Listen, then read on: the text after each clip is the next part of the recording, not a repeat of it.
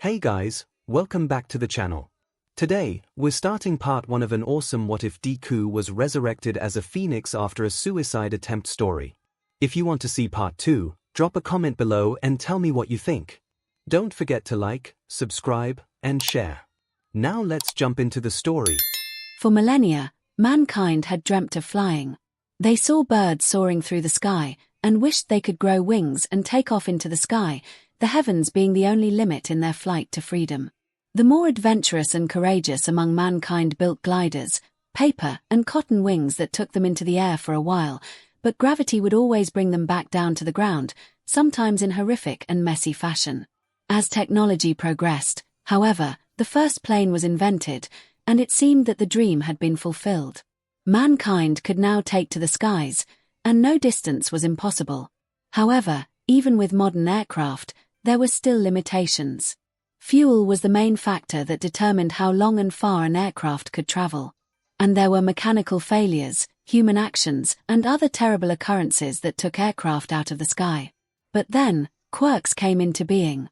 Suddenly, the lucky few gained the ability to fly on their will, without assistance from machines or mankind. Levitation, wings, gravity cancellation, the possibilities were endless for these lucky individuals. Some of them used their flight to achieve extraordinary feats of power, to perform great work in service of all that was good and innocent. With the advent of quirks, many horrible pieces of work used their power to cause harm and do evil, and it was up to these defenders of peace to ensure that justice reigned supreme. Many aspire to become a defender of peace, a pro-hero as what everyone calls them.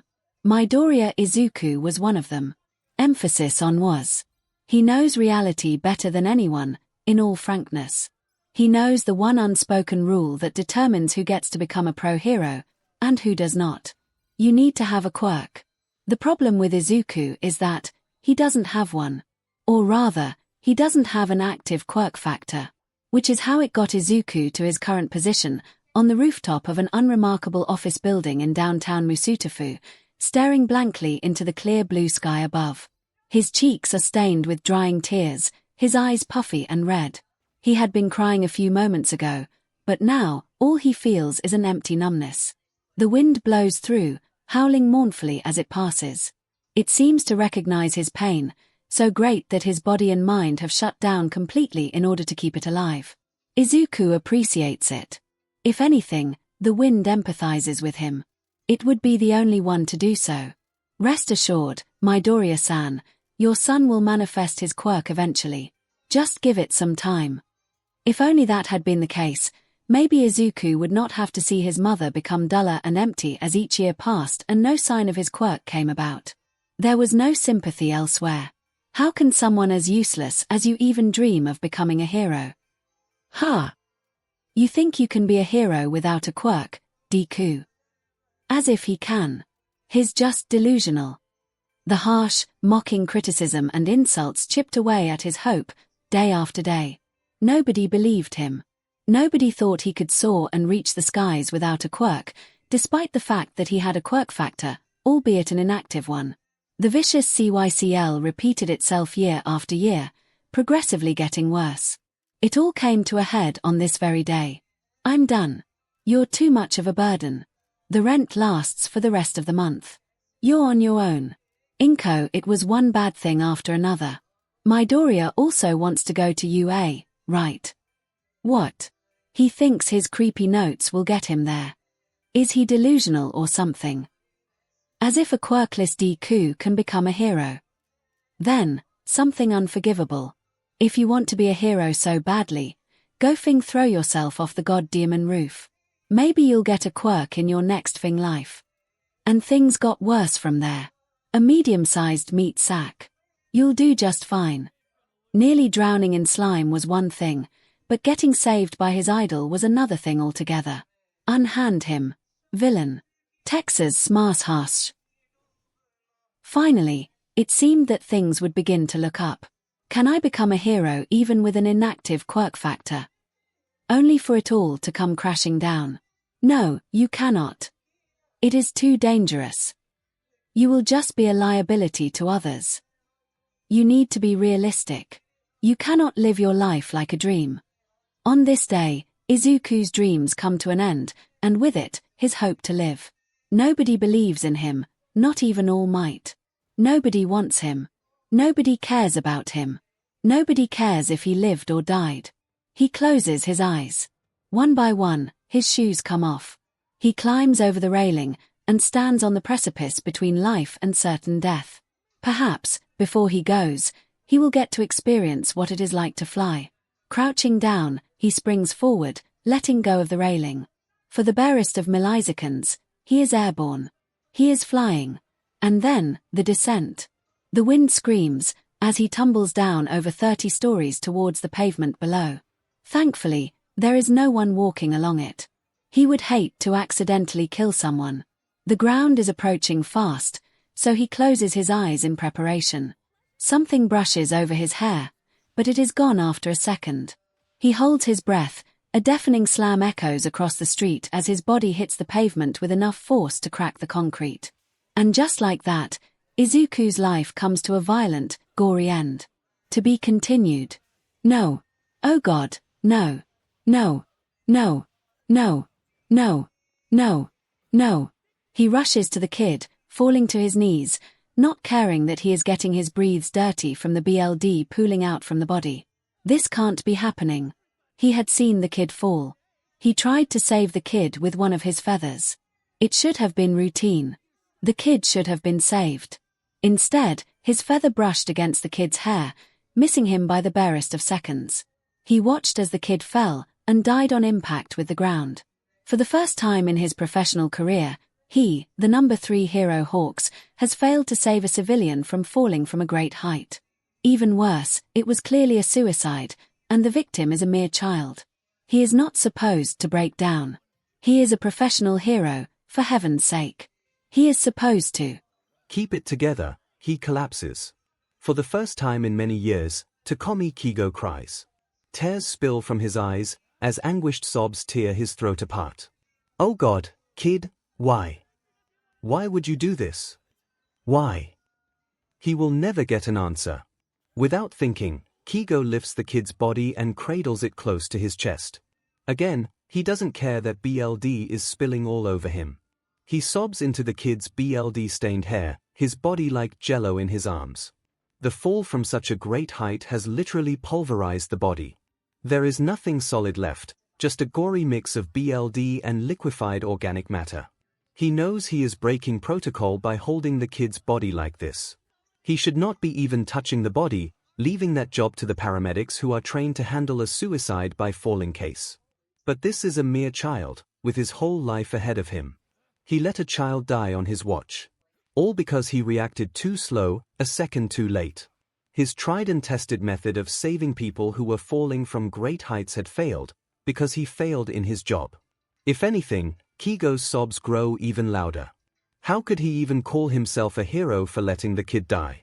While he has his fair share of misses where he was too late to save someone from jumping to their death, not once was the victim a child. He has failed the child. He has failed as a hero.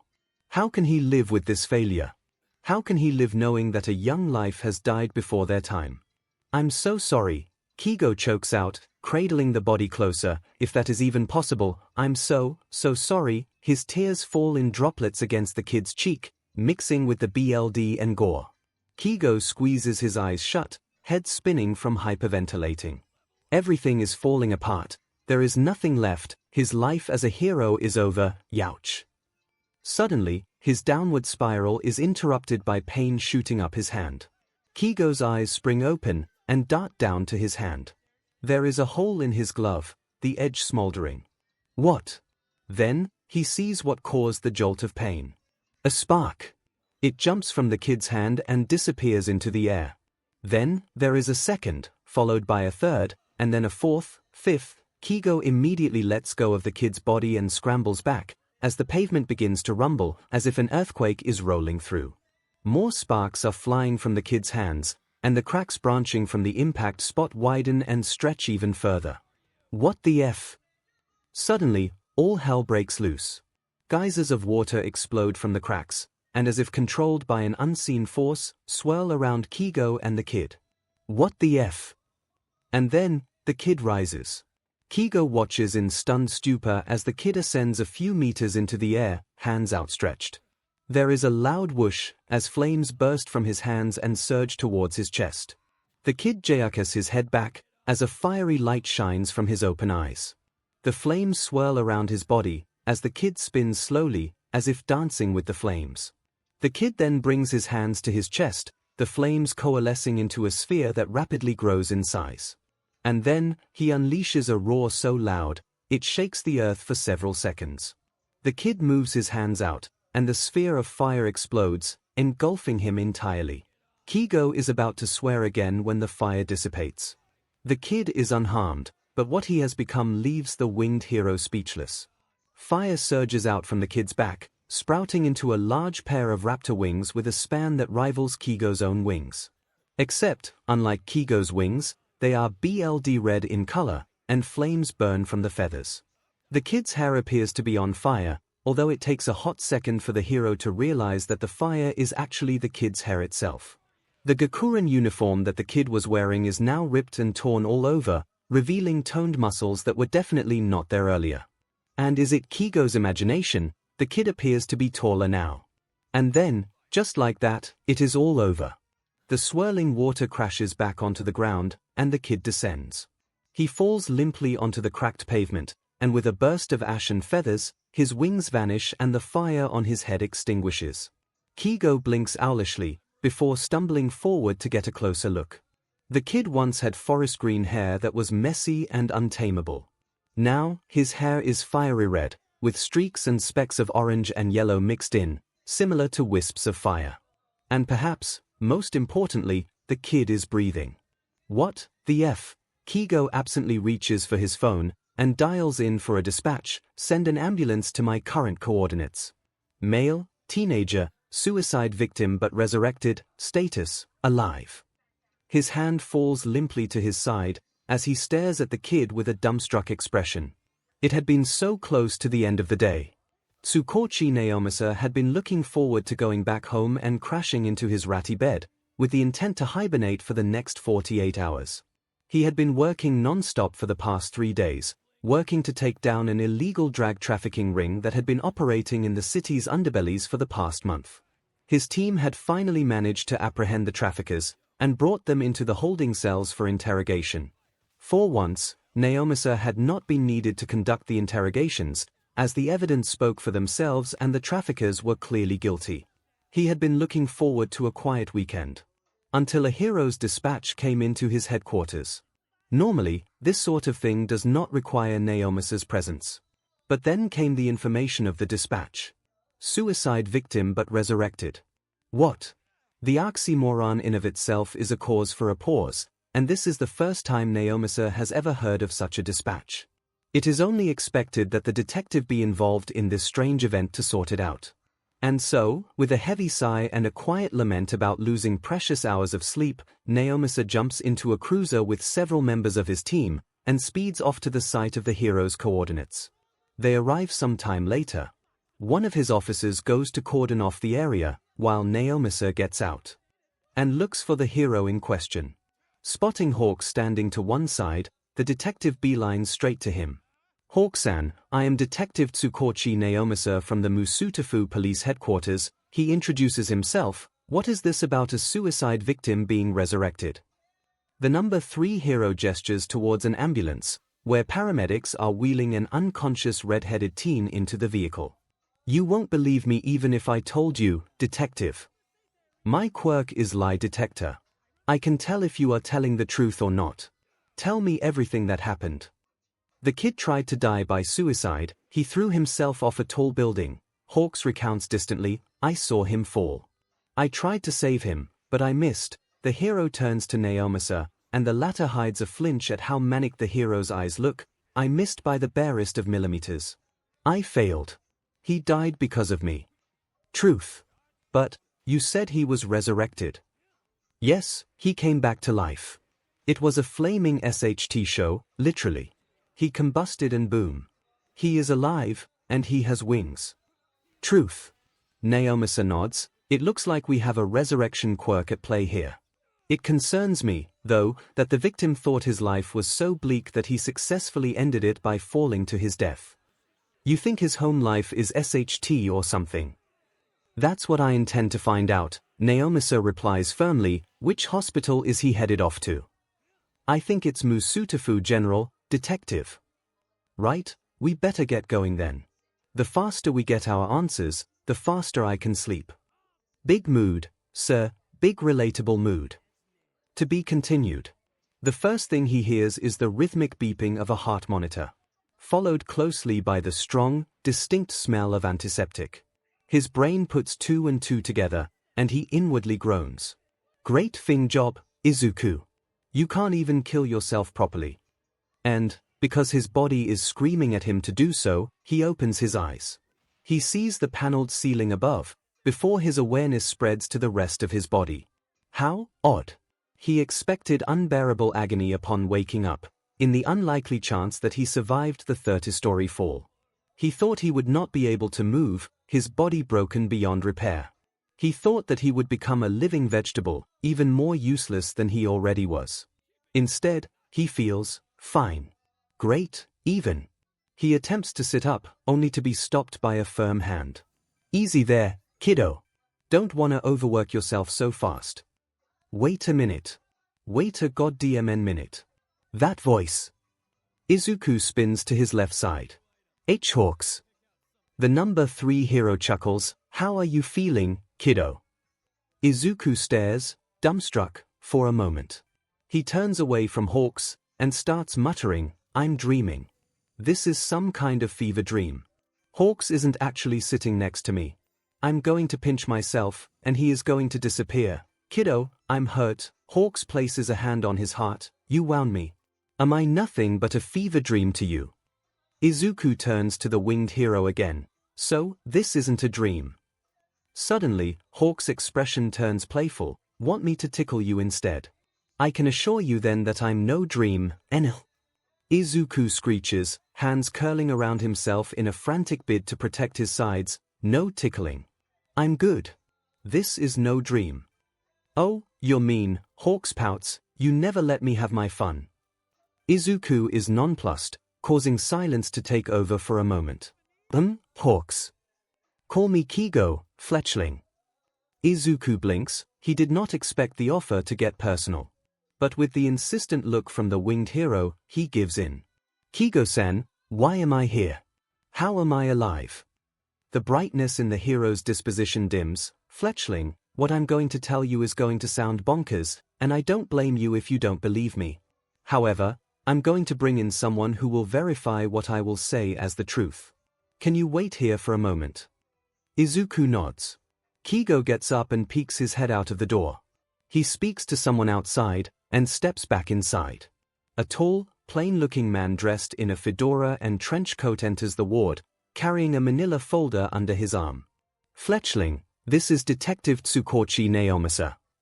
A pleasure to make your acquaintance, my Doria-kun. Tsukochi bows, which Izuku returns with a nod. I was called to the scene of your suicide after Hawk-san found you. Izuku fiddles with the blanket. Kigo-san said that you will be able to verify whatever he says. That's right, my quirk is called lie detector. I am able to tell if you are speaking the truth or lying to me. Izuku accepts that with a nod. Alright, since he's with us, let me dive straight into it. Kigo says, Fletchling, I saw you throw yourself off the roof of the building. I tried to save you with one of my feathers, but I missed, and you hit the pavement with enough force to crack the concrete. You died on impact. Izuku nods. He remembers that. How am I alive, then? You were resurrected, kiddo. Kigo replies, flames burst out of your hands and swirled around you. It then consumed you whole, and you were alive once more. Izuku's eyes widen like dinner plates. Flames. Detective Tsukochi, is this true? Yes, my Doria-kun, 100% true. Izuku promptly lost the ability to speak. Not only that, you also grew a massive pair of wings that were burning with flames. Kigo continues, as reality cracked even more for Izuku. They are quite like my own, except they are BLD red in color, and the fact that they were burning, of course. Also, your hair is now the color of fire, no longer green. Izuku wordlessly turns to Naomasa, truth, all of it. The tears promptly begin to fall. Izuku hiccups and sniffles, after all these years, I had to freaking die just to get a quirk. Both 𝐒𝐲 and 𝐒𝐭𝐴 turn to each other. Now is the time for difficult, uncomfortable conversations. The winged hero goes to get a nearby box of tissues, while 𝐒𝐭𝐴 sits down next to Izuku. Midoriya-kun, I understand that you are quite emotional and overwhelmed right now, but as a detective, I need to know what caused your suicide earlier today. We can put this off until later if you want, but I would like to ask you several questions. Izuku accepts the offered tissues from 𝐒𝐲. He wipes his eyes and clears out his nose. No, we can talk now. 𝐒𝐭𝐴 nods, taking out an audio recorder from the manila folder and turning it on. Can you tell me your name and age? Midoriya Izuku, 14 years old. Truth, what school do you go to? Aldera Middle School. Truth, why did you decide to end your life? Izuku fiddles his thumbs. As you know, my quirk didn't manifest until today. Truth, everyone thought I was quirkless, and therefore useless, a waste of air and space, subhuman. Truth, both 𝐒𝐲 and 𝐒𝐭𝐴 both turn grim. Today was the worst day of my life, Izuku continues, voice becoming even more distant as he recalls the memories. My mum, she left. I woke up to an empty apartment. All of her belongings were gone. She just left behind a note, saying that she was done with me and that I had to fend for myself now. 𝐒𝐲 curses under his breath. 𝐒𝐭𝐴 leans forward slightly. What is your mother's name? 𝐒𝐿. Midoriya 𝐒𝐿. The detective nods. What happened next? At school, my teacher outed my choice of high school to the entire class. I wanted to go to UA, you know. I always wanted to be a pro hero. It has been my life dream to become someone like All Might. But everyone just laughed and scorned me for even daring to dream of becoming a hero. I was a quirkless Deku, after all. I would never amount to anything. I was useless and a waste of resources. Truth, 𝐒𝐭𝐴 presses. What happened after that? My childhood friend, Kaken, confronted me after class. He ordered me to not attend you, because only he gets to become a hero and surpass All Might. He has a powerful explosion quirk, you see, which gives him a good advantage. He then exploded my notebook and tossed it out of the window, where it landed in a koi pond below. Then, Izuku flinches, and squeezes his eyes shut. What did this Kaken do? 𝐒𝐲 asks, a pit forming in his stomach. He told me to throw myself off the roof, so that I will get a quirk in my next life. Truth. Detective. Yes, Hawk-san. 𝐒𝐲's eyes are blazing. I want you to find this Kaken and have him arrested on charges of destruction of property and suicide baiting. Plus, I want Aldera razed to the ground for letting such CRP happen without anyone doing anything about it. Izuku's eyes bug out of their sockets. What? No. You can't. And why the hell not, kid? Kaken is going to be a hero. He can't become one if he has a criminal record. Kid, fletchling, stop, 𝐒𝐲 says firmly, causing Izuku to snap his mouth shut. What this Kaken did was wrong and criminal. From the sound of things, he is an explosive bully who thinks he can get away with anything because he has a powerful quirk. That is not the makings of a hero. Quite the contrary, he is more of a villain than anything else. Izuku wants to protest, but the intense, fierce look in 𝐒𝐲's eyes renders him silent. I will keep a note on this Kaken person, 𝐒𝐭𝐴 says after a tense moment. What is his full name? Bakugo Katsuki. The detective nods. What happened after school ended? I was walking home, and I took a shortcut through an underpass. I was attacked by a villain made of slime. It tried to kill me and use my body as a host. But then, I was saved by All Might. Truth. And then I wanted to ask All Might something, but he was in a rush. So when he leapt up into the sky, I grabbed his leg and went with him. Could you repeat that, but slower? Izuku looks incredibly uncomfortable. I grabbed All Might's leg just as he was about to leap up into the sky, and I was carried up into the air with him. Truth. Kid, you. 𝐒𝐲 rubs his face, feeling so goddamn undone. That is the most reckless thing I have ever heard. You could have died if you lost your grip. Izuku wilts under the outraged look. I know. But I was desperate. I had to know. I needed to ask All Might the question I have been clinging on to for the past 10 years. 𝐭𝐲 visibly calms himself down. He can save the punishment for later. All Might landed on the roof of the building where I leapt from.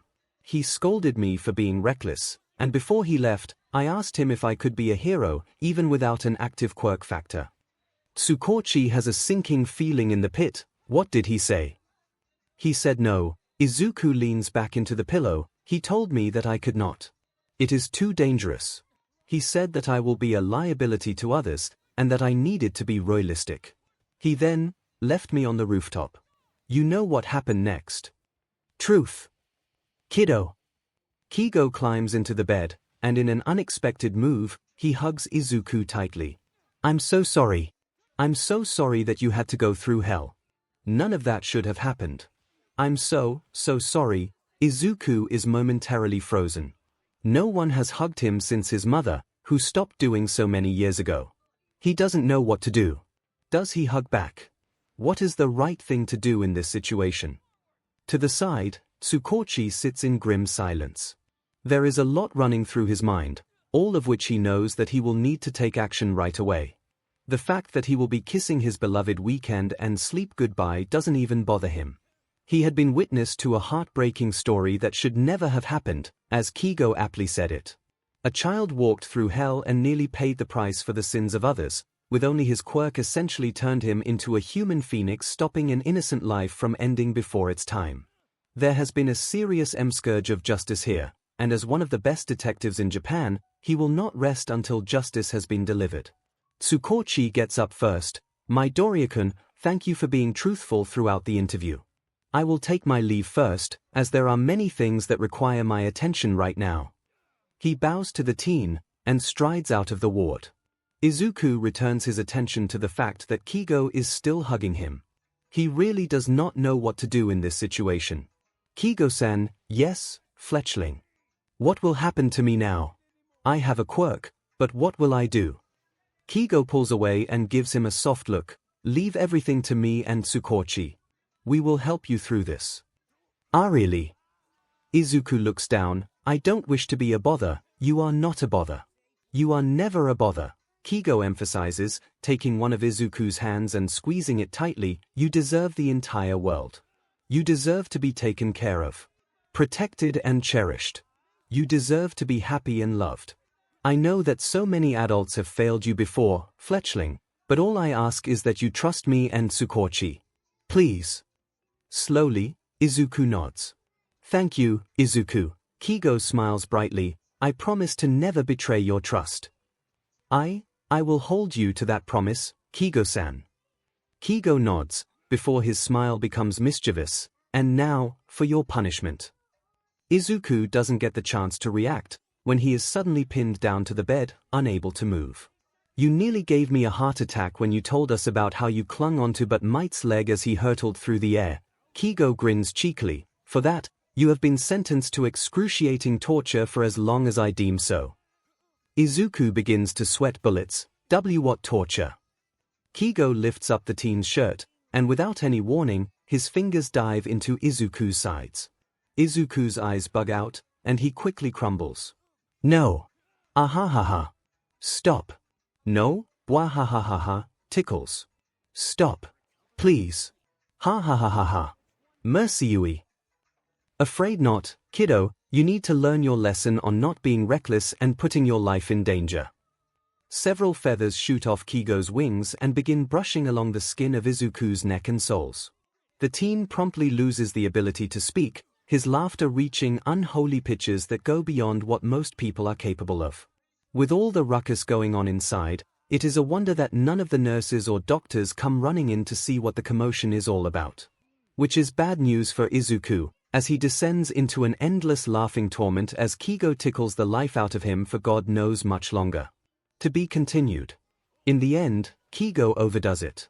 He tickled Izuku so hard and for so long that the teen eventually passed out from oxygen deprivation and exhaustion from laughing so much. Oh well, the kid needs his rest anyways. 𝐤𝐸𝐽 makes sure that Izuku is sleeping well, before quietly leaving the ward and heading to a quiet corner where he won't be disturbed by hospital staff. He whips out a burner phone, dials in a number, and starts a call. "Hey, it's me. Yeah, I'm cashing in the favor now." "Why? Let me start from the beginning." "I know, right? It's crazy.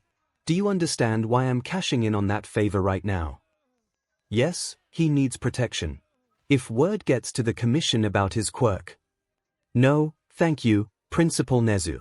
You're doing a huge favor for the kiddo. So when can we set up a meeting?" "Tomorrow." "Sounds good. I'll send you the details once I hang up." "Alright, take care. See you tomorrow." He hangs up after that. 𝐤𝐸𝐽 pockets the burner phone and slips back into the ward. Izuku is still sleeping, completely unaware of what is going to happen tomorrow. Just as well, 𝐤𝐸𝐽 thinks to himself, he wants his kiddo to have a nice surprise once he wakes up. "I'm really sorry about calling you down so last minute, Eraser-san, but I have a troubling case which requires your expertise." The tired hobo sitting before Tsukochi sighs tiredly. Even when polite and straightforward, the detective is not above using a hint of flattery to get what he wants. He knows that he could be at home now, playing with his cats and snuggling with his husband on the couch or in their bed. But the life of a hero, especially an underground one such as himself, is extremely unpredictable. He is on call all the time. He can never truly relax. He has to be on his toes at all times. The only time he can truly relax is when he is retired or buried 6 feet under the ground. Briefly, he wonders if it's not too late to throw in the towel and become a crazy cat man. He curses his husband and Nemurai for convincing him to become a pro-hero. Maybe he should have become an accountant, just like his aunt had suggested all those years ago. Too late for that, though. Might as well get on with it. "What's troubling you?" Tsukochi gets right down to business. At 15:42 hours, we received a dispatch call from Hawks about a teenager who was resurrected after dying by suicide from jumping off the roof of a tall building. I interviewed the teenager while he was being warded at Musutafu General Hospital. He told me that prior to his suicide, his quirk factor was inactive. SHD, so he was effectively quirkless. How old is he? 14. Was his home life bad? His mother abandoned him this morning, Tsukochi reveals. She just up and left with only a note to tell him that he has to fend for himself from now on. His school life is not any better. He was the victim of relentless bullying and ostracization. One of his classmates even told him to kill himself if he so desperately wanted a quirk in his next life. Did none of the teachers do anything? No one did, Tsukochi replies grimly. I suspect that there is something going on in that school, since it is illegal for teachers to not intervene in cases of systemic bullying and discrimination. I want you to do some searching, some digging around, to see if we can build up a case against the school. Very well. What is the name of the school? Aldera Middle School. Izuku wakes up to phantom aches all across his body. It, 𝐤𝐸𝐽. Why did you have to tickle so hard? He opens his eyes, blinking from the brightness coming from the nearby window. Good morning, fledgling. Sleep well. Izuku turns to the side. 𝐤𝐸𝐽 is sitting by the bed, grinning brightly while resting his chin on a palm. Oh ho! What's this? Is my little kiddo a potty mouth? Does he need to be punished once more? Normally, the sight of 𝐤𝐸𝐽 wiggling his fingers should have terrified Izuku. After all, he went through a different hell yesterday thanks to those fingers. And feathers. However, because he feels like death warmed over now, Izuku has lost his patience for his winged tormentor. 𝐤𝐸𝐽-san, supposedly, I can produce flames, which were integral to my resurrection. The cheeky grin drops from the winged hero's face.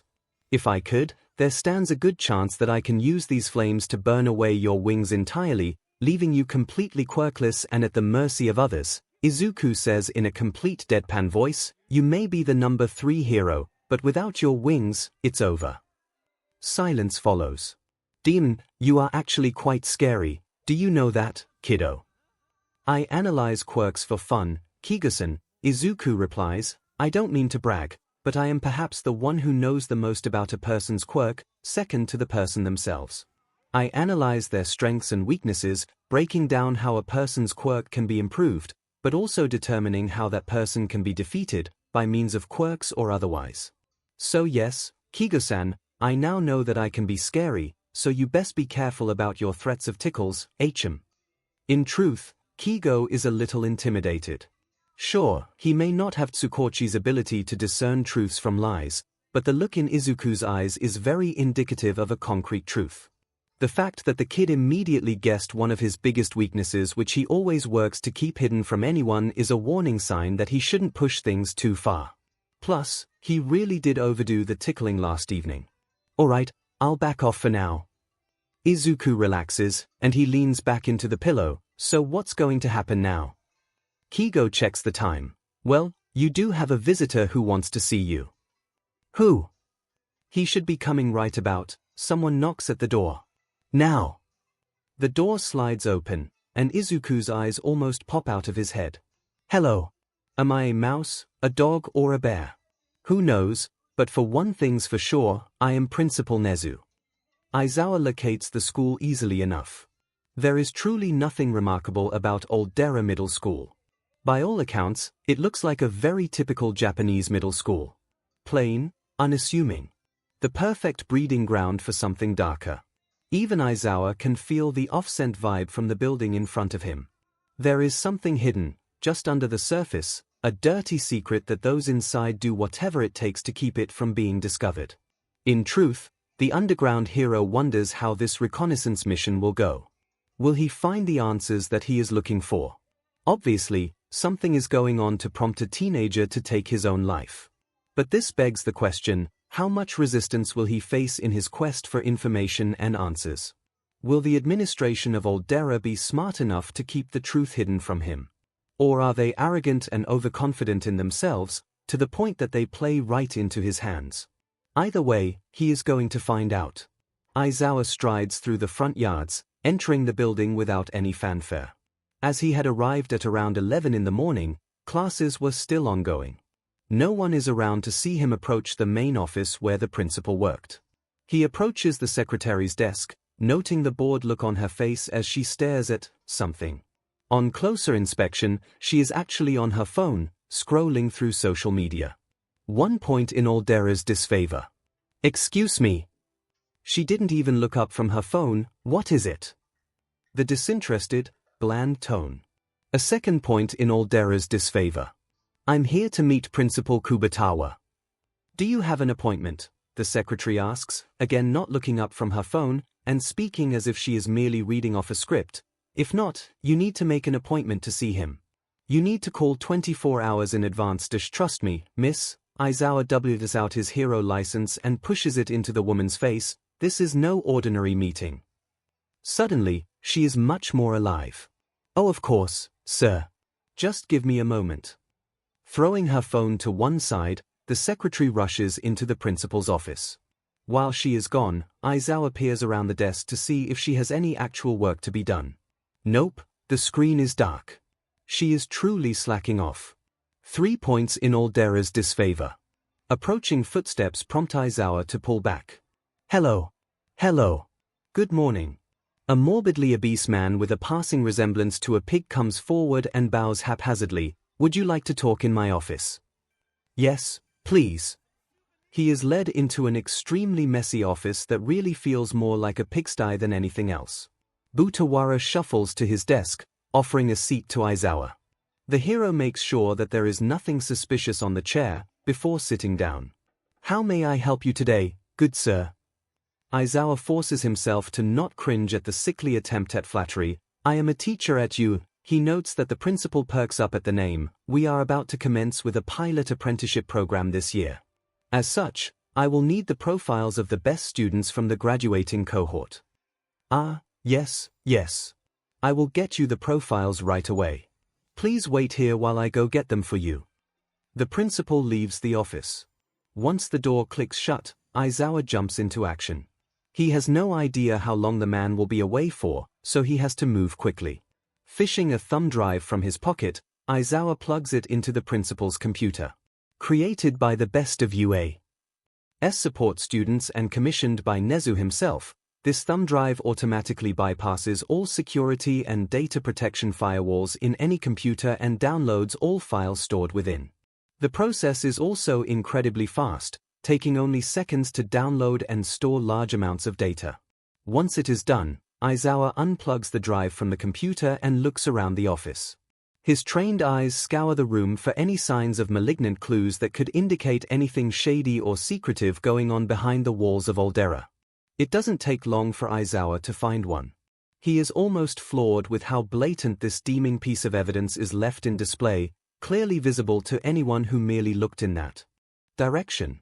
𝐒𝐬𝐽 wonders whether Butawara is supremely arrogant or supremely stupid. It is a book, and on its own, nothing out of the ordinary. But for someone who is well versed in the underground and aware of what goes on in the worst of society, this is all the evidence 𝐒𝐬𝐽 needs. The principal chooses at that moment to return with several folders. 𝐒𝐬𝐽 pretends that he is not bubbling with incandescent rage, putting on a blank, indifferent gaze. Here are the profiles, sir. Butawara hands the folders over. I look forward to hearing about your selections. Trust me, it won't take long. Because he is not going to dawdle around. With that, 𝐒𝐬𝐽 bids the man farewell, and rushes out of the office with the folders in hand. Naturally, he won't be going through them, but the papers inside will definitely be useful in lining his cat's litter boxes. He jumps into his car and speeds off. There is no time to waste. For the second time in less than 48 hours, Izuku believes that he is dreaming. How else could he explain that the principal of his dream school, one of Japan's top heroes, and arguably the smartest being in the entire planet, is waving jovially from the doorway and approaching his bed? The mattress dips when the mammal, what exactly is he? Climbs onto the bed. It's a pleasure to meet you, Midoriya-kun. It takes a hot moment for Izuku to find his voice. I'm dreaming. This has to be some kind of fever dream. Nezu is not really standing on my bed. He is not actually here. Kigo jabs his side, making Izuku yelp and leap a foot off the mattress. Still think you're dreaming, kiddo? Izuku glares at the winged hero. Nezu, for his part, chuckles like it is some funny joke. Fret not, Midoriya-kun. Your reaction is pretty common with others in your position. Izuku turns to the mammal. What are you doing here? I was called here, by hawks no less. Nezu chirps. Izuku swings to the winged hero, who simply shrugs in acknowledgement. I was told about the circumstances that led to your quirk activating and your subsequent resurrection. I am truly sorry that you had to go through such terrible experiences, and you felt that the only way left was to end your life. I can expect, though, that you had no idea that death was only just the beginning, 𝐻M. Izuku simply nods. Just as I suspected. But I digress. There are many important things we need to talk about today, Midoriya-kun. Such as your new living arrangements, first and foremost. Izuku blinks. I was informed about what your mother did yesterday. Absolutely atrocious. Believe me when I say that we are doing everything in our power to locate her and bring her to face justice, says Nezu. On the same token, it is important that you have a place to stay and that you are well taken care of until you reach adulthood and are able to make your own decisions. Okay, excellent. Now, I also understand that you aspire to become a pro-hero and that 𝐻 has been your dream school since childhood. As such, I am inviting you to come live with me on the school grounds as a ward of the school. You will be given the means to live comfortably, while also receiving the training you need to become a hero. Izuku's mind grinds to a screeching halt. Live in UA. Receive training to become a hero. This has to be a dream. Kigo then proceeds to jab Izuku's side once more, making the teen yelp a second time. Not a dream, fledgling. Not a dream. With wide eyes, Izuku turns to Nezu. Is this for real? 100% real, Midoriya-kun. Scout's honor, cross my heart and hope to die real. The mammal nods. I see great potential in you. Your quirk, based on what Hawk-san has told me, carries tremendous power and versatility. It would be a crime to not invite you to train at 𝐻 in order to become the best hero you can be. Normally, this should have led to an overload of jubilation and celebration. However, Izuku picked up on something that the mammal said, and perhaps, he is still a little salty from being targeted by 𝐒𝐲's fingers. So it boils down to my quirk, then. Would you have said the same if I remained effectively quirkless? 𝐒𝐲's beady eyes glimmer. I will admit, you would be at a disadvantage if your quirk factor remained dormant. However, I never once said that the quirkless can't become heroes themselves. They will need to work harder than others, for sure, but it is not impossible. Plus, there are means for quirkless individuals to equalize the playing field, so the possibility is always there. Smart of you, though, for questioning my words. It is a good trait to think critically and not just accept things at face value. Izuku subconsciously relaxes. That being said, there is a more pressing reason why I am inviting you to live on campus as a ward of you. 𝐒𝐲 continues, all joviality disappearing, it is for your well-being and protection. Protection from what? From the HPSC, or more commonly known as the Hero Commission. Izuku nods, having heard of the organization before. However, he is still confused. 𝐒𝐲 continues, contrary to what most people believe of them, the HPSC does not have the interests of heroes or the public at heart. In fact, I find the name one of the most ironic jokes I have ever heard. The entire organization is corrupt and rotten to the core. They are more interested in exploiting the name of heroism than maintaining the safety and well-being of the public. They are also constantly on the lookout for individuals with promising quirks to train them into future pro-heroes. Why do I hear air quotes when you say train? Training is merely a cover word to avoid suspicion, 𝐒𝐲 explains. In most cases, the poor victim is put through relentless torture and subjugation in order to mold them into heroes. Ripped away from family and friends, the victim is trained day and night, with no respite or care about their well-being. Injuries are healed quickly on sight, and nothing short of death will make the torture stop. If they acted out or protested against the regiment, they will be punished severely, often through brutal physical torture that violates every known convention or agreement signed by the world's governments. Izuku pales. How do you know all this? Is this all true? I had a reliable source of information and testimony, 𝐒𝐲 replies, glancing at a certain winged hero. Izuku w's towards 𝐒𝐲. You? All this happened to you? 𝐒𝐲 sighs, eyes downcast and distant. I was trained since the age of 6. What I went through will cause you nightmares for a long time, kiddo. I wouldn't wish what I endured on my worst enemy. The Hero Commission gets away with a lot of things, this is one of them. Izuku is left speechless. And had it not been for Hawk-san contacting me, you would have been targeted, Midoriya-kun. Izuku feels his palms become sweaty, gripping the blanket tightly. By becoming a ward of UA, the Commission will have no legal basis to touch you. The education system is kept separated away from the Commission's purview, preventing any interference that would otherwise jeopardize the standards of education here in this country. Not only will we be able to guarantee your safety, but you will also be able to train in a more conducive, humane environment that does not resort to barbaric torture just to mold the image of a perfect hero. Izuku considers his options. Are you sure? I don't wish to be a burden. You are far from a burden, Midoriya-kun. 𝐒𝐲 pats the teen's hand. You have a promising future ahead. You should be free to make your own choices, and not be shackled by a group of heartless, corrupt monsters who taint the good name of heroism. I only wish the best for you, and I am sure Hawk-san wants the same too. I certainly do, chickadee. 𝐒𝐲 nods. If I can save one person from experiencing what I went through, I can die a happy bird. Faced with these prospects, there is really only one viable option that Izuku can choose. Please take care of me, Principal 𝐒𝐲. The mammal beams. You have my sincerest promise, Midoriya-kun. To be continued. Tsukochi sighs, leaning back into his ratty desk chair as he mentally runs through everything that has happened thus far. They had managed to intercept Midoriya-𝐞 at the airport, just as she was about to board a one-way flight to Beijing. Apparently, she caused quite a scene as immigration personnel stopped her from boarding and handed her over to the police. She has been brought back to Musutafu, where she is now being held in remand until Tsukochi himself could interrogate her. The detective, for his part, is not looking forward to interrogating her. Parents who abandon their children, especially over quirk matters, are a sore spot for Tsukochi. For sure, he is going to give her hell for causing Izuku so much distress. But for now, he quietly revels in knowing that the first step towards justice has been made. Now, all he needs to do is wait for Aizawa to return with any intel from Aldera Middle School. His door slams open. Speak of the hobo devil, and he will appear. Eraser, what did you manage to find?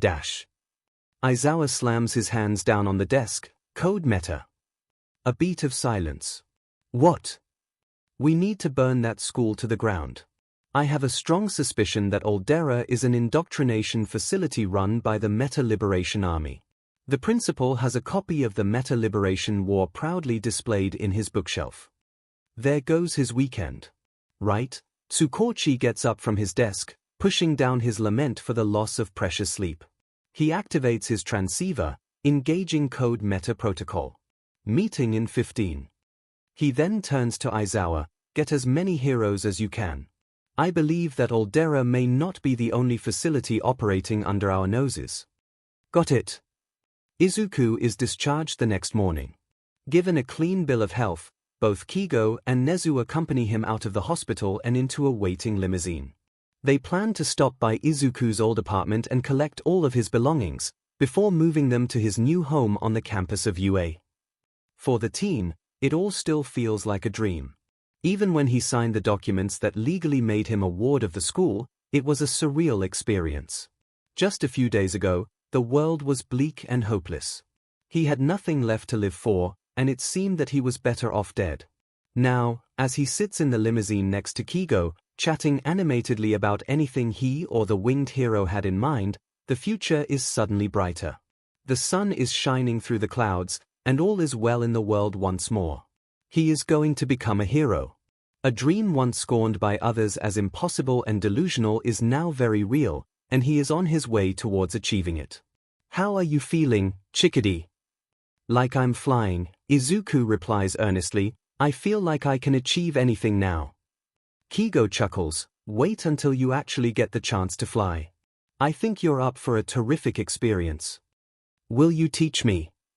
Of course I will. I'm the best flyer in all of Japan. Izuku purses his lips in thought. Well, I will say that such a claim is debatable. You may be the fastest flyer in Japan, but you do have your fair share of accidents. Like that one time that you got distracted and flew headfirst into a billboard last year. I still remember the dubstep remix of you hitting the billboard in time with a pre-quirk song that I can't quite remember the name of. Oh, and the one time that you got sidetracked by chicken nuggets and caused a 10-vehicle pileup because you lost altitude and nearly flew right into oncoming traffic. And there was the time that, okay. Kigo slaps a hand over the teen's mouth. That is enough out of you. Nezu peers back from the front seat. My Doria-kun, I would love for you to share that dubstep remix video with me when you can. Izuku pries the hand off his mouth. Will do, Principal Nezu. Oh no you don't. Kigo tackles Izuku down onto the seat, proceeding to tickle the life out of the teen. As Izuku devolves into uncontrollable laughter and pleas for mercy, Nezu simply instructs the chauffeur to roll the separating window in between the front and back seats up. It's nice to see Izuku with a smile on his face, even if he is being tormented by the merciless assault of tickling fingers and feathers. There is no space for smiles or laughs in a conference room inside the Musutafu police headquarters. In total, 70 police officers and 20 pro-heroes have been gathered for this top-secret briefing. When they received notification of Code Meta, they knew they were being called up for something extremely serious, possibly earth-shattering. Very rarely has Code Meta been activated, and the gravity of the situation is known by everyone gathered inside. At exactly 9 p.m. in the evening, Detective Tsukochi and Aizawa enter the conference room. Tsukochi checks the microphone attached at the podium and begins the briefing. Good evening everyone, I thank you for coming in at this very late hour. I know many of you were looking forward to the weekend, but this situation is one of grave importance. Rest assured that you will be compensated properly for your participation. I will now pass the briefing on to Eraserhead, who will go into the details of this mission. The Erasure hero takes to the podium. In case there are any of you who don't know what Code Meta entails, we are about to go up against the quirk supremacy and terrorist organization, the Meta Liberation Army, or MLA. Hushed whispers spread among the gathered police officers, while the hero's expressions darkened significantly. While the MLA have not engaged in any high-profile acts of terrorism or villainy in recent years, we have strong evidence that they have secretly infiltrated schools in Japan and turned them into indoctrination facilities to spread their hate ideologies and brainwash impressionable youth to join their cause. Here in Musutofu, we have confirmed that one school is a MLA-affiliated facility, and by association, 2 other schools that are suspected facilities. These are Aizawa Turns on a Projector, Aldera Middle, Aldera Elementary, and Aldera High Schools. Due to an incident that we will not further get into due to the sensitivity of the issue and to protect the identity of the victim, who is still a minor in the eyes of the law, Eraserhead went to Aldera Middle School on the pretext of commencing an apprenticeship program in U to conduct an investigation, Tsukochi continues. While meeting the principal of Aldera Middle, Butawara Miyagi, Eraserhead discovered a copy of the Meta-Liberation War clearly displayed in the principal's bookshelf. For those who don't know what is the significance of the book, it is the MLA's manifesto that calls for the extermination of all quirkless individuals and the supreme might of quirks. Originally published by the founder of the MLA, Destro, it has been adapted and rewritten by the MLA's current leader, Redestro, and is a required book to possess by all members of the MLA. The government has banned the Meta-Liberation War on the grounds of extremism and inciting genocide. Aizawa adds on, mere possession of the book warrants a 20-year prison sentence. This is already grounds for an arrest, but due to disturbing details about the goings-on in Aldera Middle School, it is imperative that we conduct a raid on all 3 Aldera schools and shut down these indoctrination facilities before they cause any more harm to the current generation of youth. The raid itself will commence at 0900 hours on Monday. Tsukochi briefs, you will be split up in teams of 3. Team Alpha will raid Aldera Elementary, Team Beta will tackle Aldera Middle, and Team Gamma will raid Aldera High. Eraserhead and myself will join Team Beta because we know for sure that Aldera Middle is an indoctrination facility. Does anyone have any questions? The detective pauses for several moments. When no one raised their hands or spoke up, he nods. Good, you will be informed on which team you will be a part of later tonight. I want to stress that whatever we just went through in this conference room will remain top secret. We cannot risk anyone, especially the MLA, finding out that we are going to raid the schools. This is a matter of national security, and loose lips will destroy lives. Are we all clear? There is a chorus of assent. Good, you're dismissed. See you all on Monday. The police officers and heroes get up and file out of the room. Tsukochi sighs, turning to Aizawa, how could something like this happen, right under our noses? The fault of society, really, the hobo replies simply, everyone let quirks get to their heads. And the powers above simply let things turn rotten. Do you think the commission is complicit in letting the MLA run amok like this? I'm not surprised, detective. I'm really not surprised if they are. Tsukochi sighs, at least we managed to catch them. Who knows how many lives they have destroyed by now? Far too many. Even one life is one too many. It doesn't take long for Izuku, Kigo, and Nezu to pack up the apartment. All of Izuku's belongings are concentrated in his room, and even so, he doesn't pack away everything. Anything that is All Might related, he leaves it where they are. With the recent loss of respect for the #1 hero, Izuku sees his previous obsession with All Might as something to move on from. The remaining items all fit into 2 boxes, which the chauffeur brings down to the limousine first.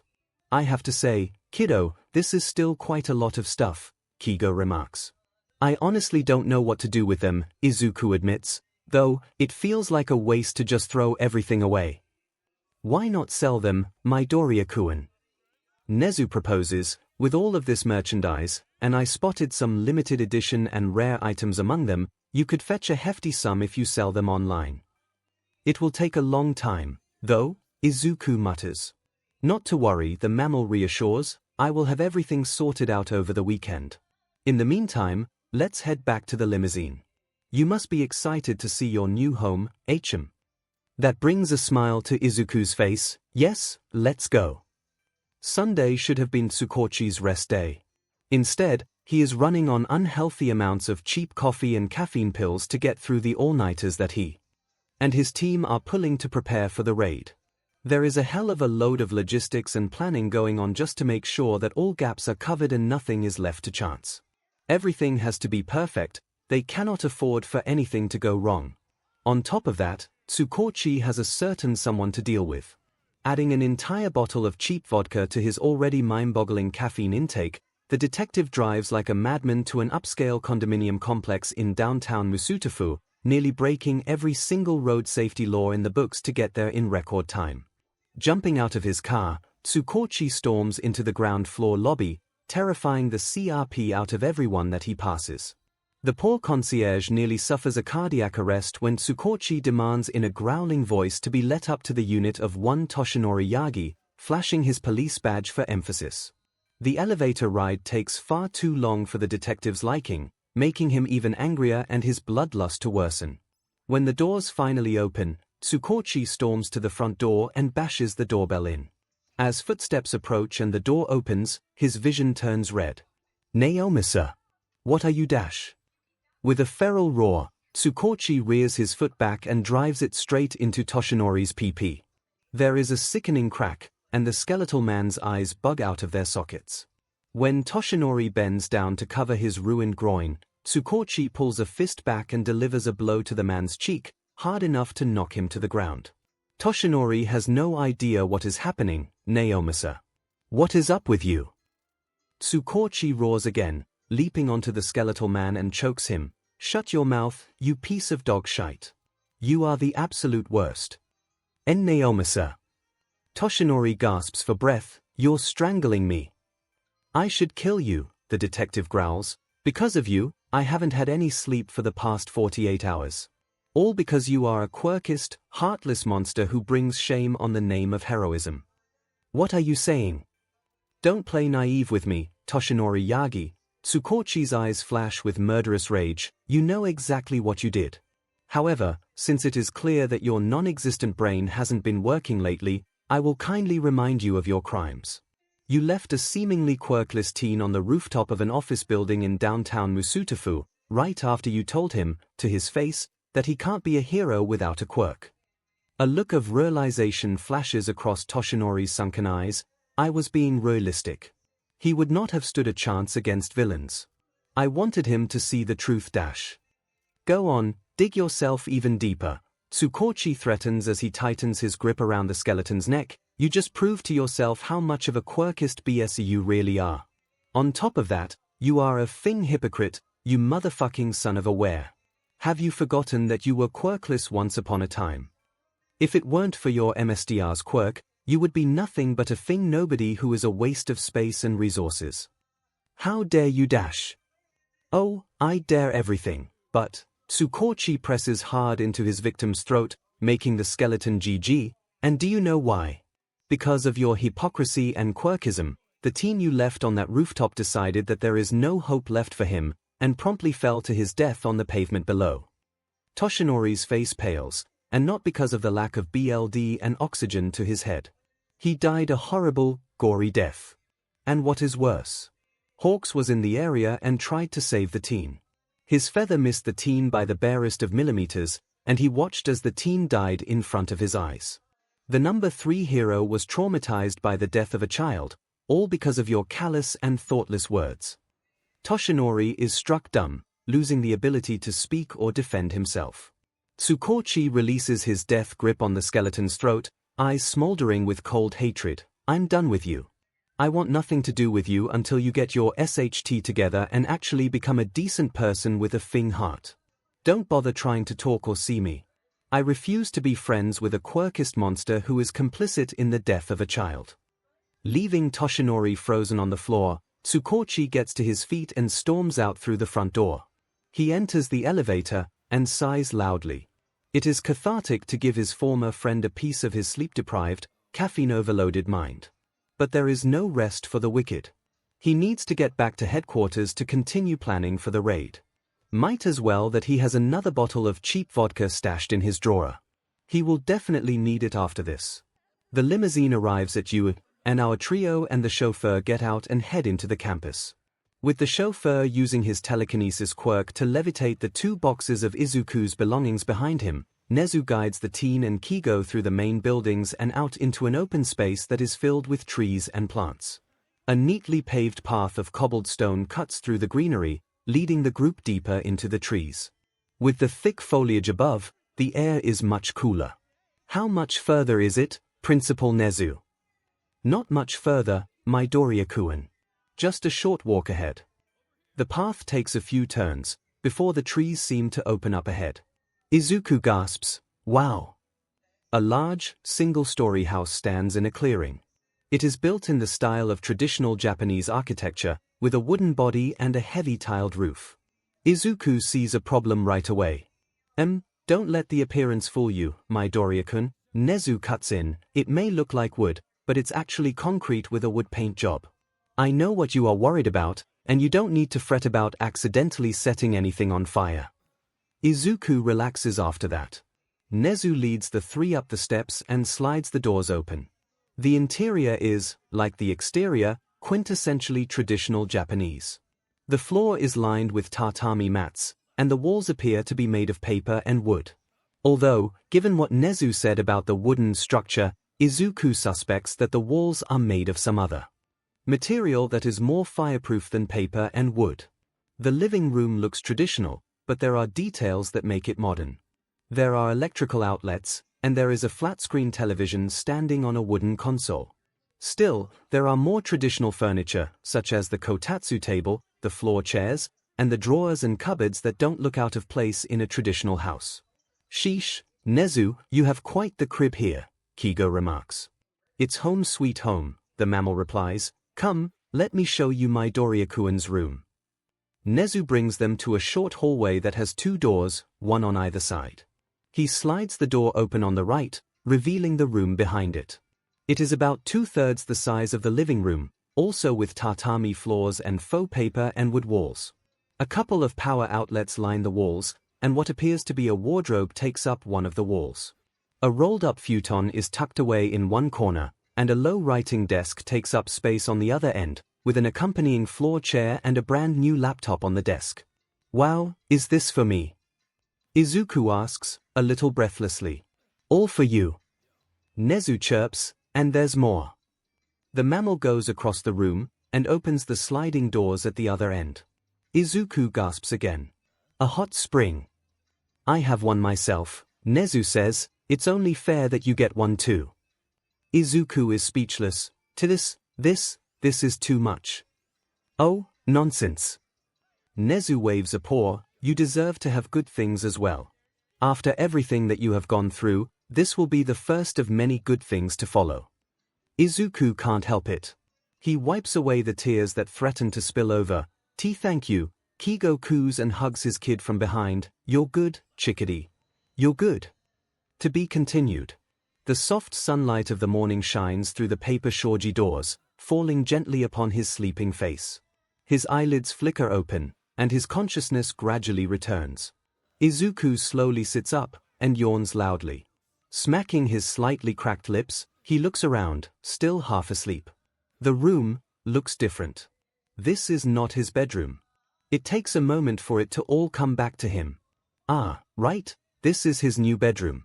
𝐒𝐻𝐈 gave him this room to stay in. He is on the UA campus. He is going to train to become a hero.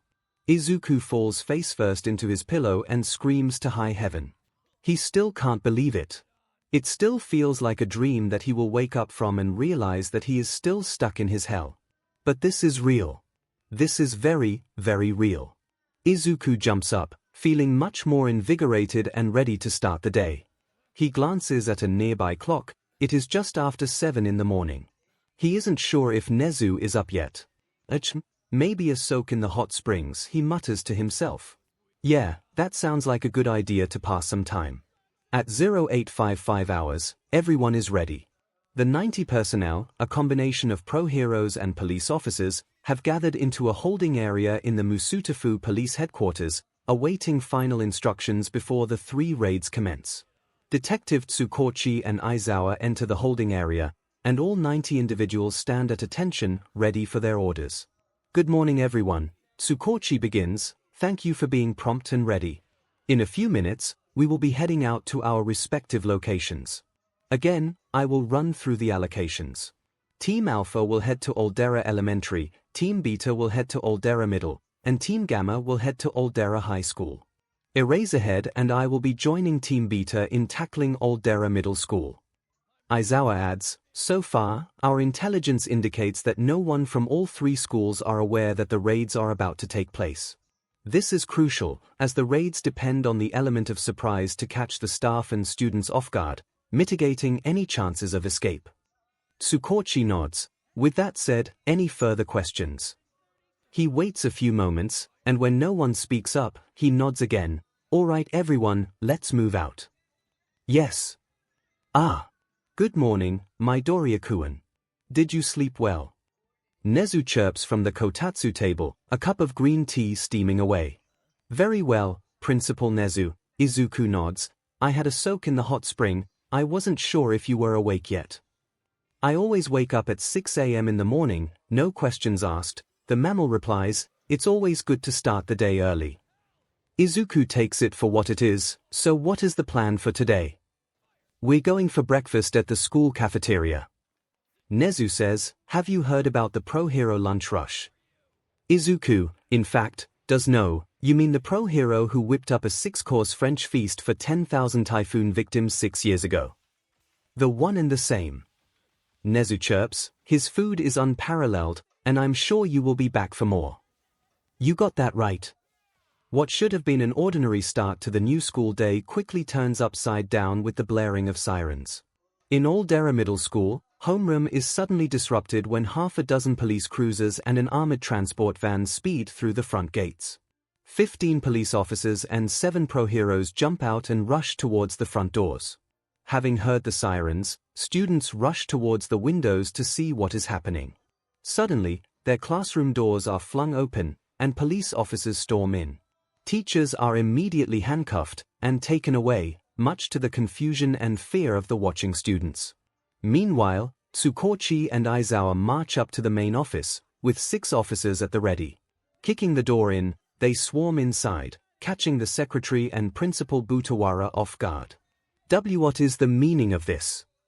𝐒𝐭𝐚𝐲 reads the charges. Butawara Miyagi, you are under arrest for child endangerment, quirkist behavior, being a member of an extremist organization, and involvement in quirk supremacy indoctrination and brainwashing.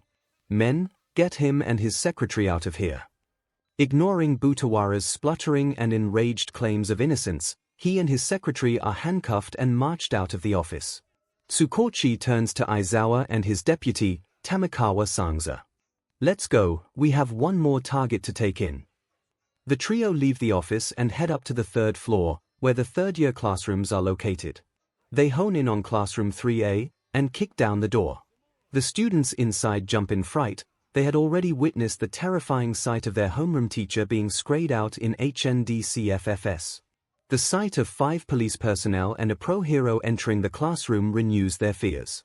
They have one target in their sights. Bakugo Katsuki. The blonde sneers, ha! 𝐒𝐭𝐚𝐲, for the 2nd time, reads the charges. You are under arrest for illegal quirk usage, quirkist behavior, willful destruction of personal property, and the abetment in the suicide of another person. Officer Sangza, handcuff him. The blonde doesn't get a chance to act. The 3 officers yank Katsuki out from his seat and slam him against his desk, inciting screams from the blonde's classmates. Officer Sangza, a man with the head of a cat, produces a set of quirk-nullifying HNDCFFS and slaps them on Katsuki's wrists. The blonde screams and swears bloody murder, but he is powerless against the force of 4 trained police officers. He is frog-marched out of the classroom, with 𝐒𝐭𝐚𝐲 and Aizawa following close behind. Katsuki is the last of the detainees to be shoved inside the armored transport van, where the entire teaching staff of 𝐿𝐷era and several students have already been tossed into. The doors are clamped shut behind the blonde. The police officers and pro-heroes jump back into their cruisers and speed off back to headquarters with the van following behind the entourage. Inside the cruiser being driven by Sangza, 𝐒𝐭𝐚𝐲's transceiver crackles to life. Status report, Team Alpha. Go ahead, 𝐒𝐭𝐚𝐲 replies. Raid successful. All teaching staff and the principal have been detained.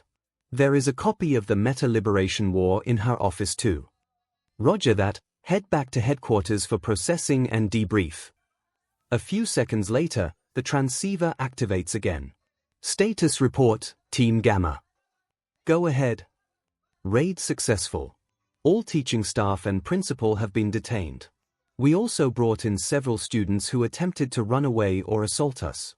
The principal has a copy of the Meta Liberation War in his office. Roger that, any injuries? Just a few scratches. Nothing serious. Roger that, head back to headquarters for processing and debrief. His transceiver crackles out, and 𝐒𝐭𝐞𝐲 leans back with a sigh. At least the raids are successful. Now comes the painstaking task of preparing for countless interrogations. God, he could really do with a SHT load of caffeine and cheap alcohol right now. Words cannot even begin to describe how delicious Izuku's breakfast is. He had ordered an omurice set, which is unusual for breakfast, but Lunch Rush was more than happy to WHP one up for him. He had always wanted to try it, but his deadbeat F-up of a mother never cooked it for him. In simple words, as soon as he took his first bite, Izuku was already crying. The soft-cooked omelette melts over the fried rice, a tantalizing mixture of rice, mixed vegetables, and tiny cubes of pork. A drizzle of ketchup adds a tangy lift to the taste, culminating in an experience that leaves emotions overflowing and a longing for more. You do know that you can always ask for a second helping, right? 𝐒𝐻𝑒𝑢 says with a grin. Lunch Rush would be more than willing to make you a second breakfast. Izuku moves faster than Ingenium at that moment. Another serving of omurice later, the teen is satisfactorily full. 𝐒𝐻𝑒𝑢 finishes up his own breakfast, a simple set of rice, steamed vegetables, and fish, and gets up from the table. Come along, Midoriya-kun, we have a lot to discuss today. Izuku follows the mammal out of the cafeteria and towards one of the elevators. A quick ride up, and followed by a journey through a few corridors, Izuku and 𝐒𝐻𝑒𝑢 arrive at a wooden door with a metal plate reading Principal's Office. 𝐒𝐻𝑒𝑢 opens the door and ushers Izuku in. The office is tastefully decorated, with a carpeted floor and walls that have various paintings on them. There are windows that give a panoramic view of Musutafu and the wider campus, and the furniture is homely and ordinary. 𝐒𝐻𝑒𝑢 guides Izuku to a sofa. I'll get the tea brewing. Do you have any preference? Maybe normal black tea. Coming right up. A few minutes later, a teapot of black tea is brewed and brought over to the table in front of Izuku. 𝐒𝐻𝑒𝑢 pours out 2 teacups, and gives one to Izuku. Thank you. He takes a sip. It tastes similar to the tea he used to drink at home, only there is a higher quality to this tea, the aroma is stronger and the taste is more fragrant. Do you like it? 𝐒𝐻𝑒𝑢 asks. Izuku asks, is it expensive? 𝐒𝐻𝑒𝑢 chuckles as he sips his own tea. Well, I am partial towards more higher-grade teas, especially imported teas from India or Sri Lanka. Ah, okay. Anyways, Izuku sets his teacup down. What do you want to talk about? Straight to business, I like that. 𝐒𝐻𝑒𝑢 nods. As we discussed in the hospital, you are now a ward of you and will embark on training to become a pro-hero. I have taken the liberty of organizing a schedule for you to follow for the next 10 months until the entrance exam. It is split into 2 parts. Your mornings will be spent with me, having private lessons and tutoring so as to keep you on par in terms of academics, and your afternoons will be devoted to strength and quirk training. You will have 2 mentors who will be in charge of your physical and quirk training, namely Hawk-san and Aizawa-san. Who is Aizawa? He is one of the teachers who works here in U. 𝐒𝐻𝑒𝑢 explains. He is a pro-hero himself, although not a limelight one. How well do you know your underground heroes, Midoriya-kun? It takes a few seconds for Izuku to put the pieces together. His eyes widen. No way. You're kidding. Right on cue, the door to the office opens, and a bedraggled man with long, shaggy dark hair, a prominent stubble and unhealthy-looking eye bag saunters in. Aizawa-kun. You made it. How did the raid go? The man himself shuffles over to the sofa and drops down with a heavy weariness. Because there is no coffee available, he pours himself a cup of tea and downs it at one go. It is not ideal, but it will have to suffice until he can return to the staff office and get his coffee fix there. It went well, Principal 𝐒𝐻𝐻, we detained all the suspects. Excellent, excellent. 𝐒𝐻𝐻 claps his paws. Now, I believe you have yet to meet the one who started the chain of events that will undoubtedly lead to the biggest education scandal in the country. Aizawa-kun, meet Midoriya Izuku. Midoriya-kun, this is Aizawa Shouter, also known as Eraserhead. Suddenly, the hobo is slightly more awake, despite the negligible caffeine intake thus far. How do you know that? I have been a huge fan for many years. Izuku gushes, going into full fanboy mode. You are the pinnacle of underground heroism. Your capture rates are unmatched, and you blend in so well in the darkness that nobody has ever managed to capture a good photo or video of you while in action. And your capture scarf, how does it work? Does it work in line with your erasure quirk? Or is it a latent, secondary telekinesis quirk that you use alongside your primary quirk? Or, MMPH?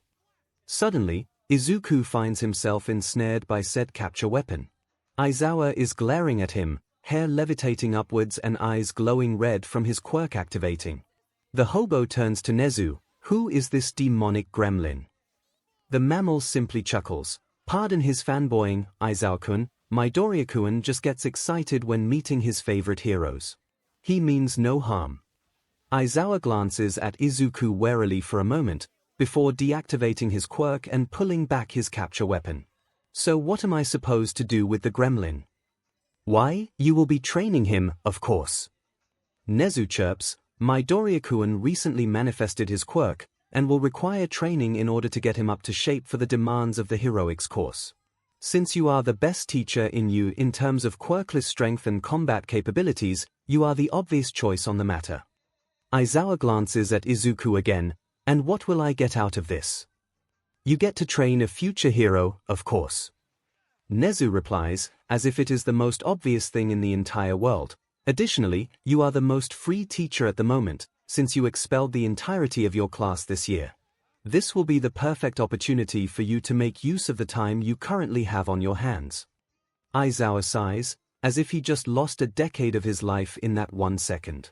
Izuku, however, is startled. Wait, you expelled your entire class. They either had no potential as future heroes, or they were goofing off and not taking things seriously. Aizawa drawls, heroism is a dangerous occupation. It is not a game, nor is it a job where you can goof around. Your actions could determine if someone lives or dies. Granted, he did re-enroll some of his former students into the general education program after they showed remorse and a promise to do better, 𝐒𝐻𝐻 adds, but so far, none have shown the capabilities to return back to the heroics program. Which is why Aizawa-kun has all the time in the world to oversee your physical training over the next 10 months. If we are going to go about this arrangement, I expect nothing but the best from you. Aizawa gives Izuku a pointed, stern look. I will not tolerate any slacking or goofing off. If I see that you have no potential, I will drop you like a hot potato, and you can forget about ever joining the heroics program here in you. Izuku is, understandably, nervous. However, he pulls up his determination and nods resolutely. I understand. I won't let you down, Aizawa-sensei. 𝐒𝐻𝐻 beams, while the hobo sighs. Right, come along. Wait, where are we going? Aizawa gets up. We're going to the training fields. I'm going to put you through a series of tests. Izuku glances at 𝐒𝐻𝐻, who gestures for him to get going. He quickly jumps up and follows the hobo out of the office, the door swinging shut behind them. To be continued. Tsukochi downs his 5th mug of shitty police headquarters coffee with a few caffeine pills melted in to give the boost that the otherwise weak beverage would not have. The raids have been successful, and the holding cells inside the headquarters have never been this full. Over 50 people, students and staff alike, are crammed into 10 cells, waiting to be interrogated and then subsequently sent to the courts for a trial. Tsukochi has little sympathy for them. Quirk supremacy extremists have no place in this society, and Tsukochi will see to it that they are all thrown behind bars for the rest of their useful lives. But first, there is one detainee that he needs to interrogate, one who would have been dealt with earlier, had Aizawa not raised the alarm on Code Meta. She has been sitting in a holding cell, now with 6 others, for the past few days. It is time for her to face the music, and Tsukochi is going to orchestrate her fall into hell. The interrogation room is set up, and 𝐒𝐭𝐚𝐲 sends a call for the detainee to be brought over. A few minutes pass, and there is a knock on the door. "Detective, we're here. Bring her in." The door opens, and Officer 𝐒𝐭𝐚𝐲 𝐔𝐬𝐵, a short, plump woman with forest green hair, into the room. Her eyes are dull and downcast, her lips drawn into a thin line. She is sat down across from 𝐒𝐭𝐚𝐲 and handcuffed to the bench, preventing any means of escape. Officer 𝐒𝐭𝐚𝐲 leaves the room, and the interrogation begins. "My name is Detective 𝐒𝐭𝐚𝐲, and my quirk can tell if you're speaking the truth or lying. I hope you will cooperate, 𝐒𝐿𝐵. He gets silence from the woman. Things proceed anyway. "Why did you abandon your son?" It takes a long moment for the woman to speak. "Because I was tired." Truth, tired of him? Yes. Truth, elaborate further. It is the kick that gets the ball rolling, and it tumbles down the hill, gathering speed increasingly fast. "I was tired of him. Do you know how much his condition has ruined my life? My husband left me, nobody wants to be friends. With the mother of a quirkless child, I was constantly overlooked for promotion. Everything that could go wrong happened, because that boy is defective." Truth, 𝐒𝐭𝐚𝐲's lips tighten the slightest bit. "So you decided that abandoning your son is the way? A child that depends on you for support and love in a harsh, unforgiving society." "Well, what else am I supposed to do?" the woman retorts. "He refuses to accept reality, always going on about how he will somehow beat the odds and become a pro-hero, and don't get me started on those creepy notebooks that he carries around. He is delusional, and who could love someone like that?" The detective's eyes harden. "I couldn't deal with it anymore. That boy has given me nothing but pain and suffering for 10 years. It will do everyone a whole lot of good if he just disappeared and ceased to exist." 𝐒𝐭𝐚𝐲's temper goes beyond the event horizon. "He already did." The woman raises an eyebrow. "You abandoning him was just one of many events that eventually made your son take his own life," 𝐒𝐭𝐚𝐲 says dangerously. "He fell over 30 floors to his death. And that is when his quirk manifested." "What are you talking about?" the woman stammers. "That boy is quirkless. How could he have dash? He was never officially quirkless. His quirk factor required a special cause of activation before it could manifest. In his case, it required him to die before his quirk manifested. From what I have been told, his quirk resurrected him, and gave him wings that burn with fire. I do not know the full extent of his quirk, but I am not surprised if he can control and produce fire too." 𝐒𝐭𝐚𝐲 takes silent vindication in seeing the wind stolen from the woman's sails. "Of course, you won't have any further involvement in his life or development," he continues venomously. "You lost all legal rights over your son when you abandoned him. He is now a ward of UA, and under the school's protection. He will get to train and learn under the brightest and strongest, and I will say with full confidence that he will achieve his dream and become a pro-hero. You, on the other hand, are destined for a long-term stay behind the bars, at least 20 years if you are lucky. You dug your grave, 𝐼𝐬𝐽. Now it is time for you to be thrown in." 𝐒𝐭𝐚𝐲 activates his transceiver. Officer 𝐒𝐿𝐵, take the detainee back to the cell. The cat-headed officer returns and escorts the dumbstruck woman out of the room. When the door closes behind them, 𝐒𝐭𝐚𝐲 leans back and sighs. The first step towards justice from Izuku has been taken, but there are many more steps to go. Time to get down to business. There are a lot of DMN souls to burn. Aizawa brings a newly changed Izuku to an open-air training ground some distance away from the main buildings. They stop in what appears to be a softball pitch. "What sort of tests are we doing today, Aizawa-sensei?" "I'm gauging your overall fitness," the hobo replies. "I need to know where you currently stand in order to plan your physical training regimen for the next 10 months. Aizawa gives Izuku's body an appraising look. "You have some meat on your bones, but my hunch is that you will need to put in your all if you want to be ready for the entrance exam. So let's get started. What was your softball throw record in middle school?" 7 meters. Aizawa tosses him a softball. "Do it again, without using your quirk." Izuku eyes the ball in his palm, and goes to the pitching spot. He squares his feet and shoulders, takes a steadying breath, and rears his hand back. Summoning all the strength he has, Izuku launches the ball into the air with a loud roar.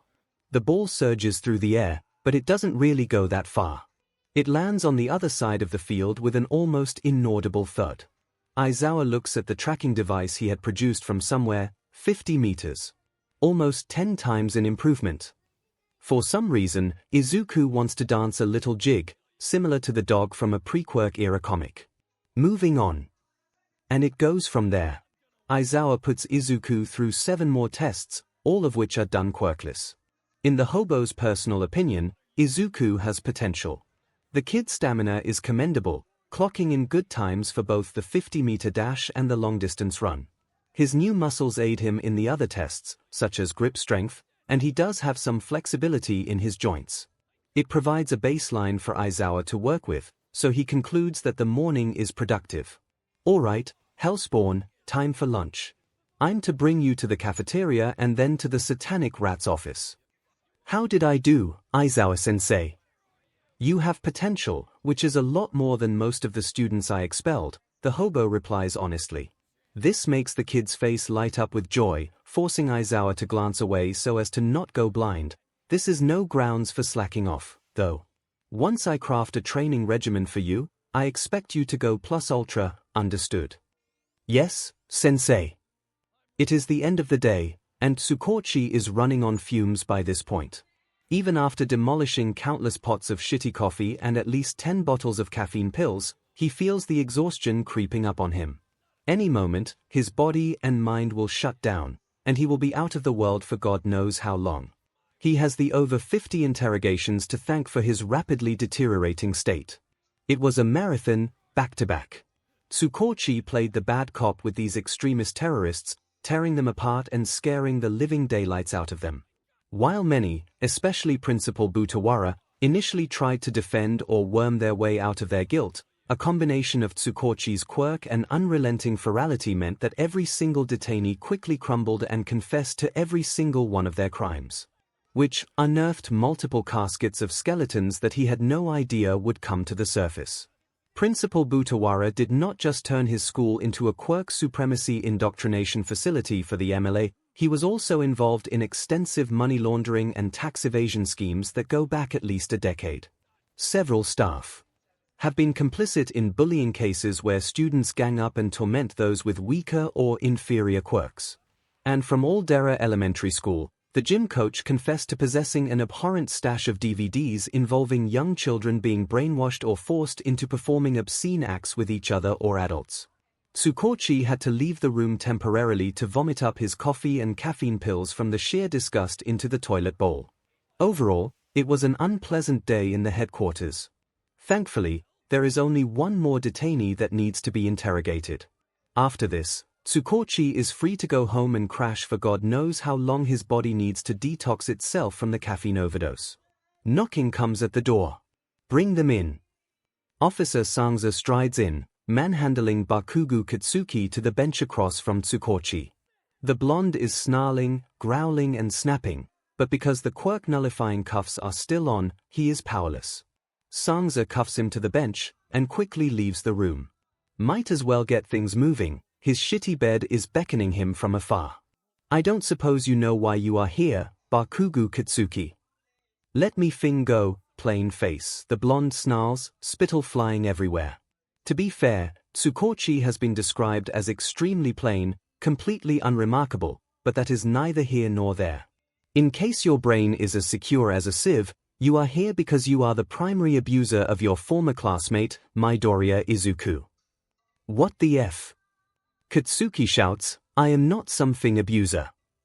I beg to differ. Tsukochi counters, you not only physically abused him with illegal quirk usage and physical assault, you put him through mental and emotional torment by verbally insulting him, destroying his personal property, and telling him to kill himself.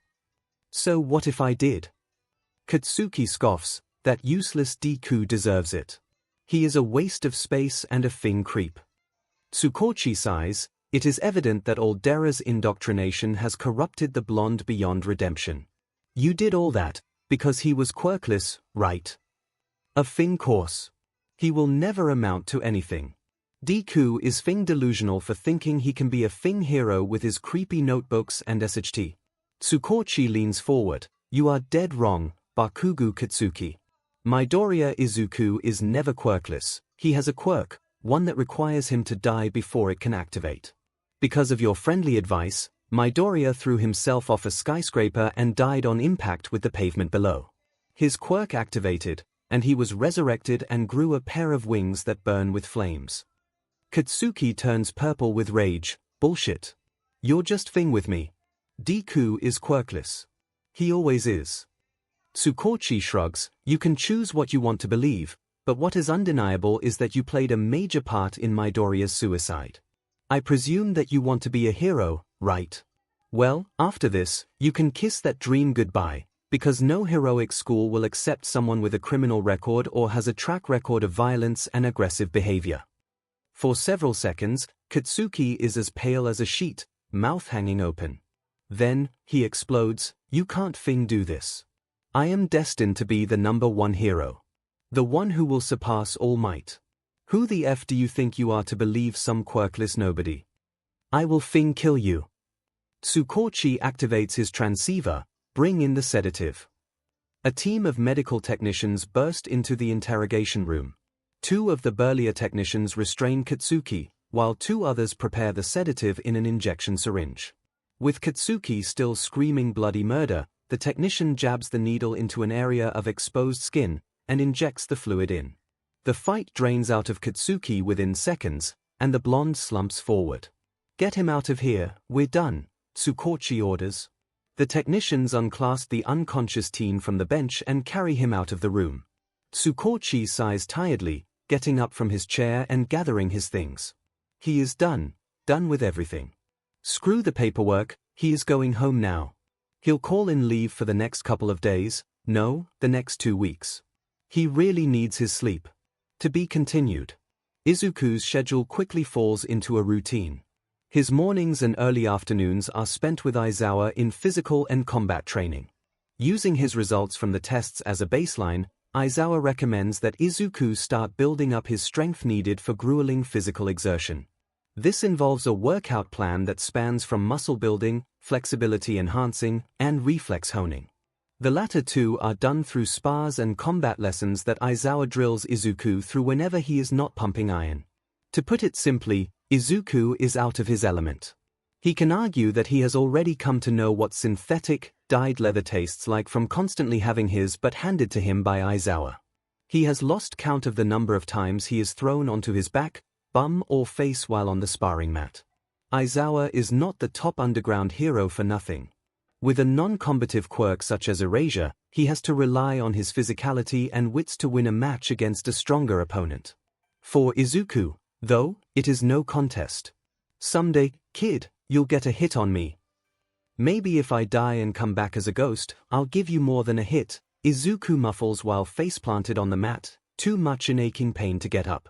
Aizawa is about to chide Izuku for sassing him, when he stops. He turns to the kid, who is still face-planted on the mat, with a thoughtful look. Midoriya. MMPH. Since you were essentially resurrected like a phoenix, are you actually one? At this, Izuku peels his face off the mat. What are you going on about, Aizawa-sensei? I am no mythology expert, but I do know that phoenixes are always reborn after they die. Essentially, they are immortal. Since you were resurrected after your suicide, does that mean you are a phoenix-like human, and you will never truly die because you will just be resurrected after death? Izuku opens his mouth to respond, and finds himself silent. He doesn't know, actually. Is he actually a phoenix but in human form? If he is, does that mean he won't die? This is concerning. I wholeheartedly understand your concern, Midoriya-kun. Nezu nods, looking thoughtful and slightly grave himself. Unfortunately, there are no clear answers, and no easy ways to get them. Izuku sags into the sofa. Maybe we can do a BLD test. My quirk factor should be in my DNA. Maybe we can compare my DNA signature with others who have immortality quirks and see if there are any similarities. Nezu has to admit, he is proud of Izuku for thinking logically even in the face of great uncertainty. He hates to be the damper, though, while it is possible in theory, it is not so straightforward or feasible. While I don't deny that immortality quirks are possible given the boundless nature of quirks, it is difficult, almost impossible to locate someone with an immortality quirk. From what I have read on the subject matter, individuals with immortality quirks choose to have their quirk removed through artificial means, which has very little information on the matter, due to the controversy and even legality of the means, or they assume different identities every time their family passes on without them. And besides, quirk science is still in its young stages, no thanks in part due to the chaos of the quirk wars that ravaged the world in the past few centuries. I believe that it will be insanely difficult and costly to conduct studies that focus on the very signature that makes up a quirk, especially with one as rare as immortality. Izuku frowns. So what should I do, then? Nezu pats his hand. Midoriya-kun, this is a lesson in life that everyone should know. So long as we live on this earth, our lives are one long path of uncertainty. While it is human nature to crave and seek for certainty, we don't know what the future brings, unless you have a quirk that allows you to see the future, like Sir Night-Eye, All Might's former sidekick. Precisely. But not everyone is blessed, or cursed in some circumstances, to have a quirk that reveals the future. For the rest of us, we can only speculate and imagine what will happen. This is why so many of us have plans, or backup plans for those backup plans, for possible events that may or may not happen. But in your case, what you should do right now is to focus on the present. Don't lose sight of your current goals, Midoriya-kun, and don't let the uncertainty of the future distract you from your dreams. As the old saying goes, we will cross that bridge when we get to it. Hopefully, Izuku thinks, he will be able to. Thursday comes with a break in Izuku's routine. 𝐒𝐲 is finally able to clear his schedule and fly over to U to oversee his fledgling's quirk training. As a pro hero, 𝐒𝐲 has a quirk counseling license, which gives him the expertise and legal right to oversee any quirk training Izuku is involved in. Izuku and Nezu meet 𝐒𝐲 at the front gates. The winged hero happily glomps the teen, squeezing him in a tight hug. It has been too long, fledgling. I missed you. Oh my god, 𝐒𝐲-san, get off. Izuku grunts, you're heavy. 𝐒𝐲 gasps, stumbling back, how dare you? Did you just call me fat? Izuku makes a show of giving the hero a look over. I think you'll be enough for a family of 4 at Thanksgiving. 𝐒𝐲 grins menacingly, that's it, chickadee. You asked for it. The winged hero pounces on Izuku, knocking the teen to the ground. His fingers dive into Izuku's sides, and the poor victim explodes into uncontrollable laughter. You, ahahaha, effer. Get, bwahaha, off of, min. Just for that, you have been sentenced to tickles for 10 minutes.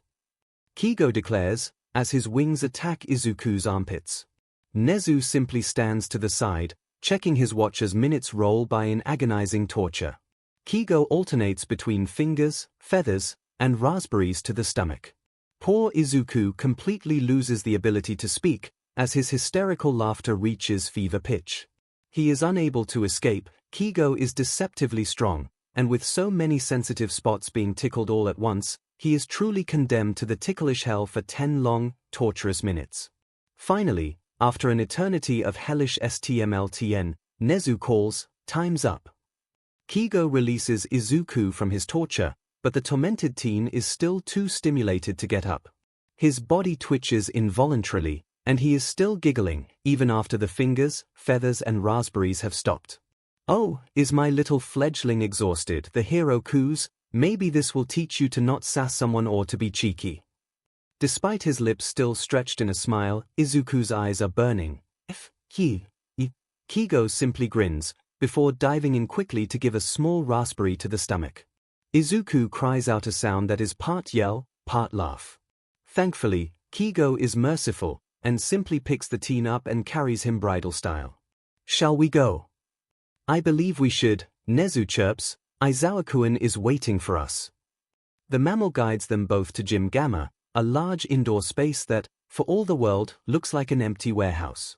Aizawa is already inside, looking all the worse for wear, even with a gallon-sized thermos of coffee in his hand.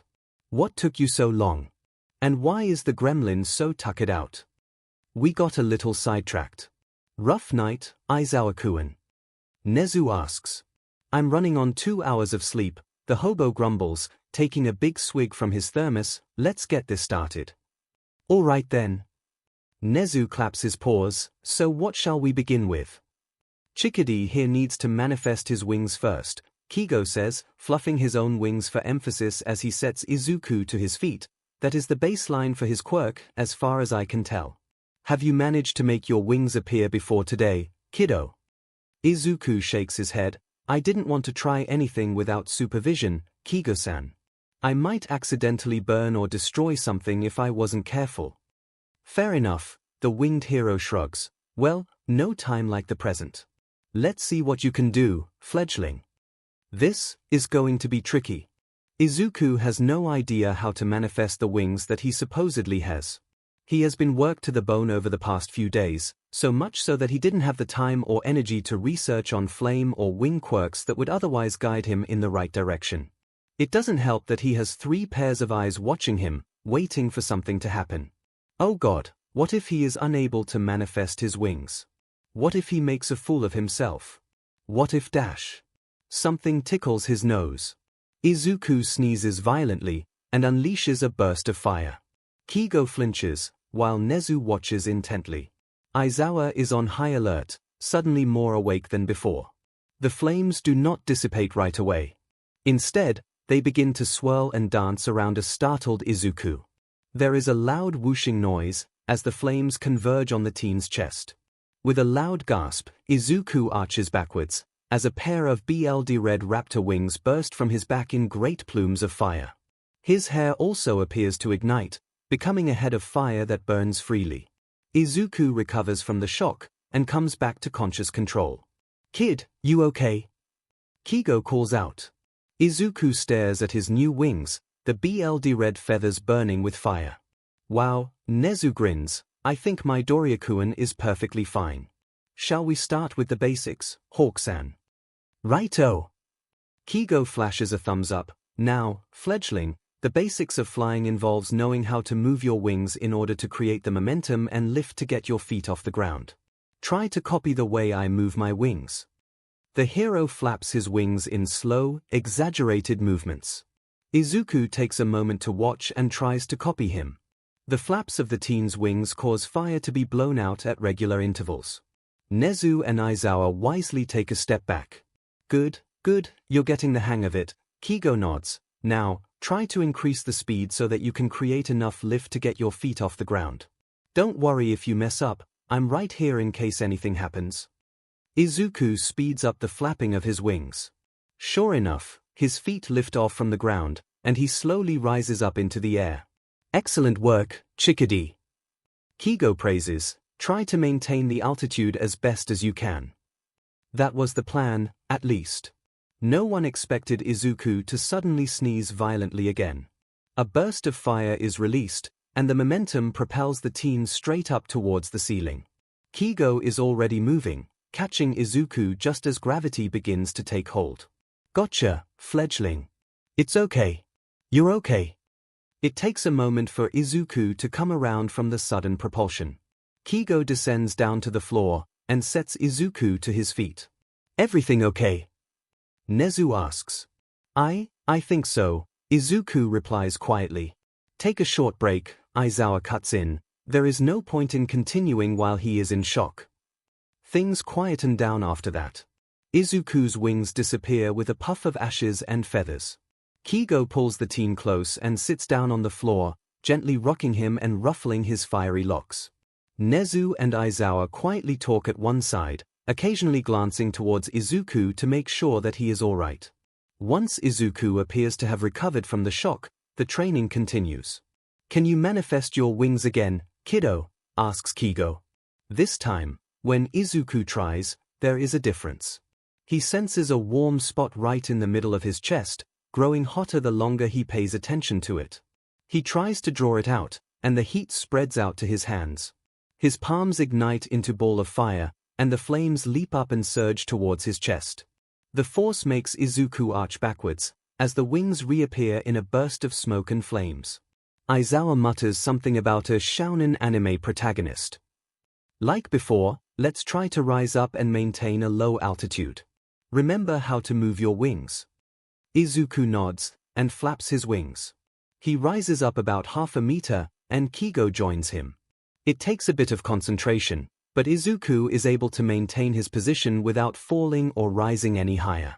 It also helps that 𝐒𝐭𝐲 is holding 𝐒𝐿's hands, making sure that he is anchored to something. Good job, fledgling. Shall we go higher? I'll continue holding on to you until you're ready. 𝐒𝐿 nods and flaps his wings harder. Together, the pair rise steadily. With each encouragement and praise from 𝐒𝐭𝐲, 𝐒𝐿 keeps flapping until his head touches the metal girders at the ceiling.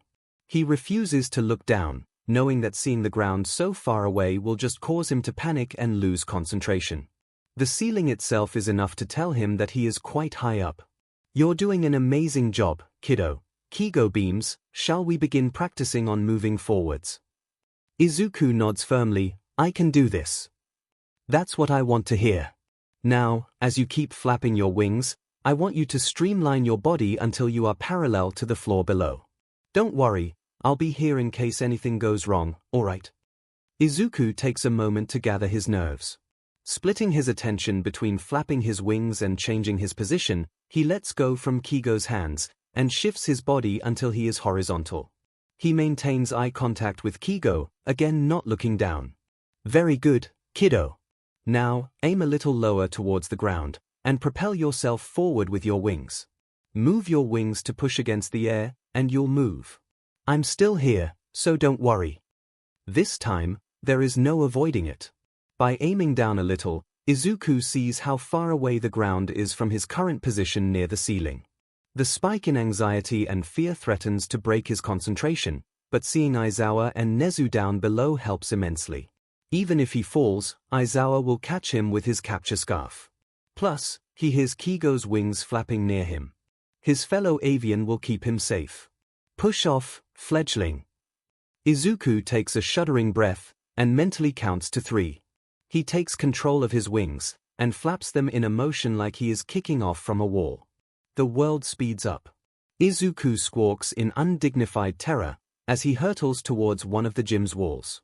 Acting entirely on instinct, he flaps his wings down, and he is propelled up towards the ceiling. The animalistic avian. Part of his brain goes into overdrive, and his wing flaps change his direction away from the ceiling and towards the center of the gym.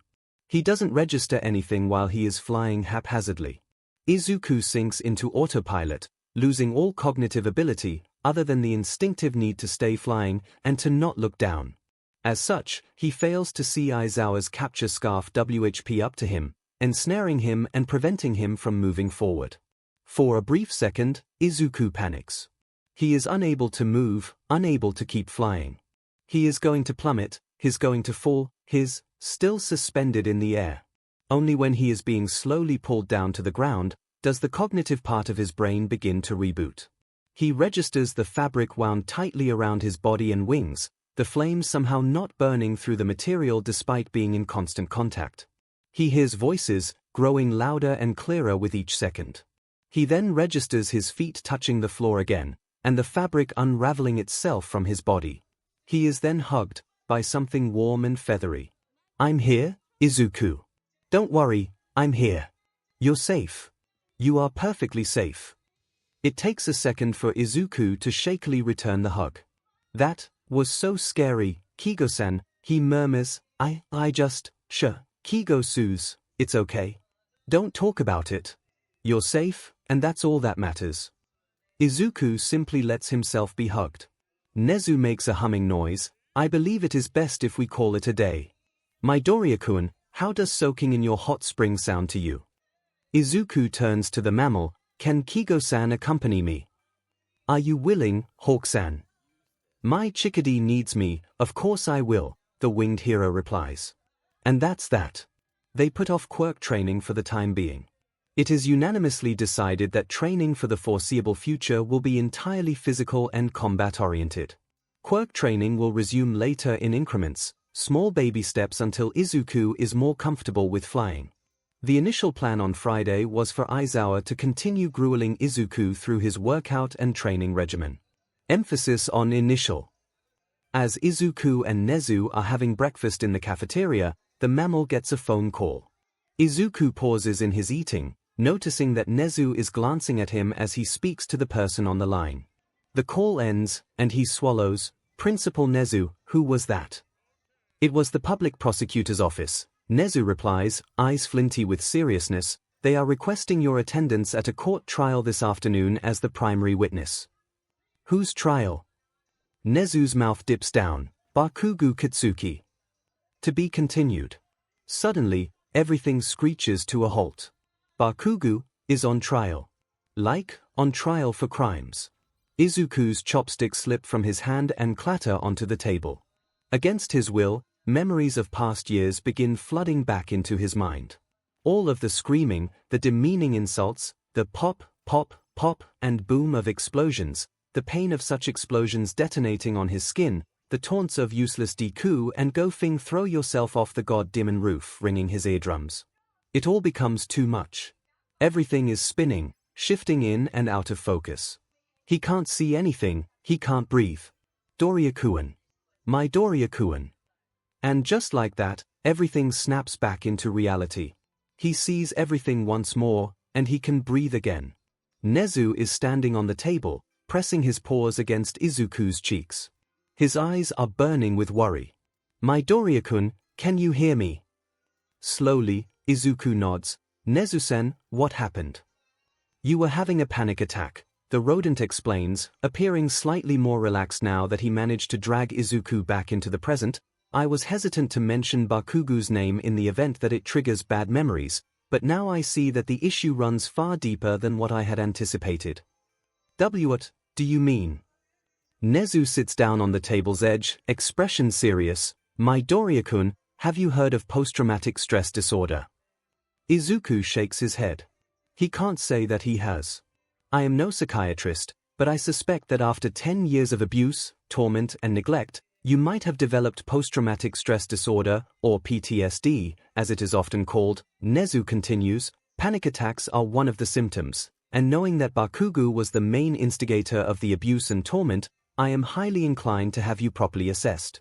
Unfortunately, any psychiatric assessment will have to wait until after the trial. You cannot refuse a court order from the public prosecutor's office unless it is for medical or legal reasons. And while I could claim that you cannot be present today due to a psychiatric assessment, it is too short of a notice to get you assessed today. It is not an ideal situation, but I hope you will be able to press through it. Izuku is silent for a long moment. His former childhood is on trial, which means that he has been arrested and charged with crimes. Detective Tsukochi had 𝐿𝐴 arrested. It is just impossible. 𝐿𝐴 was supposed to become a great hero. How could he have been arrested and charged? 𝐒𝐻𝑢 stays in the catatonic teen's presence. It is understandable that Izuku is caught in this limbo of disbelief and uncertainty.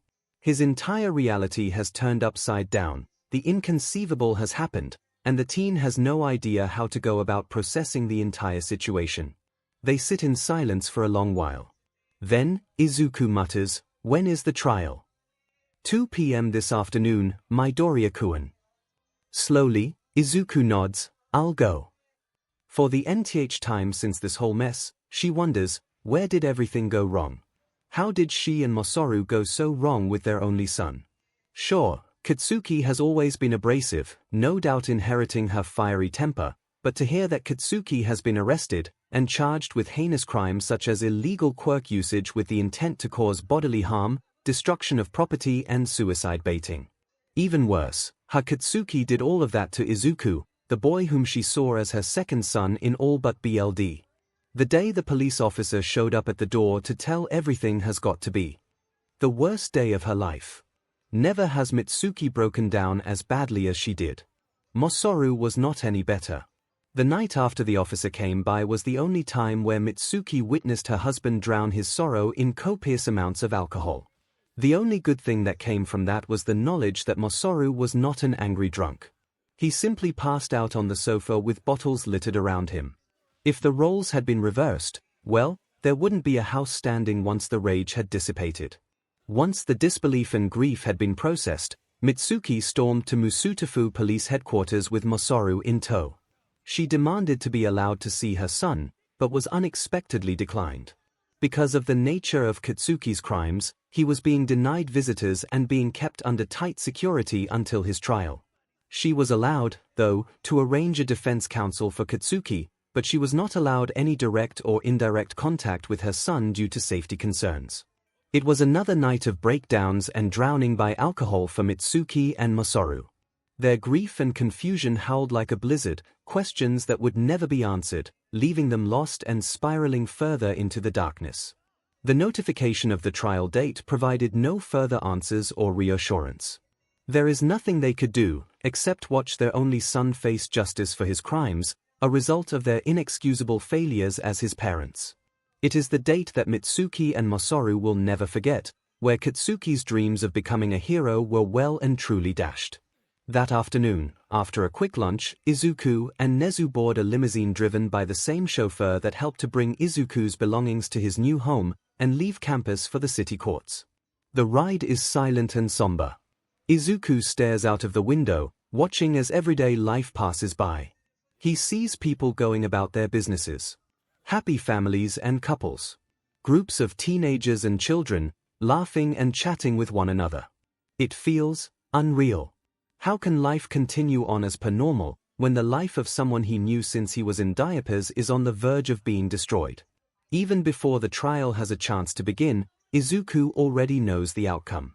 Unless a miracle occurs or an act of divine intervention prevents it, Kaken has already lost his chance of ever becoming a pro-hero. No heroic school in the country will accept someone with a criminal record. Even a spell in juvenile detention, which does not carry the same level of stigma as an actual prison sentence, is grounds for increased scrutiny by school administration. And given the crimes that Kaken has been charged with, anything less than a sentence to juvenile detention is a fool's dream. For Izuku, however, this does feel like a dream. One that is, unfortunately, very real and something he cannot wake up from. They arrive at the city courts with about 20 minutes to spare. At the entrance, Izuku sees a crowd of reporters and television news crews standing by the gates, eager to report on the last of a marathon week of trials surrounding the infamous Aldera cases.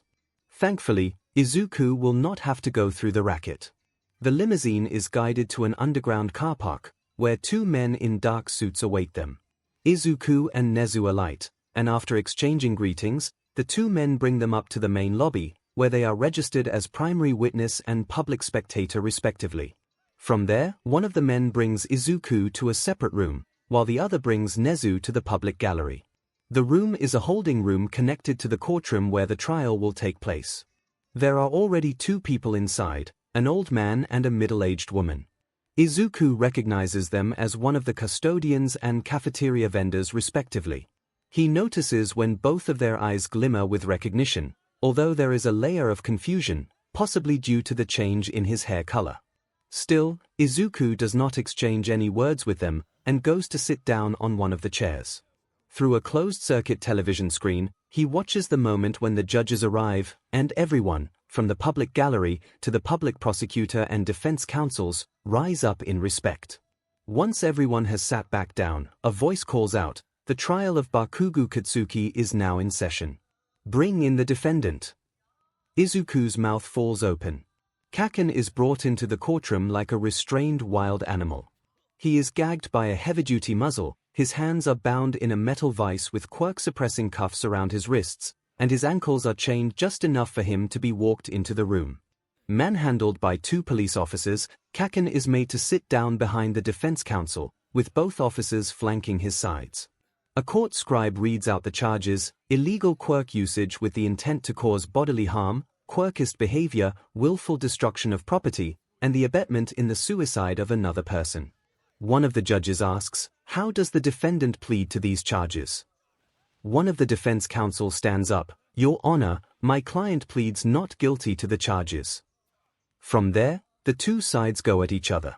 The prosecution makes an impassioned speech about how Kaken is a menace to society, a future villain in the making, and that he should be locked away with the rest of Aldera's teaching staff before he causes any more lasting damage to innocent civilians. The defense counsel, on the other hand, begs for leniency and rehabilitation, claiming that Kaken is a victim in his own right, a product of a toxic home and school environment, and that he was never guided on how to be an upstanding member of society. Once both sides have concluded their arguments, the court brings in the witnesses. The former custodian and cafeteria vendor go first. The old man recounts seeing 𝐭𝐿𝐴𝐾𝐿 and fellow students bullying and tormenting victims in the past, but when he tried to raise the matter to school administration, he was either ignored or threatened with employment termination if he dared press the matter. The vendor corroborated the story, bearing witness to several acts of malicious violence by 𝐭𝐿𝐴𝐾𝐿 and his peers herself. As the vendor wraps up, a police officer enters the holding room. Midoriya Izuku, they are ready for your testimony. Izuku stands up and follows the officer down the short corridor towards the door leading to the courtroom. A minute later, the door opens. The primary witness, Midoriya Izuku, is called to the stand. Izuku takes a steadying breath and strides into the courtroom with the police officer. He feels all eyes on him, and he also hears some whispers from the public gallery. He spares 𝐭𝐴𝐾𝐿 a glance. The blonde is staring at him as if he had grown a second head, trembling violently within his restraints. Izuku is guided to the witness stand. In accordance with court proceedings, he swears that he will speak the truth, and only the truth, before sitting down. The prosecution begins. Midoriya-kun, you were a classmate of the defendant right up until your suicide. Can you explain your relationship with him? I have known Katsuki since we were in diapers, Izuku replies. Our mothers were close friends, and we grew up together like brothers. However, things changed when he got his quirk, and I did not. You see, my quirk factor was dormant, requiring a specific trigger to activate. For 14 years, I was effectively quirkless. Katsuki did not like that I was quirkless and supposedly looking down at him or aiming to become a hero. Then comes the next question. For the sake of clarity, Midoriya-kun, can you describe what the defendant did to you? I was treated like absolute CRP, pardon my language. I was bullied, physically, verbally and emotionally.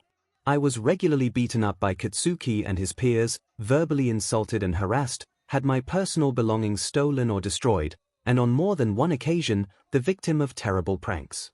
Katsuki also used me as his personal quirk punching bag, subjecting me to explosions that caused significant physical injury. Murmurs begin to spread among the public gallery. Midoriya-kun, the prosecution continues, the defense counsel claims that the defendant's behavior is also a result of a toxic home and school environment. Can you attest to that? To some extent, Izuku nods. I will agree that our schools did nothing to rein in Katsuki's behavior. Everyone praised him for having a powerful quirk, touting him as the next big hero and the next All Might. Katsuki himself claimed from a young age that he would overtake All Might and become the #1 hero.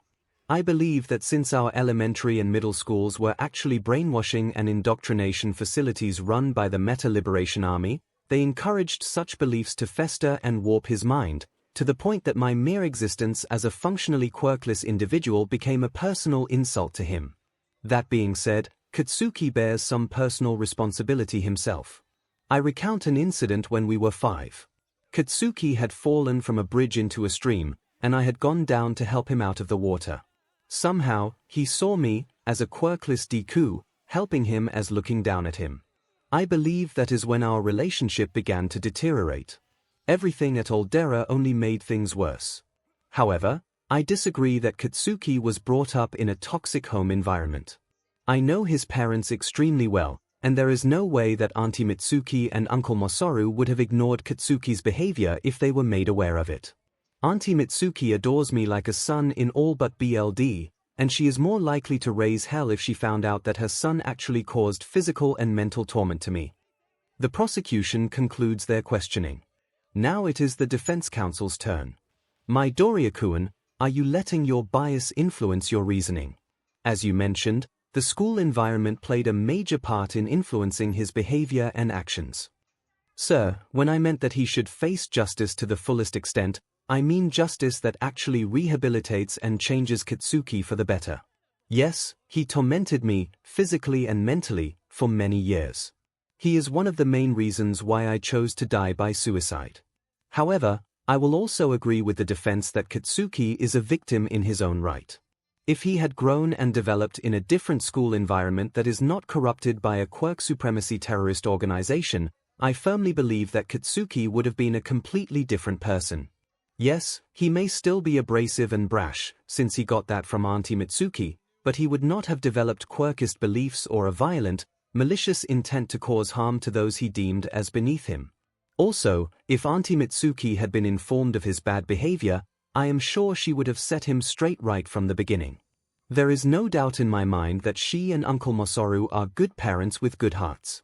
They would have never wanted their son to become a violent criminal.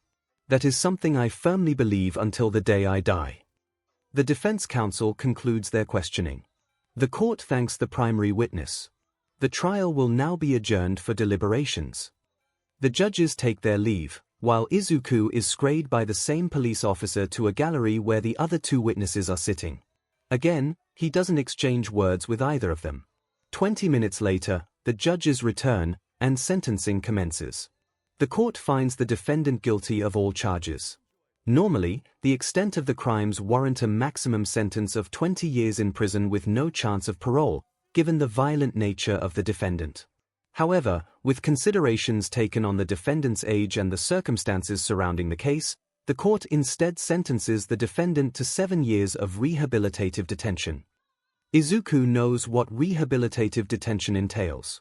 Unlike a regular prison sentence, those sentenced to rehabilitative detention are sent to a facility where they receive rehabilitation, therapeutic work and counseling, in a bid to turn them into more upstanding members of society. Also, unlike a regular prison sentence, once a person finishes their time in rehabilitative detention, their records are wiped clean, giving them the chance to start anew in a truly clean slate. Hopefully, 𝐭𝐿 will actually become a better person after the 6 years. The trial has been concluded. Although, given the rabid, muffled screams and violent thrashing as he is being escorted out of the courtroom, 𝐭𝐿 finds rehabilitative detention just as bad as a prison sentence, and it's easy to see why. 𝐭𝐿 will be 21 years old when he is released, and far beyond the age of acceptance of all heroic schools. So unless an established hero offers him an apprenticeship, which is extremely rare as very few heroes even offer such a position, 𝐭𝐿's dreams of ever becoming a pro-hero are still well and truly over. Izuku would have felt sorry for him, but he has used up all of his empathy for his former friend in his testimony. He just wants to go back home and have a good soak in his hot spring. With the trial over, Izuku heads to the public gallery, where Nezu waves him over. You spoke incredibly well, Midoriya-kun. How do you feel now? I feel relieved that it's finally over. I just want to go home now. I don't blame you, Nezu nods understandingly. You must be exhausted. They are about to leave when someone calls out, Izuku. The teen turns around, Auntie Mitsuki. Katsuki's parents approach them with emotional trepidation. Izuku, I can't thank you enough for speaking up for my brat of a son. Mitsuki wipes her eyes. Even after everything Katsuki did to you, you still have it in your heart to show him mercy. We are forever in your debt, and we are so sorry for not stepping in sooner. Masaru bows deeply, his wife following suit. Izuku gives them both a meaningful look. Please, don't bow to me. I meant what I said. You are good parents who were unfortunately kept ignorant of what 𝐭𝐿 did to me.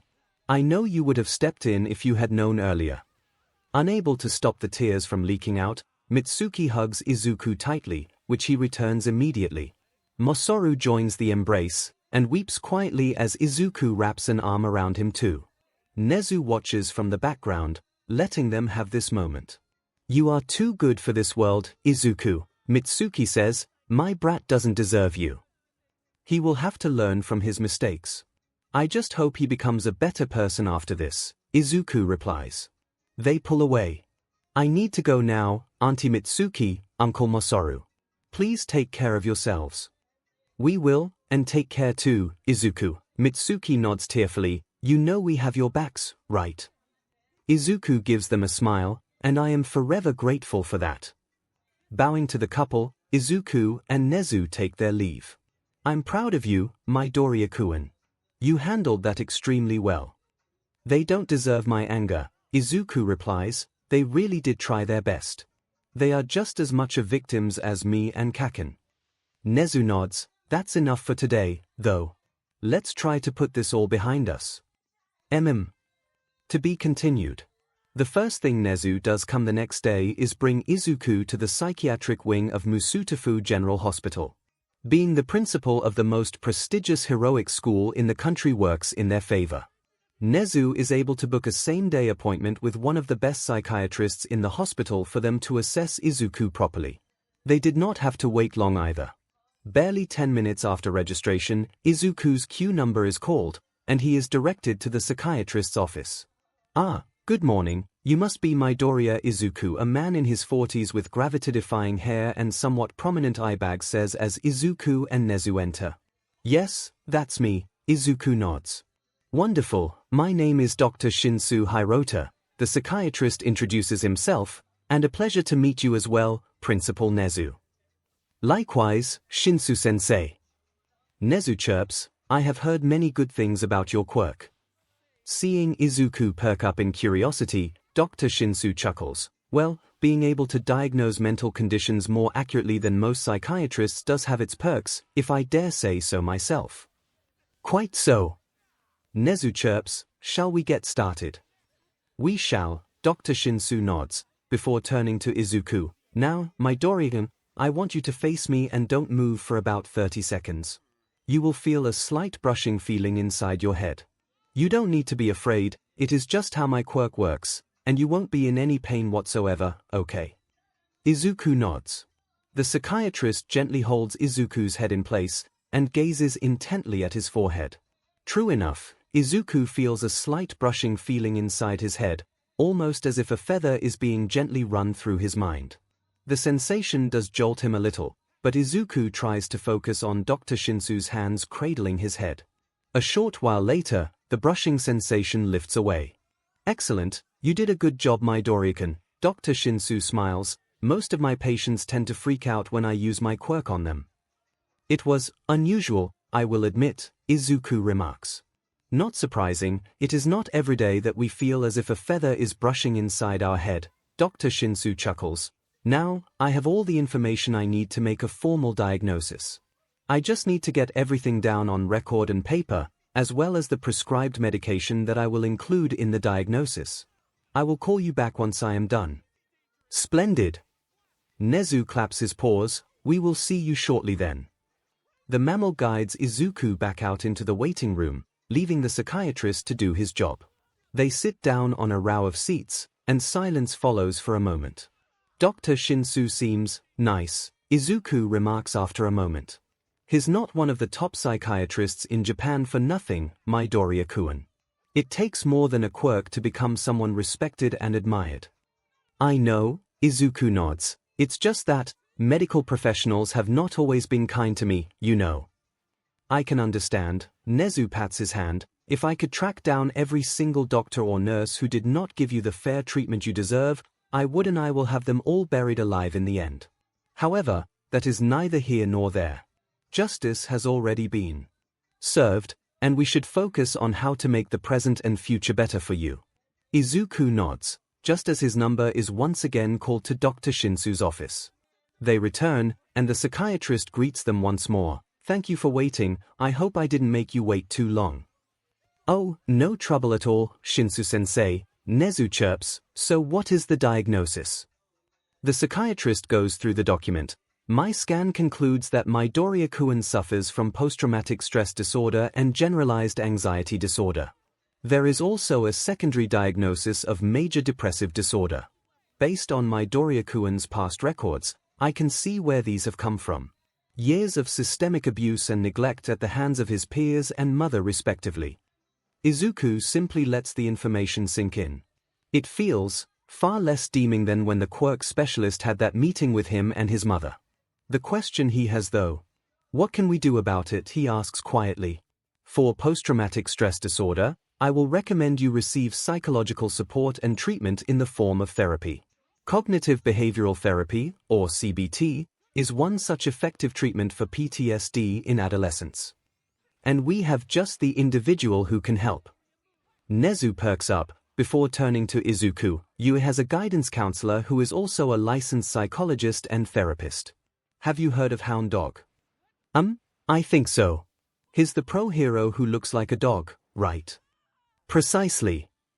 𝐻𝐸 beams. He will be able to take you under his paw and provide you the therapy as prescribed by Shinsu Sensei. Which, for that matter, he turns back to the psychiatrist. What else do you have in your diagnosis? Right, for the generalized anxiety disorder and major depressive disorder, I will be prescribing one type of medication to Midoriya-kun. Dr. Shinsu continues. Venlafaxine belongs to a class of medications known as serotonin and noradrenaline reuptake inhibitors, or SNRIs. In layman terms, it is an antidepressant used to treat the symptoms of depression and anxiety. It is usually taken in the morning, after food, and the dosage is supposed to last throughout the daylight hours until one goes to bed. As this will be the first time Midoriya-kun will be taking this kind of medication, I will be prescribing him a low dosage for the first 2 weeks in order for him to become accustomed to the venlafaxine. If there are no serious side effects, he can increase the dosage incrementally over the next few months. For an adolescent his age, the starting dosage will be 75 mg for the first 2 weeks. The medication comes in tablets that are a 150 mg dosage per tablet. Simply cut each tablet in half and consume them orally after food in the morning. Once the 2 weeks are up and there are no side effects, Midoriya-kun can consume one whole 150 mg tablet after food in the morning. Izuku nods. What are the potential side effects? Since this is your first time taking such medication, there is a small, but noticeable chance that you may experience nausea, constipation, difficulty sleeping, dizziness or headaches. Dr. Shinsu explains. If you do experience such side effects over a prolonged period of time, I want you to come back to see me and we can discuss changing medications to something your body is more willing to accept. 𝐻𝐸 nods, and if all goes well with no issues, then we can schedule a follow-up about 3 to 4 months from now. Dr. Shinsu replies. I will separate the doses into 2 packages, one for the first 2 weeks, and the second until our follow-up. A nurse will call you to pass you the medication before you leave. Wonderful. 𝐻𝐸 claps his paws. I believe we are all set then. Do you have anything else to share, Shinsu-sensei? Nope, that is pretty much the gist of it, the psychiatrist replies. Thank you for coming down today. I wish you, and especially you, Midoriya-kun, all the best. I presume you are training to become a hero, kid. Yes I am. Dr. Shinsu nods, and aiming for 𝐒𝐲 as well. That's correct. A small world, I will say. My son is also aiming for the heroics program at 𝐒𝐲, Dr. Shinsu reveals. Perhaps you two will cross paths in the near future. Izuku automatically wonders what kind of quirk Dr. Shinsu's son has. Given the mental aspect to the psychiatrist's quirk, Izuku deduces that the most likely answer is that the son's quirk has also to do with the brain. Enhanced intelligence, maybe. Or perhaps an ability to read minds. Oh, or maybe even the ability to use telepathy. Or maybe, Midoriya-kun, you're muttering. 𝐻𝐸 cuts in gently. Izuku snaps out of it instantly. Immediately, he becomes a strawberry and his hands flail wildly. I'm so sorry. I didn't mean to mutter. I just love analyzing quirks, and, oh god, you must see me as some kind of creep dash. Dr. Shinsu merely chuckles. You have quite the analytical brain, don't you, kiddo? I can see why Principal 𝐻𝐸 has taken you under his paw. He has the makings of a great hero. 𝐻𝐸 chirps, and I don't say such praise without good reason. I can tell, Principal. Dr. Shinsu nods. Well, if there is nothing else, thank you for coming today. Take care on your way back, alright? We most certainly will.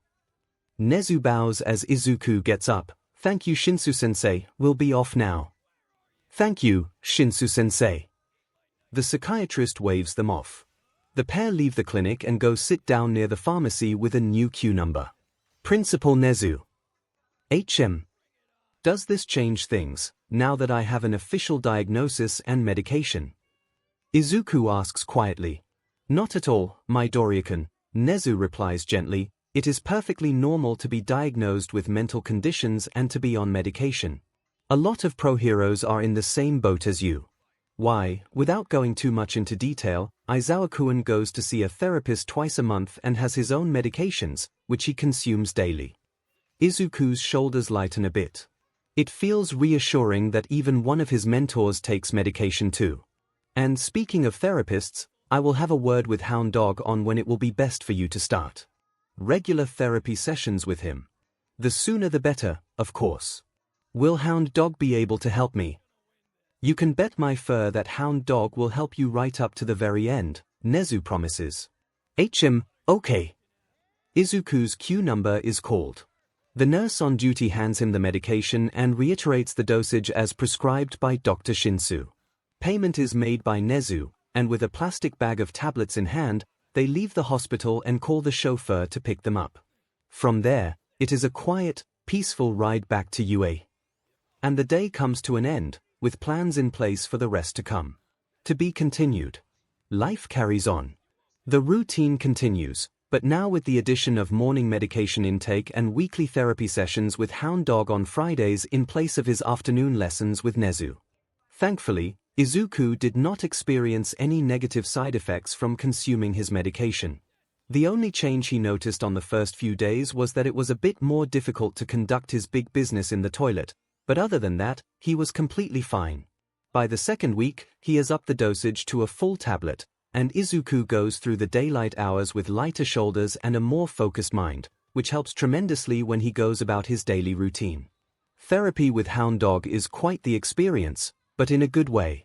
When he first met the man, Izuku was surprised to see how intimidating Hound Dog appeared physically. The man has the head of a dog, and is quite tall and muscular. The muzzle that he wore certainly adds to the intimidating factor. But despite the rather scary appearance, Hound Dog is surprisingly gentle and soft-spoken. His deep voice has an unexpected soothing effect on Izuku's mind, and it allowed the teen to open up extremely quickly to the guidance counselor. The first few sessions are devoted to getting to know each other and unpacking everything that Izuku has gone through, right up to his suicide. Once everything has been laid out in the open, Hound Dog works on helping Izuku to make sense of everything that he went through in a safe, controlled environment. Hound Dog discovered very early on that shouting or loud noises, such as explosions, cause Izuku to have momentary flashbacks. One of the first things the counselor does to help Izuku is to guide the teen in identifying unhealthy patterns in his thinking, and reframing them into more positive thought patterns. For example, negative associations with loud noises such as explosions or shouting is redirected towards more positive manifestations, such as crowds cheering in a sports event, and fireworks displays in festivals and major celebrations. This form of healthy, controlled exposure is done through collaborative choice between Hound Dog and Izuku, ensuring that boundaries are respected and adhered to. The path to healing has to be done through mutual respect and communication. Any conflict will hinder progress and could even cause Izuku to regress or develop new trauma, which is the last thing Hound Dog wants to do as a guidance counselor. Progress, of course, is not always smooth sailing. Izuku has nightmares a couple of times and wakes up in cold sweat. There are moments in his sessions with Hound Dog where he becomes a little too lost in past memories, requiring some form of physical intervention to bring him back to the present. Izuku even works himself, on occasion, into several panic attacks that are thankfully soothed down with calming words and gentle, yet firm touches. Hound Dog reassures Izuku that he is doing well, and that progress consists of ups and downs. He has worked with many students before Izuku who have similar experiences and also underwent the same downs as Izuku had gone through. It helps to take the uncertainty and fear off of Izuku's shoulders, and his confidence in himself gradually strengthens. This has a welcome effect on his private lessons with 𝐒𝐿 and his training with his mentors. Izuku is, by all accounts, a smart student. Unfortunately, years of exposure to teachers who reveled in humiliating him in front of his classmates have literally destroyed Izuku's self-worth. His therapy sessions with Hound Dog allow his confidence to blossom once more, which makes him more proactive in his tutoring under 𝐒𝐿. The mammal is beyond happy when Izuku starts to confidently show his intellectual prowess, even in situations where the teen is placed in a spot under considerable pressure. 𝐒𝐿 likes this. And he makes sure to give Hound Dog a pay raise for his efforts. On the front of training, Izuku's renewed confidence allows him to make substantial progress. Between weight and endurance workouts, Izuku and Aizawa continue their quirkless spars that, in the past, would have always ended in Izuku faceplanting on the synthetic leather mat and tasting what faux cowhide is actually like. However, after weeks of continued defeats and increased confidence from Hound Dog's therapy sessions, Izuku is able to pick out several consistent patterns and tics about his sparring opponent. Tiny things such as a millisecond delay when his right knee clicks from an old healed injury, always propelling himself forward using his left foot, and favoring his right fist when going in for a punch. Izuku's analytical mind put all these little details together to create a takedown plan that required just the right timing and distractions to throw his mentor off. The countdown begins when, as expected, Aizawa propels off his left foot towards Izuku, using his right fist with the intention to deliver a blow. Izuku leaps out of the way, sending his first distraction, a feinted punch, straight towards his opponent. Aizawa dodges good, but because of his slightly weaker right knee, Izuku hears the click. There is the millisecond delay that allows Izuku's improved reflexes to swing his foot at Aizawa that forces the older man into an awkward, unstable position. Izuku dives in for the kill, sweeping Aizawa's legs out from him and pouncing onto the man just as he hits the mat. "Do you yield?" Izuku asks while pinning Aizawa down. Having the literal wind knocked out of him, it takes a moment for the hobo to respond, "Why yield?" Izuku leaps back from Aizawa, in case he decides to make any surprise movements. Aizawa gets to his feet and grins wolfishly, "Congrats kid, you just got your first win. How does it feel to taste leather?" Izuku asks, a little cheekily. "It has been a long while, I'll admit," Aizawa replies. "All right, let's recap. How was this spar different from all of our other matches?" "I started observing the tiny tics that you display when fighting," Izuku explains. "While it took me multiple spars to fully understand each tic, I was able to put together an impromptu plan based on how you act with those tics and then subsequently take you down." Aizawa nods, crossing his arms. "While that is certainly useful when you have been sparring with the same person for an extended period of time, bear in mind that when engaging opponents out in the field, you will not have the opportunity to fight with them repeatedly to learn their individual tics. More often than not, you will have to rely on your instincts and intuition when engaging an opponent in combat." Izuku understands that wholeheartedly. "Still, good job on getting a win out of me," Aizawa adds. "Take 5, and then we'll continue." "Yes, sensei." Aside from physical and strength conditioning, Izuku resumes his quirk training with Kigo when the winged hero is able to come to you on the days where he is less busy. Admittedly, Kigo had been unsure about whether it was a good idea to have Izuku practice flying again after that harrowing first attempt.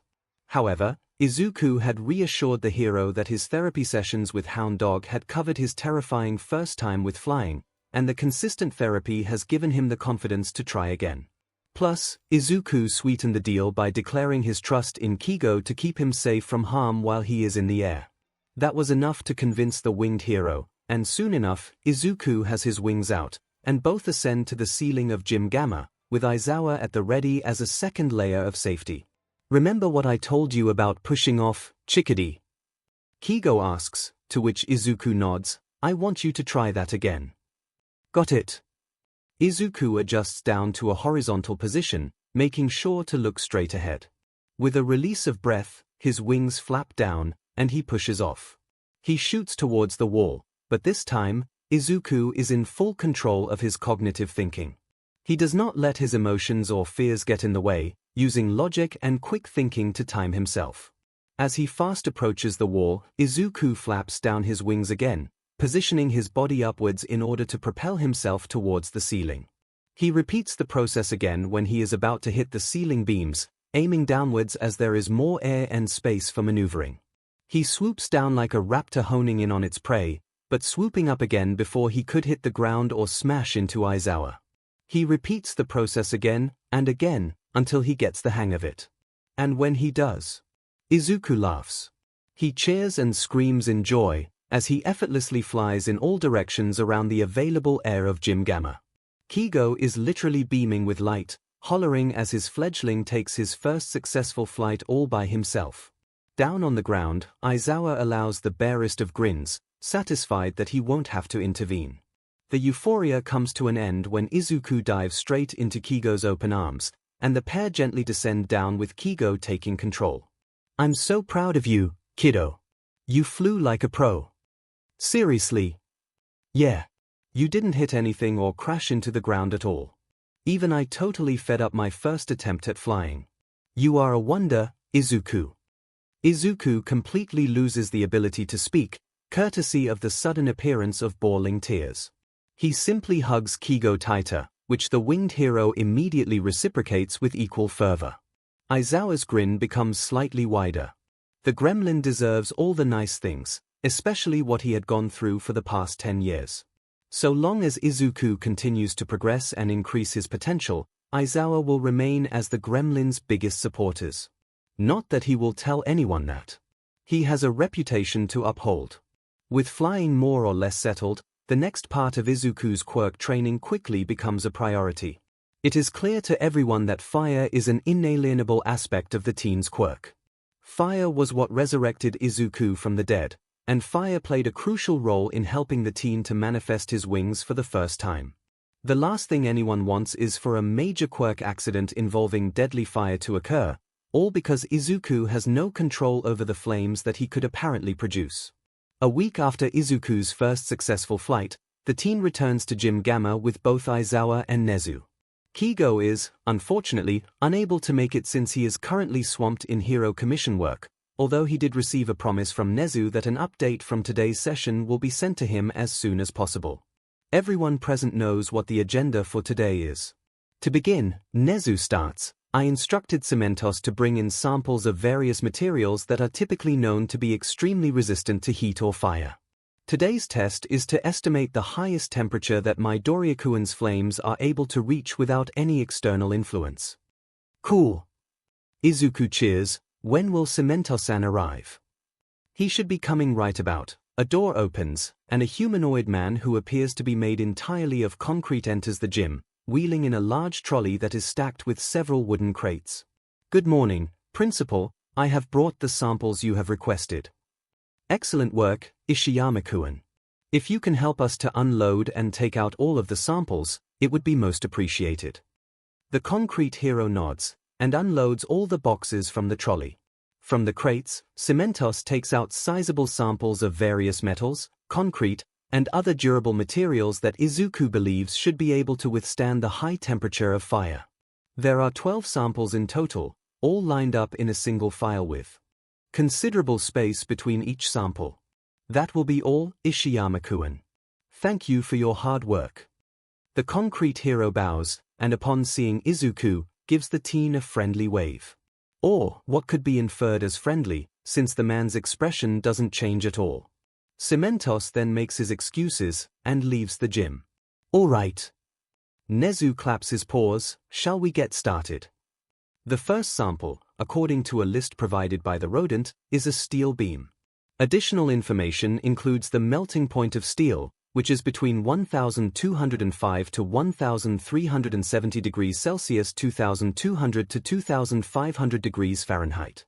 If Izuku's flames are able to melt the steel, it means that his flames are capable of reaching that particular range of temperature, if not higher. Which is why they have samples of materials that have higher melting points. The experiment stops when Izuku is unable to melt the sample with his flames. It goes unsaid, but safety is a major sticking point of this experiment. On its own, fire can cause untold damage and harm to property and people, if the collateral damage reports from Endeavor's rampages are any indication. Nezu has previously confided with Aizawa that he suspects that Izuku's flames could easily rival or even surpass Endeavor's Hellflame quirk, which has gone on record to produce flames that easily reach 1300 degrees Celsius 2372 degrees Fahrenheit at their strongest, becoming hot enough to turn white in color. If the rodent's hypothesis proves to be correct, Izuku stands a good chance of rivaling the number 2 hero in terms of raw firepower. And short of letting an untrained, inexperienced teenager walk around with the ability to cremate anyone with his flames, it is important they assess how powerful Izuku's flames are, in order to implement further safety measures that can protect Izuku and other innocent people from unintentional harm. Nezu claps his paws again. All right, Midoriya-kun, if you can blast that steel beam with all you got, it will be most appreciated. Izuku gazes down at his palm, flexes his hand a bit, and aims it at the beam, positioned a meter or so away for safety reasons. The teen feels the heat within him rapidly increase, and he gasps slightly as his wings burst into existence and his hair ignites.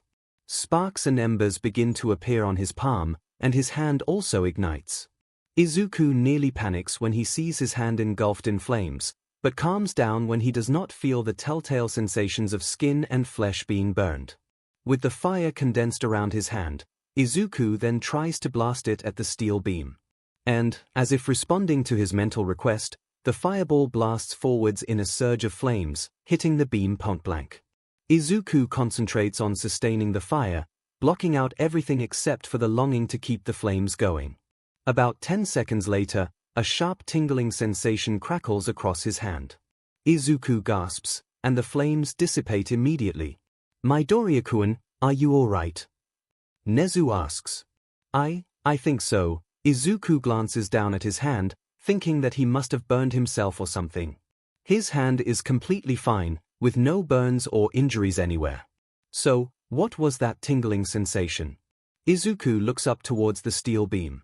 He expects a blackened beam, or perhaps a puddle of melted, molten steel. Instead, there are chunks left behind. 𝐒𝐿 goes over to get a closer look, with Nezu following behind. He kneels down to inspect the chunks, noticing that they are a silver-gray color, and mixed in with the chunks are smaller pieces that are a shiny black in color. 𝐒𝐿 picks up one of the black pieces, which immediately crumbles at the slightest pressure, leaving his fingers stained black and with a light coating of powder. Principal Nezu, do you know what these are? The rodent closely inspects the chunks and pieces. If I am not mistaken, I believe that these are chunks of iron ore, and the black pieces are actually coal. Aizawa, who has come over to see what is going on, blinks. What the hell? 𝐒𝐿 looks up to his mentor, Aizawa-sensei. The hobo sighs loudly and stalks off to one side, muttering something about a fantasy shounen anime protagonist. 𝐒𝐿 turns his confusion to Nezu. What is going on? Nezu beams at the teen, although his eyes have taken on a slightly manic edge. Midoriya-kun, I believe we have learnt something new about your quirk today. And that is, your flames are no ordinary flames. Your flames are somehow able to revert materials into what they were originally made up of.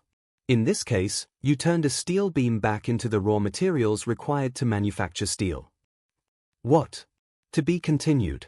His flames do not burn things.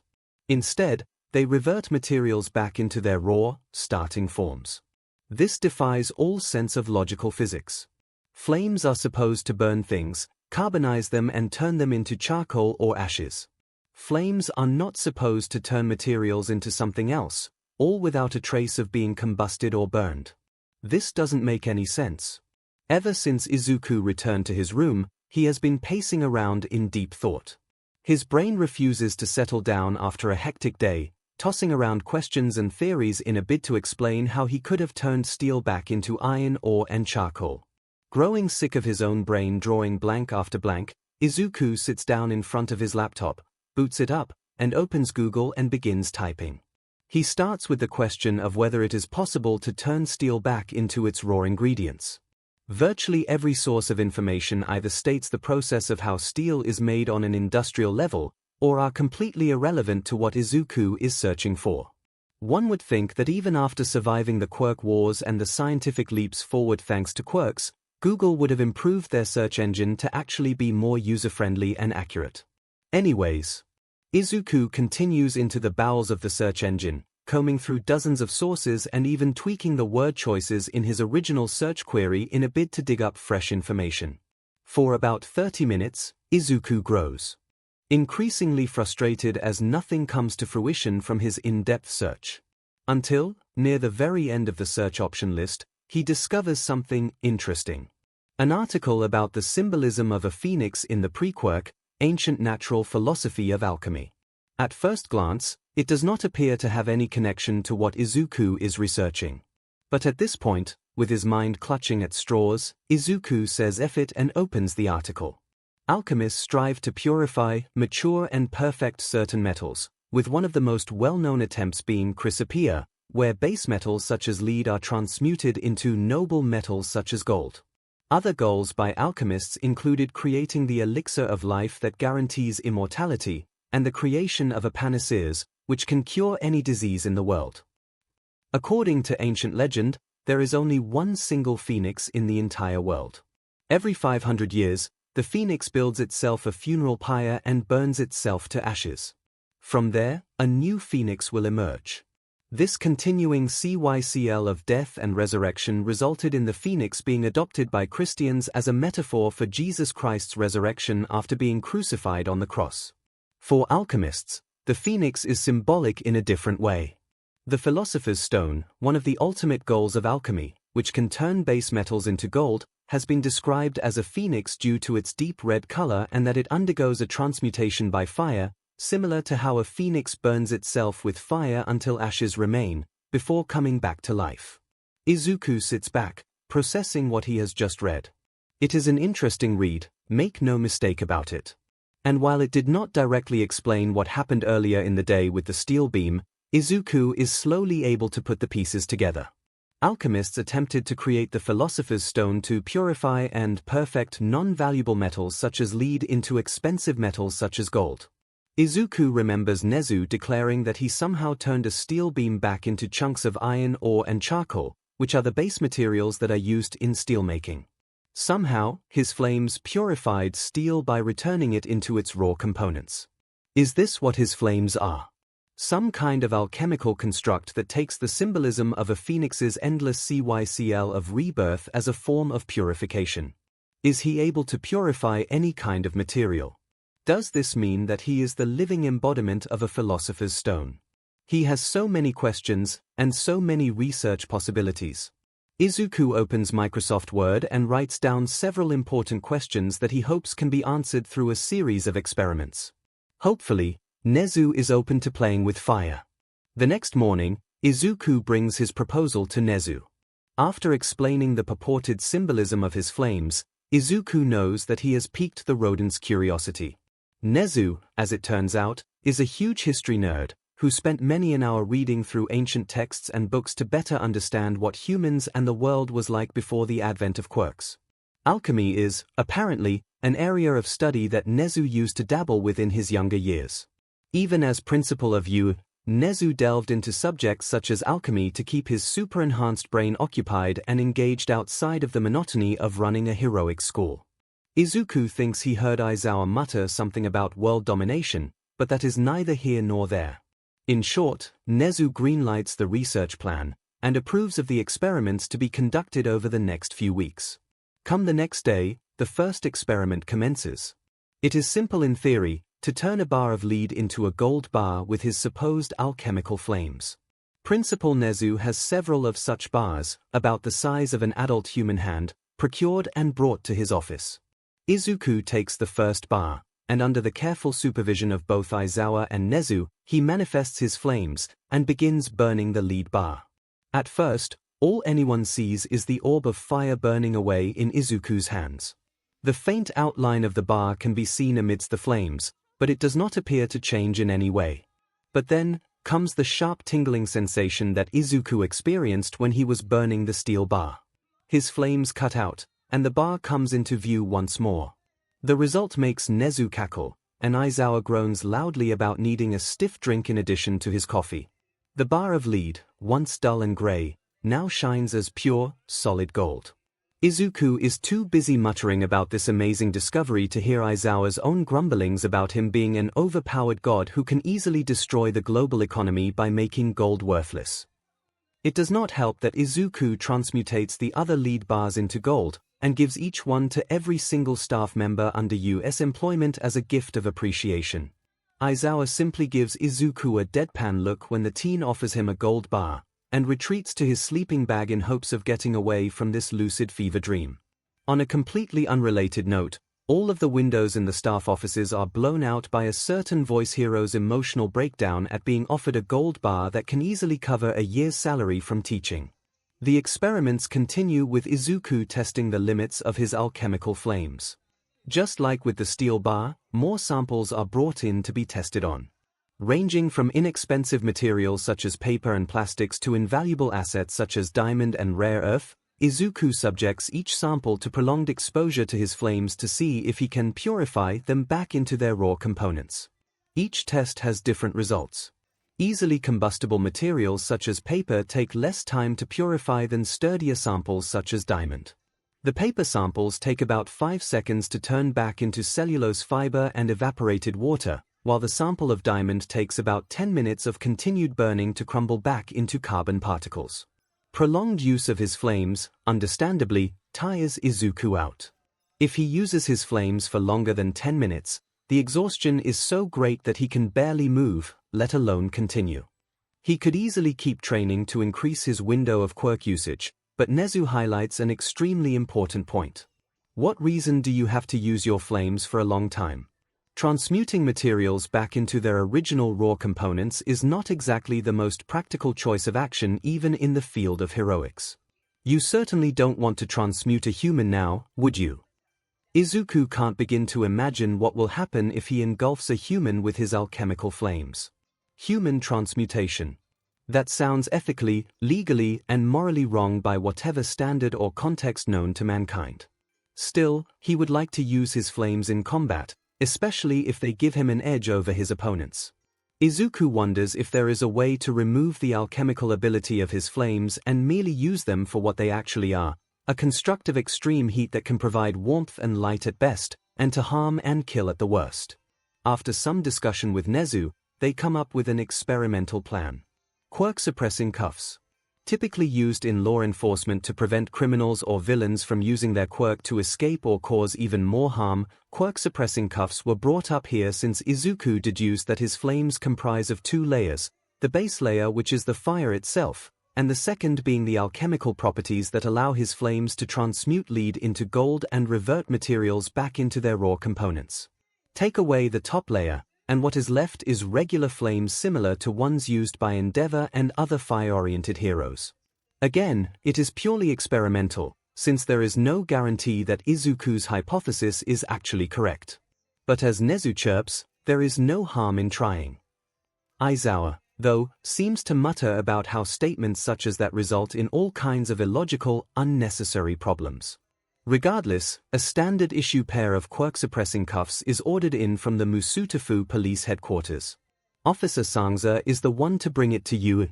Apparently 𝐒𝐭𝐞𝐲 has not yet risen from his hibernation, as 𝐒𝐭𝐚𝐲 describes it. And while it usually requires either the chief of police in Musutafu or a high-ranking detective such as 𝐒𝐭𝐴 to authorize the loaning out of quirk-suppressing cuffs to anyone outside of law enforcement, before his hibernation, 𝐒𝐭𝐴 instructed headquarters to follow any and all requests from you if it pertains to one Midoriya 𝐒𝐬𝐽.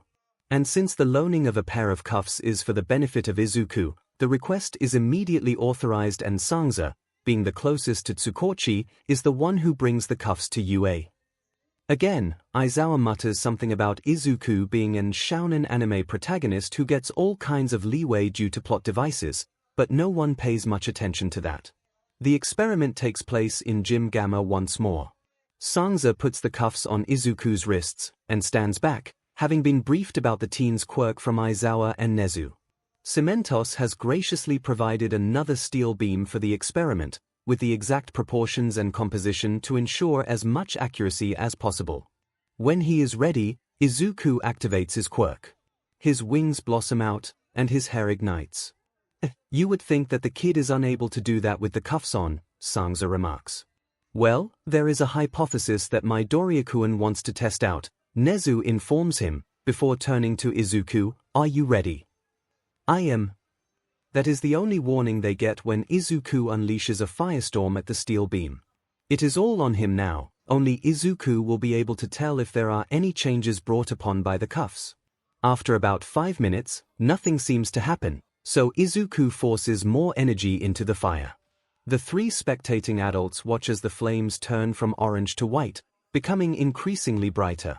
Then, at the spot where the beam is placed, liquid begins to pool out and spread across the floor. Midoriya-kun. Stop. 𝐒𝐽 cancels the fire, sweat trickling down his face. All eyes turn to where the beam once stood. There is nothing but a puddle of liquid, gray in color, and bubbling slightly. It seems that your hypothesis is right, Midoriya-kun. 𝐒𝐲 chirps, When the cuffs are on, your fire loses its alchemical properties and becomes regular fire instead. Alchemical.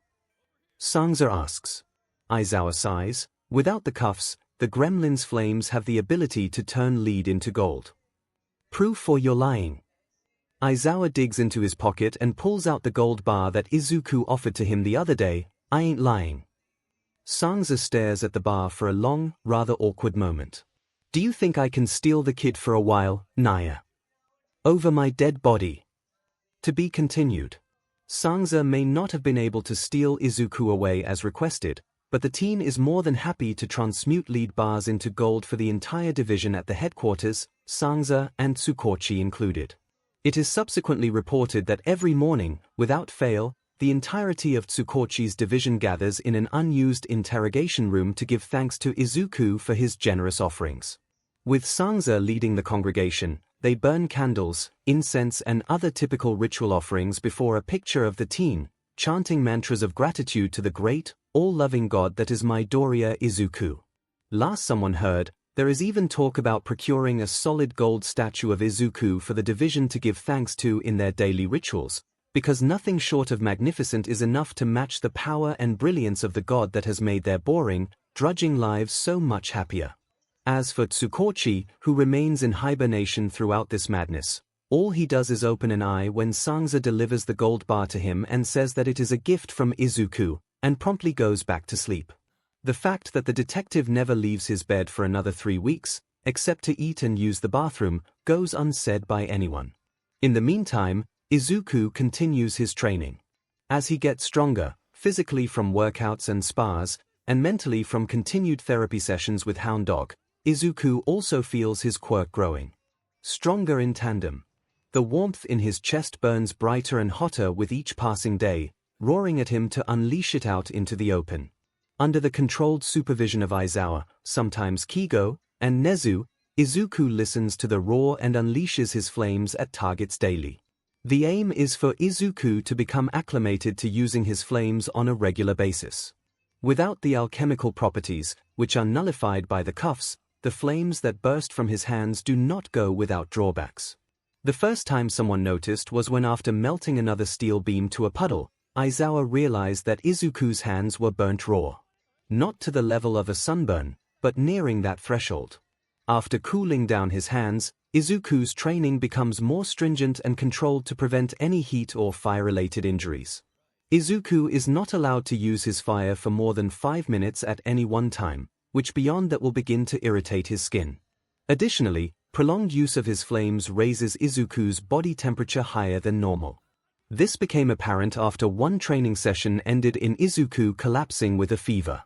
After scaring the daylights out of 𝐼𝐴𝐲 and 𝐒𝐻𝐻, another rule is implemented: immediate cessation of fire as soon as 𝐒𝐿𝐼 feels like he is beginning to burn up. This leaves 𝐒𝐿𝐼 with quite a few constraints on his quirk, something which he understood is for his own safety and well-being, but still frustrated him. He wants to become stronger, damn it. His flames carry so much potential, but he can't progress with all of these constraints of the usage of his quirk. Whining and grumbling doesn't help. 𝐒𝐻𝐻 simply smiles at him over a cup of tea. 𝐼𝐴𝐲 glares daggers at him whenever he does so. And 𝐒𝐻𝐻 subjects him to merciless tickling for 10 minutes straight each time he catches 𝐒𝐿𝐼 whining about how he is stagnating and not progressing fast enough. One would think that 𝐒𝐿𝐼 has learnt his lesson from being tickled no less than 5 times in a span of a week. But actually, he loves being tickled by the man who he is increasingly seeing as an inalienable member of his eclectic family. Plus, despite the torturous agony that 𝐒𝐻𝐻 subjects him to, it is the physical closeness that the two share that makes 𝐒𝐿𝐼 feel all warm inside, not referring to his quirk. He hasn't felt this close and loved by anyone since his own mother, before she went cold in recent years. 𝐒𝐻𝐻, for his part, is both moved and heartbroken.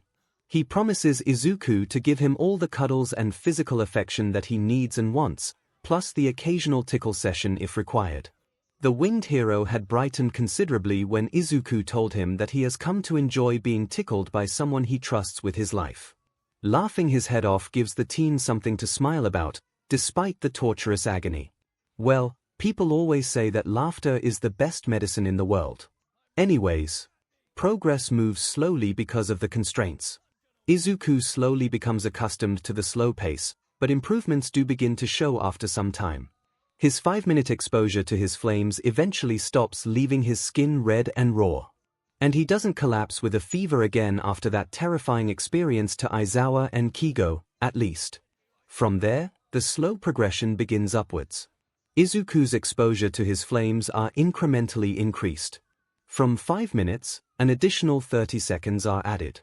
When it shows that his skin is not left raw, another 30 seconds are added. So far, 𝐒𝐿 is able to use his flames for a total of 7 minutes. However, what irritates 𝐒𝐿 immensely is not being able to raise the temperature of his flames beyond the typical 1200 degrees Celsius 2192 degrees Fahrenheit of orange flames. Trying to push his flames to turn white leaves his skin raw and irritated, and raising his body temperature close to fever territory. He knows it is for his own safety, but goddammit, how is he supposed to progress if he can't use his flames at their strongest?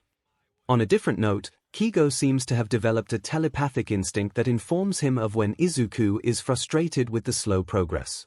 His solution is simple. Tickles, lots and lots of tickles.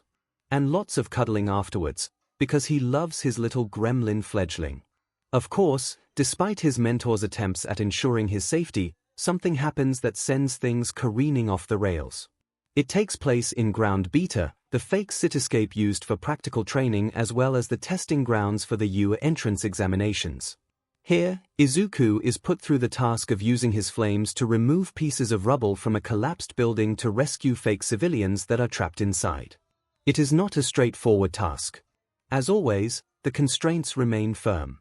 𝐒𝐿 is not allowed to use his flames beyond the time limit 8 minutes at this point, not allowed to turn his fire white, and if he accidentally burns the civilians' dummies for the simulation or causes a further collapse, the exercise will be deemed a failure.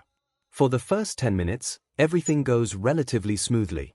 Through his own physical strength, 𝐒𝐿 is able to extricate 3 dummies from the rubble without using his fire.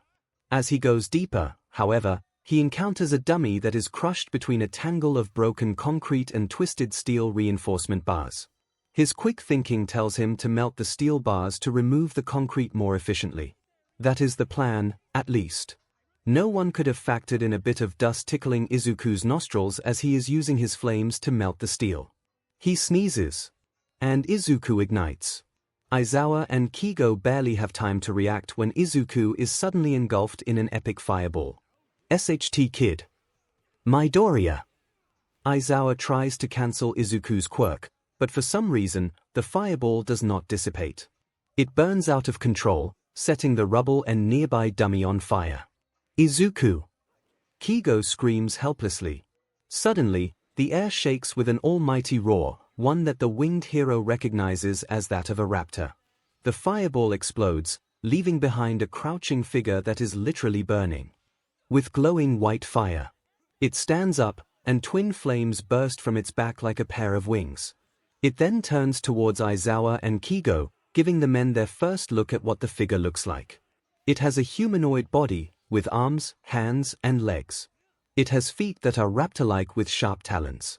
And its head is shaped like an eagle, with a plumage that is literal fire burning magnificently.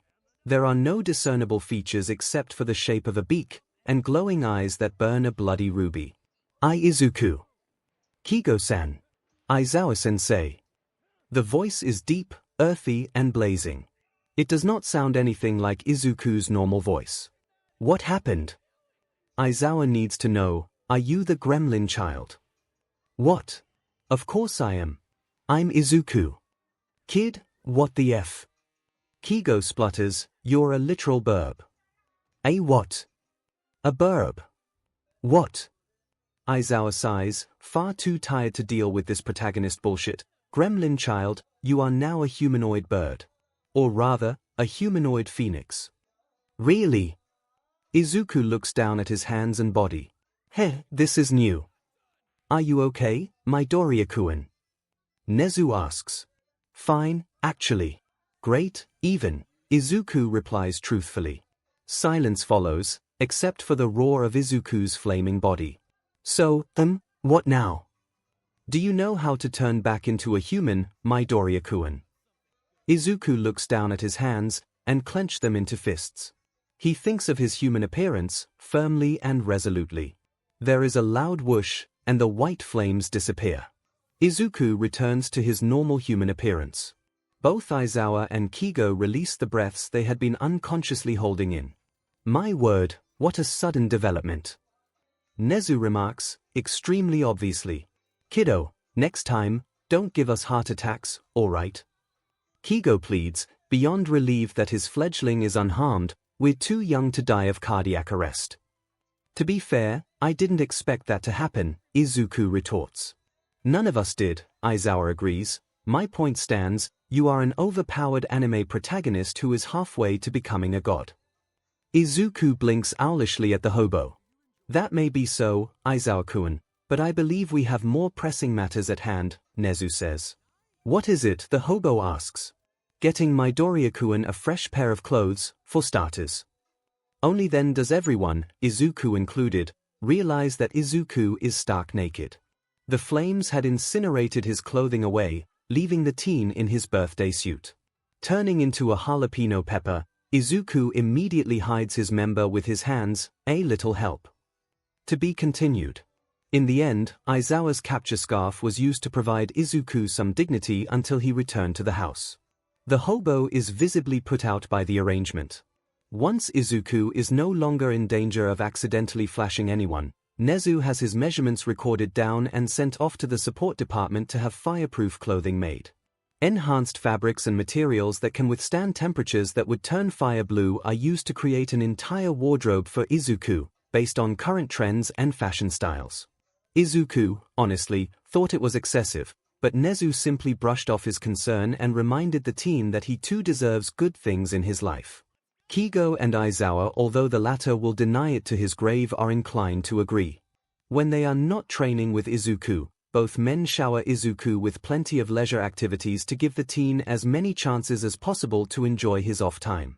Aizawa, in particular, loves to bring Izuku to cat cafes where drinks are savored and hordes of cats climb over them like human trees.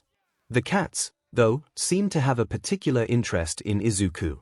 Despite not producing any flames, many of the cats gravitate towards Izuku, rubbing, draping and cuddling themselves all over his body. At first, it was just a few. But on one particular visit, when Aizawa got up to use the bathroom, he returned to find Izuku on the floor, completely buried in cats. The only evidence that showed Izuku was underneath the pile of feline fur is the tuft of flame-colored hair that stuck out from where his head is supposed to be. Understandably, Aizawa is both impressed and jealous beyond belief. He wants to be smothered by cats too, damn it. Although, what was not as hilarious was that it took Aizawa and the cafe staff almost 30 minutes to excavate Izuku out of the pile of uncooperative cats, who yowled and dug their claws into the teen's clothes. Moreso, on that day, Izuku had a therapy session with Hound Dog right after, leaving the guidance counselor with the instinctive urge to chase Izuku around campus. The session had to be cut short because Hound Dog came within inches of pouncing on Izuku and couldn't properly sit down with the teen for the whole hour. From then on, any visits to cat cafes are held on days when Izuku did not have sessions with Hound Dog. Additionally, Aizawa refuses to use the bathroom during such visits, just so that Izuku did not hoard all of the cats to himself. Cats and caffeine-addicted hobo aside, Kigo's time with Izuku are more active and adrenaline-pumping. As expected of the winged hero, leisure activities centered on flying. Joy flights became a staple of their shared time together. Kigo and Izuku would spend hours flying all over Musutafu, experiencing the city from a bird's-eye view and zipping through buildings as if they were on an obstacle course. Of course, joy flying with the number 3 hero means plenty of interruptions from excited fans.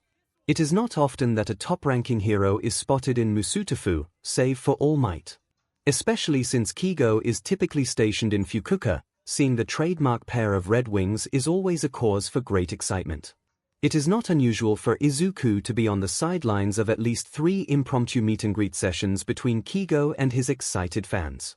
At first, Izuku was more than content for the attention to be purely centered on his winged mentor. However, some sharp-eyed fans begin to notice his repeated presence, and begin to ask 𝐒𝐻𝐽 some personal questions. Some of which are quite hilarious, in hindsight. Hawk-san. Is that your brother? Is he your son? Did you and Endeavor have a love child? Crazy, really. 𝐒𝐻𝐽, in all of his laid-back demeanor, simply laughs off the questions and introduces Izuku as his partner in flight. The fact that he does not address the questions about the familial relations, legitimate or not, does not go unnoticed by Izuku.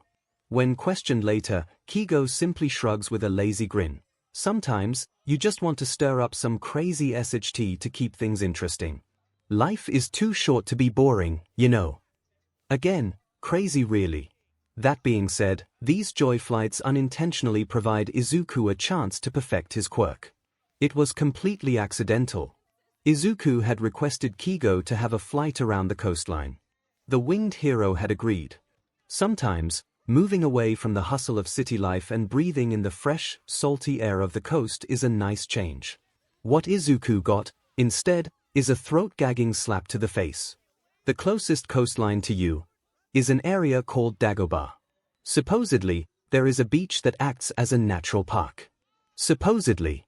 Izuku already suspected that something is wrong when instead of a salty sea breeze, he smells rot, decay, and decomposition. Simply put, Dagobah Beach is not a beach, but an illegal dumping ground. The entire length of the coastline is piled high up to the sky with years of refuse, discarded rubbish and decomposing organic matter. The water itself is a sickly green and brown, created by runoffs from the nearby garbage piles. The smell is so bad that it made 𝐒𝐻𝐽 vomit the first time he and Izuku came to Dagobah. It is a crime against nature, plain and simple. And for Izuku, as a soon-to-be hero in training, when there is a crime, it is his duty to see justice upheld. Of course, short of tracking down everyone who dumped their garbage into the beach and threatening them with cremation, the way forward is to do some desperately needed community service. So, Izuku proposes an idea to Nezu and Aizawa. You want to clear an illegal dumping ground with your flames. Yes, Principal Nezu. Why, the rodent asks, not dismissively, merely out of curiosity. Primary reason. Illegal. Dumping. Ground. Izuku replies, also primary reason. So that I can test the new boundaries of my flames when I am in my phoenix form. Are you sure you know what you're doing, gremlin child? Aizawa asks, your flames are white hot as a phoenix. Plus, I have seen Dagobah Beach. The piles of garbage are the height of houses. You could easily get hurt or killed if you're not careful. That's why I want you and 𝐒𝐻𝐽-san to accompany me. Izuku replies easily, your erasure quirk, theoretically, can prevent my flames from causing bodily harm to myself or others. Also, if I wanted to be reckless and endanger myself, I would have gone to Dagobah and started cremating everything immediately. Having competent adults will surely be sufficient of a safety consideration, right?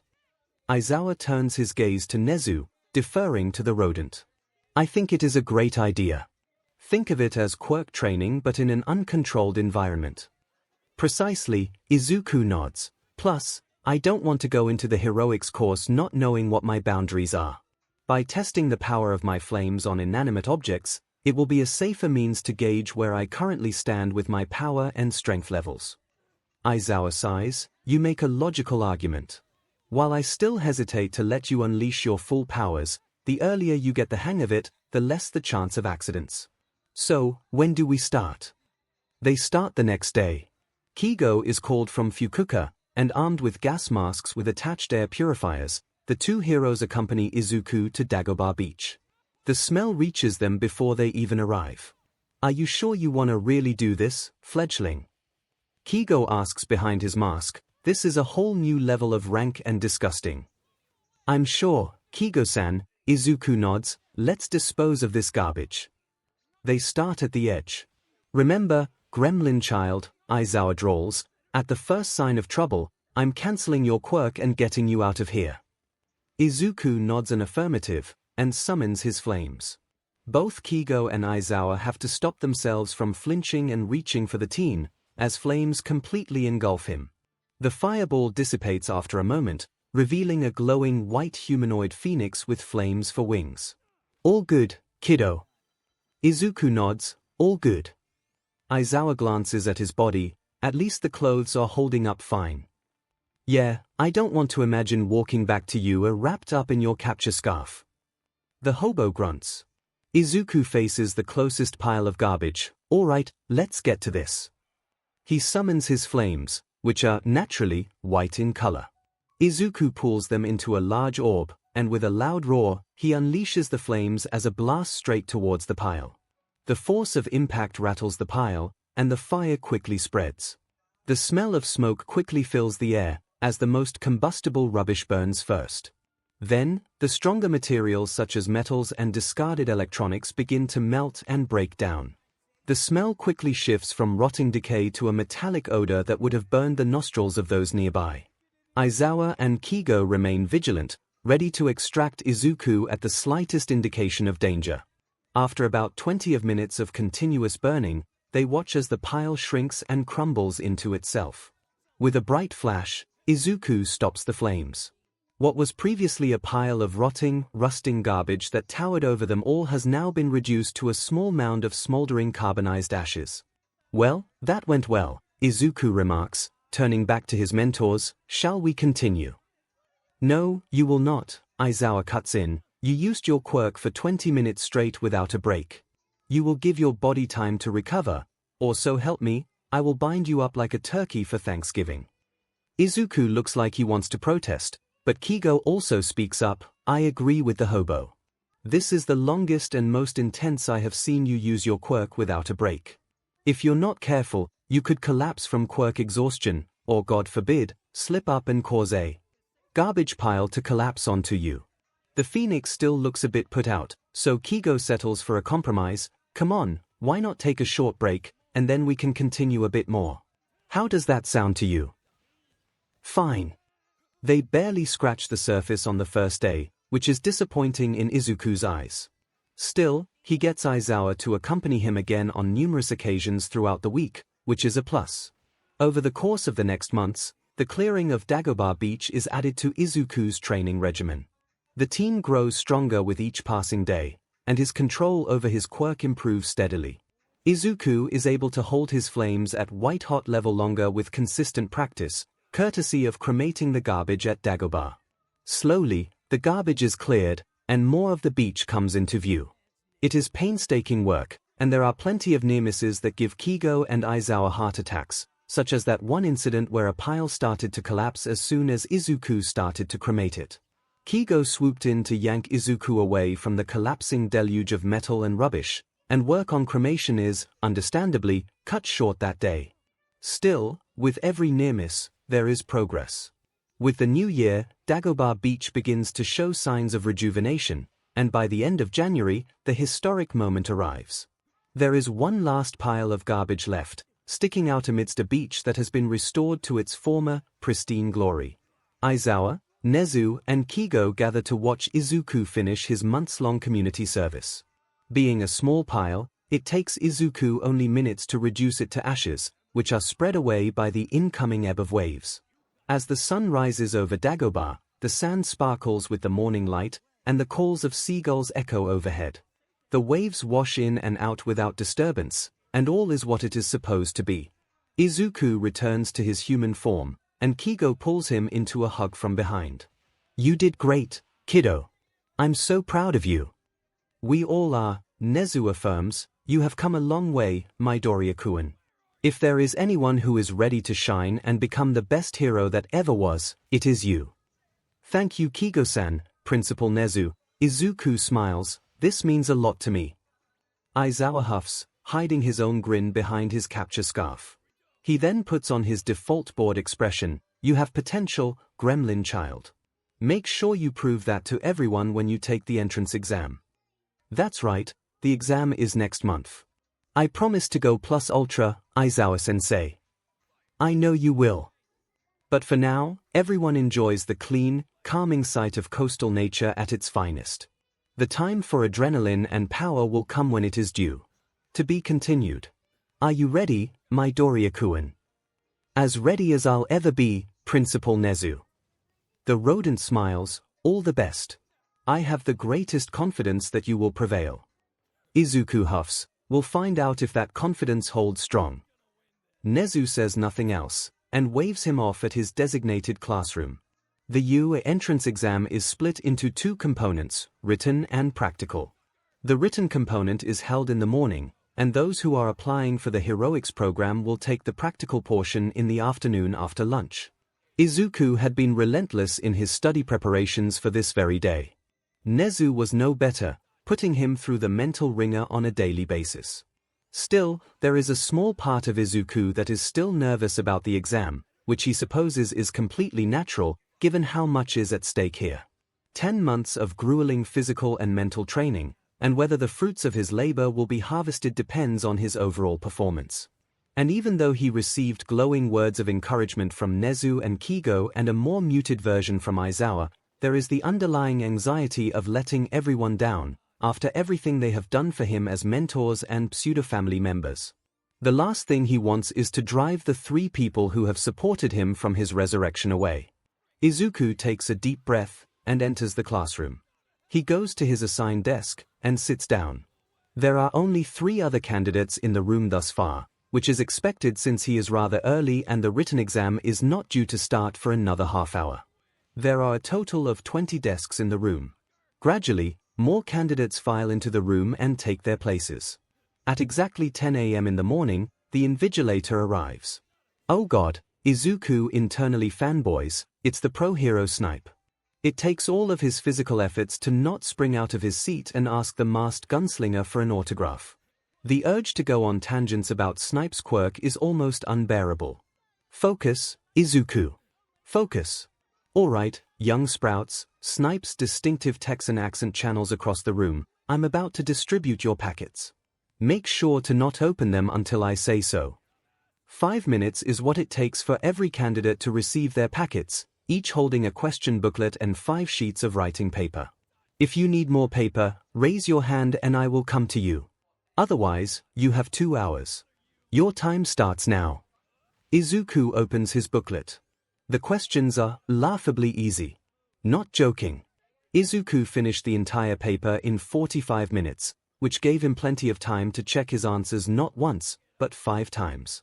He would have checked again, but after he starts to feel the first vestiges of insanity after his 5th check, Izuku decides that it is good enough for SBMSN. Candidates are allowed to submit their packet and leave the room if they finish early. So, Izuku tries to stand up as quietly as possible to not attract attention from the other candidates and head over to Snipe to submit his packet. His chair squeaks the tiniest bit. And 20 pairs of eyes turn to him. SHT. Well, there goes being discreet. Izuku quickly strides over to Snipe and hands him his packet. All done, Sprout. Izuku nods. Snipe takes his packet without a further word. Izuku quickly leaves the room, still feeling the stare of 19 pairs of eyes until he closes the door behind him. Out in the empty hallway, Izuku kneels down and internally screams, because he is considerate and he doesn't want to disturb the other candidates. After he has used up all of his internal mortification, Izuku hops back up and makes his way down to the cafeteria for an early lunch. Naturally, the cafeteria is empty when Izuku arrives. He chooses his lunch and goes to the counter to collect it. Lunch Rush appears after a moment with his food. Midoriya-kun. I didn't expect to see you so early. I finished early, Izuku chuckles, rubbing the back of his head. The written exam was surprisingly easy. Really? But then again, it should be easy for you, especially since you have been tutored by Principal Nezu for the past 10 months, Lunch Rush remarks. Yeah, but it feels too easy, you know. What if I jinxed myself? Hey, if you say that you jinxed yourself, then I could say the same for myself each time I cook. Lunch Rush gives Izuku his equivalent of a pointed look. Even among experts of one's quirk, there is always that question if today is the day that you will royally screw up. You know my quirk is chemical manipulation. What if I was not paying attention one day and accidentally poisoned all of UA's food supply? Highly unlikely, Izuku thinks. My point is, Midoriya-kun, don't let the nerves weigh you down. Plus, you're applying for the heroics program, right? Izuku nods. There will be greater emphasis on the practical component, I believe. And from what little I know about your abilities, you already have it in the bag. So enjoy your lunch, okay? The steaming hot bowl of katsudon beckons him. All right. Thanking Lunch Rush for the food, Izuku goes to a random table and sits down. He is about to start eating when someone slams their tray down across from him. Good morning. May I sit with you? Admittedly, Izuku does jump into the air. But what can he expect to do when someone literally slammed their tray down across from him and spoke with such a booming, loud voice? Once the shock has worn off, Izuku looks up at the culprit. God, he is huge. He is easily 190 centimeters in height, perhaps a bit more, and built like a fortified tank. He has a buzz cut, and a bright, passionate smile that radiates joy and pulsating energy. Good heavens, what has his parents been feeding him? But perhaps, more importantly, there are plenty of other tables available. It is true, there is literally no one else in the cafeteria except for Izuku and this towering hunk. I know, the teen booms again, but I never like to eat alone. I always eat with other people. It is more fun that way. It does not feel lonely when I eat with others. He could have done without the booming voice, quite inappropriate for an indoor setting. But Izuku picks up on something crucial. He doesn't want to be alone. Izuku thinks back to the times he had eaten alone because he has no friends due to his dormant quirk factor and Bakugo spearheading the campaign of abuse and torment. He remembered the loneliness of being the sole outcast amidst a sea of friends laughing and chatting with one another, because nobody wanted to be friends with the quirkless Deku. He sees the potential to cast the shadow of loneliness upon an innocent soul who has done nothing wrong against him, like so many others have already done to him. Izuku knows what he has to do. Sure. The teen literally beams, and Izuku has to turn away slightly from the light radiating from the joyful smile. Thank you very much. The teen takes the seat across from him. My name is Yorashi Inasa. What is yours? Midoriya Izuku. Nice to meet you, Yorashi-kun. Likewise. Inasa booms, I can tell we're going to be the best of friends. Wow, forward much. Not to mention, they have only known each for less than 10 seconds, and Inasa is already declaring him as his best friend. Not that Izuku is against the idea. I mean, if you want to be friends. Of course. Inasa booms, friends are the best thing ever. Can I have your phone number? Numbers are exchanged. Just like that, Izuku has made his first friend. And he hasn't even been accepted into UIT. You're here for the heroics entrance exam, right? Izuku asks. That's right.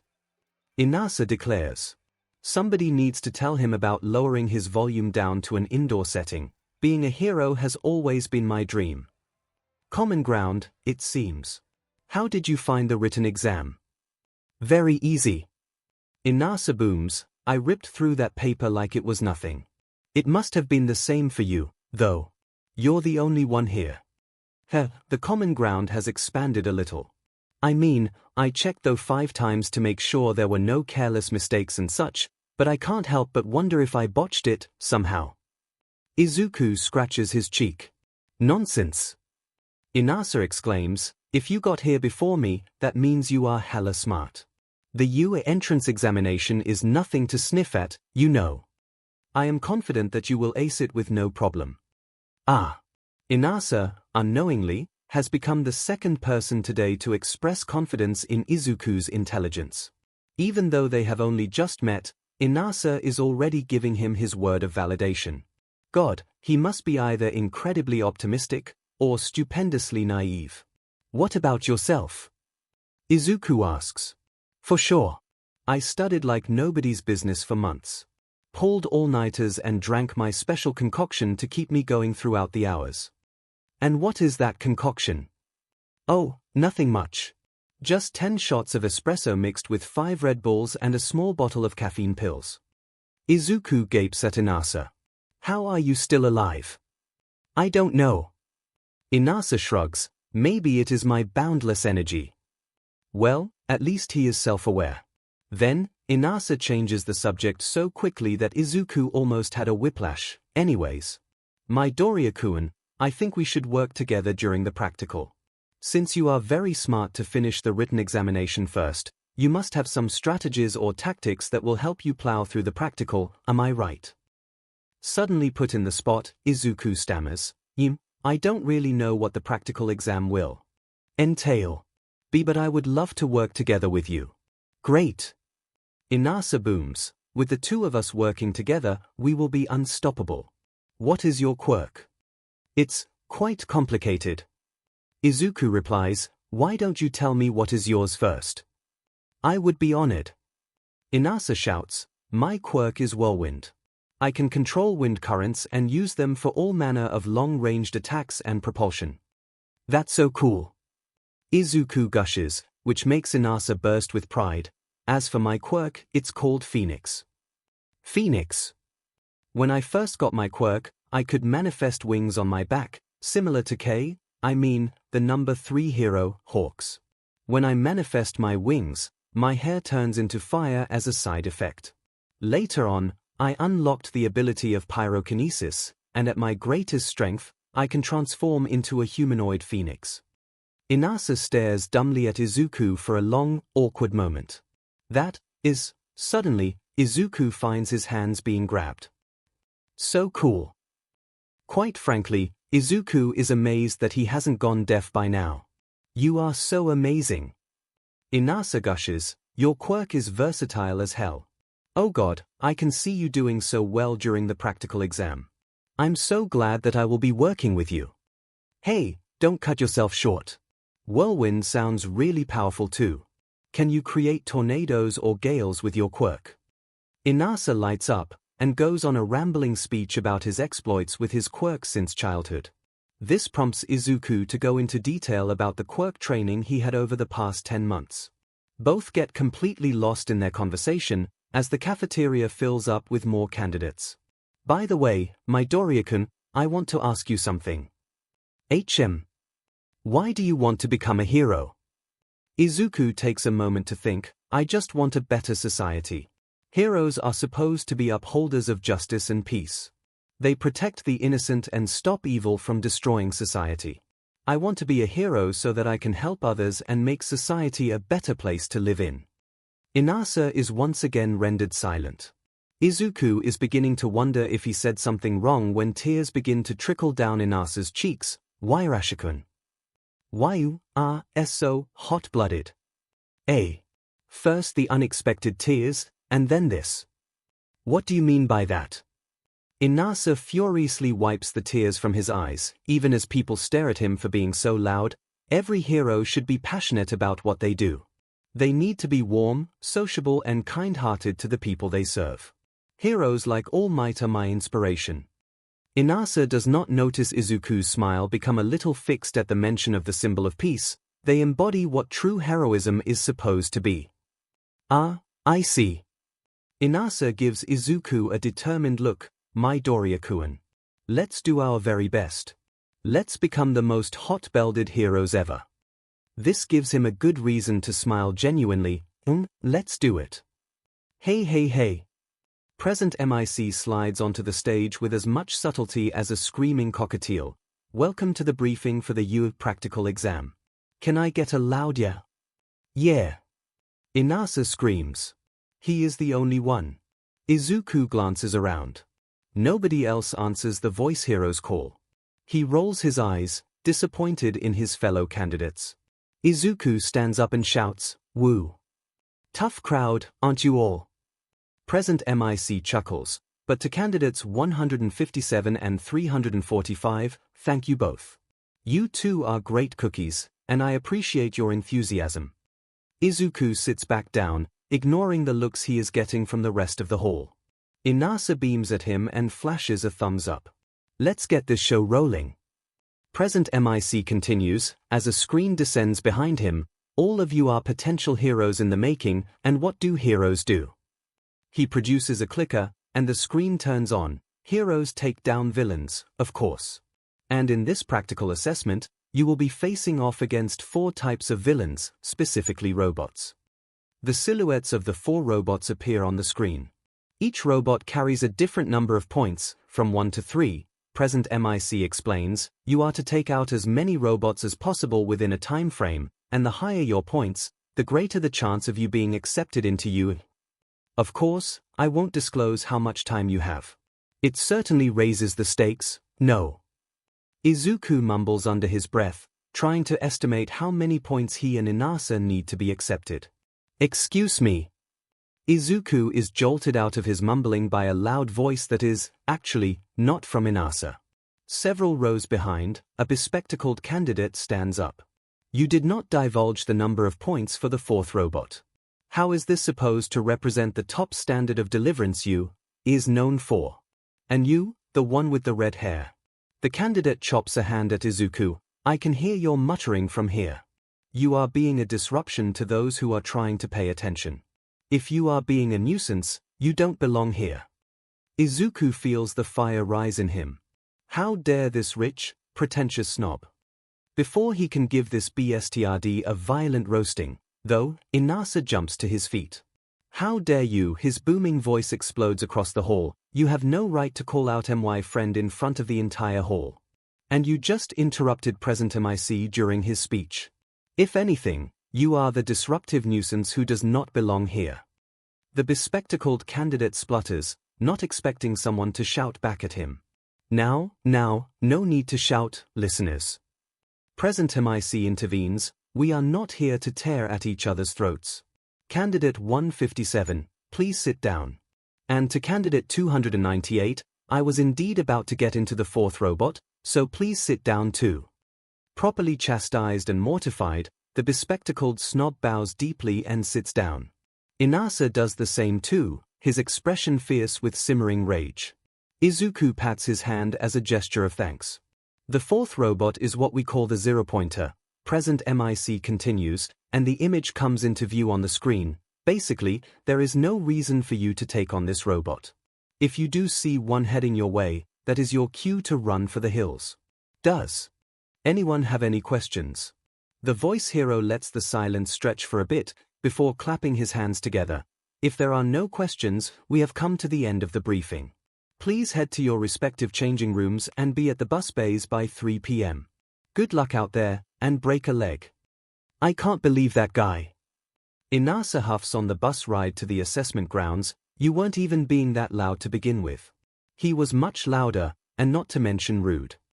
Yurashikun, Izuku replies, don't worry, you completely outvolumed him. I just hope that we are not in the same grounds as he is, Inasa growls. If we are, can you promise me to not do anything to him? Fine. But if he dares come after you again, I will blast him off with a hurricane. The bus comes to a halt. The candidates alight, and gather before a towering set of gates. Hey, Yurashikun, you said that you use wind currents to propel yourself around, right? That's right. You have a plan. I intend to fly around and scope out the robots, Izuku replies. I just wanted to check if you are able to keep up. Most certainly. Inasa flashes a thumbs up. My wind currents are strong enough to easily pick me up and send me flying too. That's great, Izuku nods, although, a word of caution. When I use my flames, I need you to not get too close. High temperatures are known to push air currents away. I don't want to accidentally cause you to lose control of your quirk, especially in mid-air. You got it, Midoriya-kun. I will be careful. Izuku nods. At that moment, the gates rumble and begin to open, revealing a massive fake city within. Start! Izuku unfurls his wings, and Inasa draws wind currents towards him. Together, they take flight and propel into the city, leaving the other candidates standing around like fools. What are you lot doing? There is no countdown in real life. Go after the flaming chicken and 𝐻𝐸𝐽 before they steal all the points. Already claiming a massive lead over their competitors, Izuku and Inasa very quickly encounter their first robots. A swarm of one-pointers shoot out from in between two skyscrapers and hone in towards them. Ready, Yurashikun? Let's do this.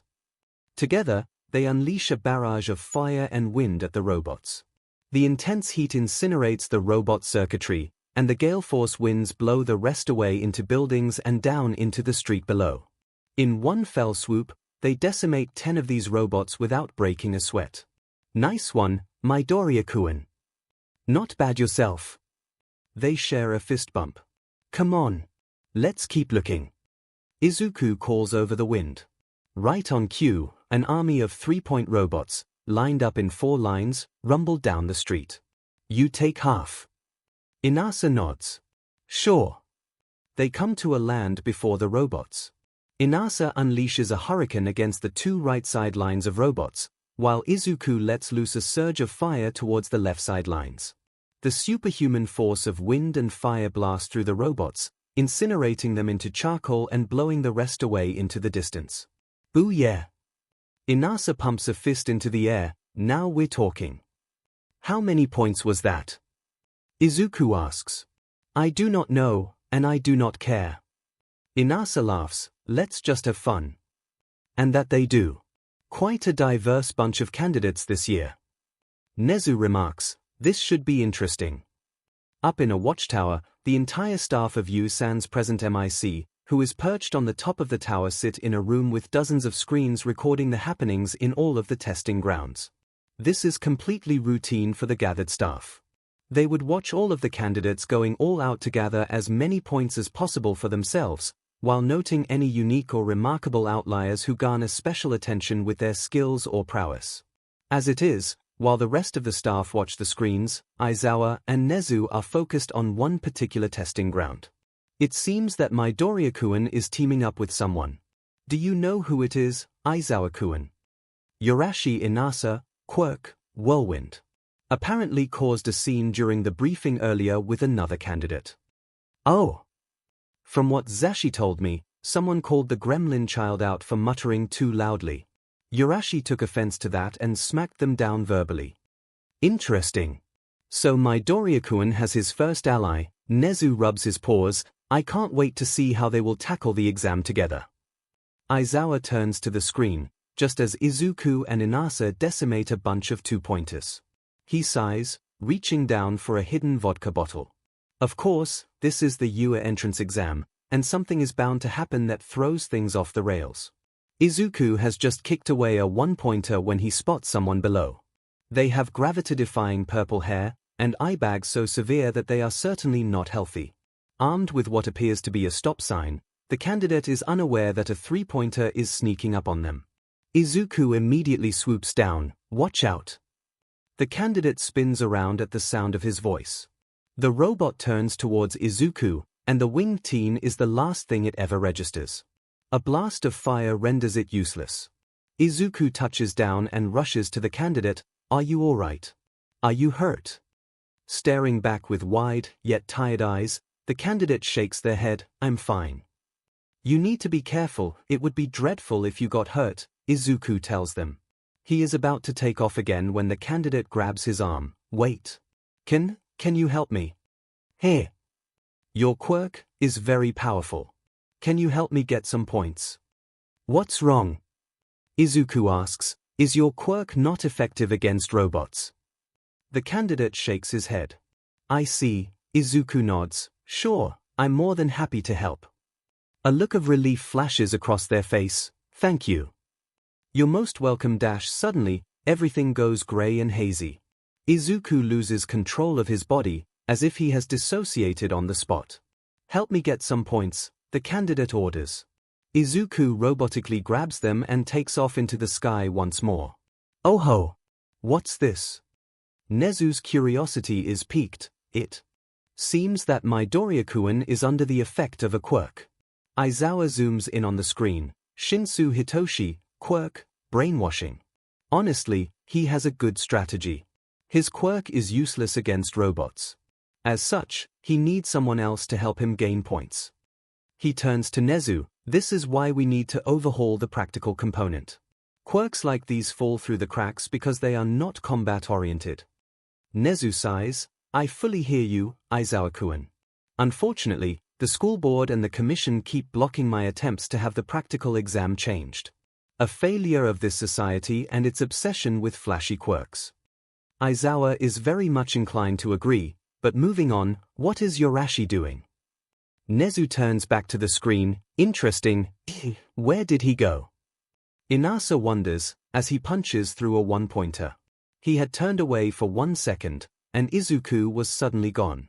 Inasa has no idea how they got separated, but as much as he wants to look for his teammate, he has an exam to pass. He just hopes that Izuku continues to gain enough points to pass too. A two-pointer comes towards him, so he blasts it away with his wind currents. It smashes into a building, causing it to partially collapse. As the rubble falls, Inasa balks. There is a person, unaware that the rubble is falling towards them. 𝐻D, watch out. He sends a wind current to pick the candidate up and pull them towards him. Barely a second later, the rubble crashes onto the spot where they had just been standing. Are you alright? Inasa frets. Caught off guard by the sudden events, the candidate in question, who has short blonde hair and periwinkle blue eyes, stares back at him, stupefied from being yanked away from certain injury. I am so sorry. Inasa sets them down and bows deeply, almost hitting his head on the tarmac. I did not mean to startle you. The candidate finds his voice after a moment. Thank you. Inasa straightens up. Is there anything I can do to earn your forgiveness? The blonde blinks, before growing thoughtful for a moment. What is your quirk? I can manipulate wind currents. They think for a moment, before nodding. Let me copy your quirk. Oh no, there's 2 of them now. What is it? Aizawa-kun. Monoma Nito, quirk, copy. It basically allows him to copy any quirk in existence, so long as he touches them and for a time limit of 5 minutes, Aizawa explains. Interesting. 𝐿𝐿 exclaims, is Monoma-kun's quirk able to copy the full power of other quirks? According to his records, he is able to copy quirks at the base level, at the very least. It is unknown if he can copy quirks to their fullest power. Good to know. 𝐿𝐿 nods, so the original pair has split up, and teamed up with 2 underdogs. Oh, how things have shifted. Aizawa simply takes another swig of his vodka bottle. This is the longest Hitoshi has ever put someone under his brainwashing. Which is an easy statement to make, since this is the first time someone has willingly gone under the control of his quirk since his parents back when he was 4 years old.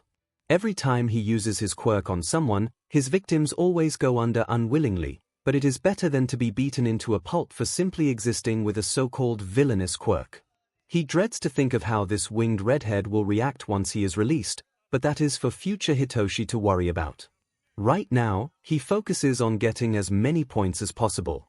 Hitoshi counts the points of every robot he has the redhead destroy. By the time he feels the strain on his brain reach an intolerable level, he has amassed 57 points, which should be enough for the heroics course. Land now, he orders. They reach the ground, and Hitoshi releases his quirk from the redhead. He gasps, and Hitoshi slides from his grasp. Now, the backlash. That is so cool. What? Hitoshi blinks owlishly as the redhead grasps his hands, emerald eyes sparkling with awe. Your quirk has so much potential. You will be so valuable in stealth or espionage missions. Oh.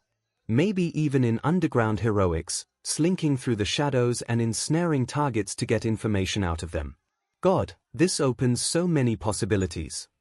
Hitoshi is left speechless. This is the first time he has encountered such a reaction. What in the world is he supposed to do in this scenario? Ah. There you are. In Inasa's point of view, working alongside Nito to gather points is quite a different experience than with Izuku. Nito is loud, for one, a different form of energy than with the calmer Izuku. There is a feeling of showmanship that the blonde has honed over the years and clearly excels at. But he is just as hot-belted as Izuku, wanting to be a hero so that those with weaker or more reliant quirks can have someone to look up to. If Nito also makes it into the heroics program, Inasa thinks the blonde will get along quite well with him and Izuku. And speaking of Izuku, during his time with Nito, Inasa had divided his attention between destroying robots and looking for his missing winged friend. Occasionally, his search for Izuku is interrupted when he uses his wind currents to whisk other candidates away from danger, but Inasa always jumps back into looking for a familiar pair of flaming wings and a head of fire. Finally, he spots Izuku, down on the street with a teen with purple hair. Ah, there you are. Izuku and the purple-haired teen turn around as Inasa and Nito land before them. I've been looking everywhere for you. Inasa cries, where did you go? Sorry, Urashi-kun, he needed help. Izuku gestures to the other teen. He then notices Nito. Who is this? Someone who I saved from falling debris. Inasa booms, I helped him too by letting him copy my quirk. A copy quirk. Izuku grows excited. Oh my god, that is so cool. He is suddenly in Nito's face. How does it work? Are you able to copy any quirk in existence? How long are you able to keep each copy of the quirk? What are the dash? Inasa laughs and drags Izuku away from the startled blonde. Come now, don't scare him, Midoriya-kun. Also, you need to tell me where you were all this while. Meanwhile, Nito is approached by the purple-haired teen. He got you too, heh. Nito blinks. Who are you? Shinsu Hitoshi. Do you like cats? Nito blinks again. What dash? Your final minute, listeners. Suddenly, the entire city rumbles, as if an earthquake is rolling through. And the screams promptly begin. This is excessive. But incredibly necessary, Aizawa-kun. Yes, because unleashing the largest robot ever made in human history on a bunch of candidates is completely necessary. Keep working on your sarcasm, Aizawa-kun. You will get there eventually. A sigh, before another swig of the vodka bottle. It takes a moment for Izuku to realize why everyone is screaming. A 0-point robot, towering over the buildings and as wide as the street itself, is rumbling straight towards them. It knocks into buildings, sending cascades of rubble onto the street, and crushes anything that got in its way. Izuku feels someone grab his arm. Midoriya-kun. We need to go. Inasa yells. He turns to Hitoshi and the blonde. Let's get out of here. All four turn to run in the opposite direction, when an unfamiliar voice calls out amidst the din, help. Someone, help. Izuku looks back. There is a girl, with brown hair cut into a short bob.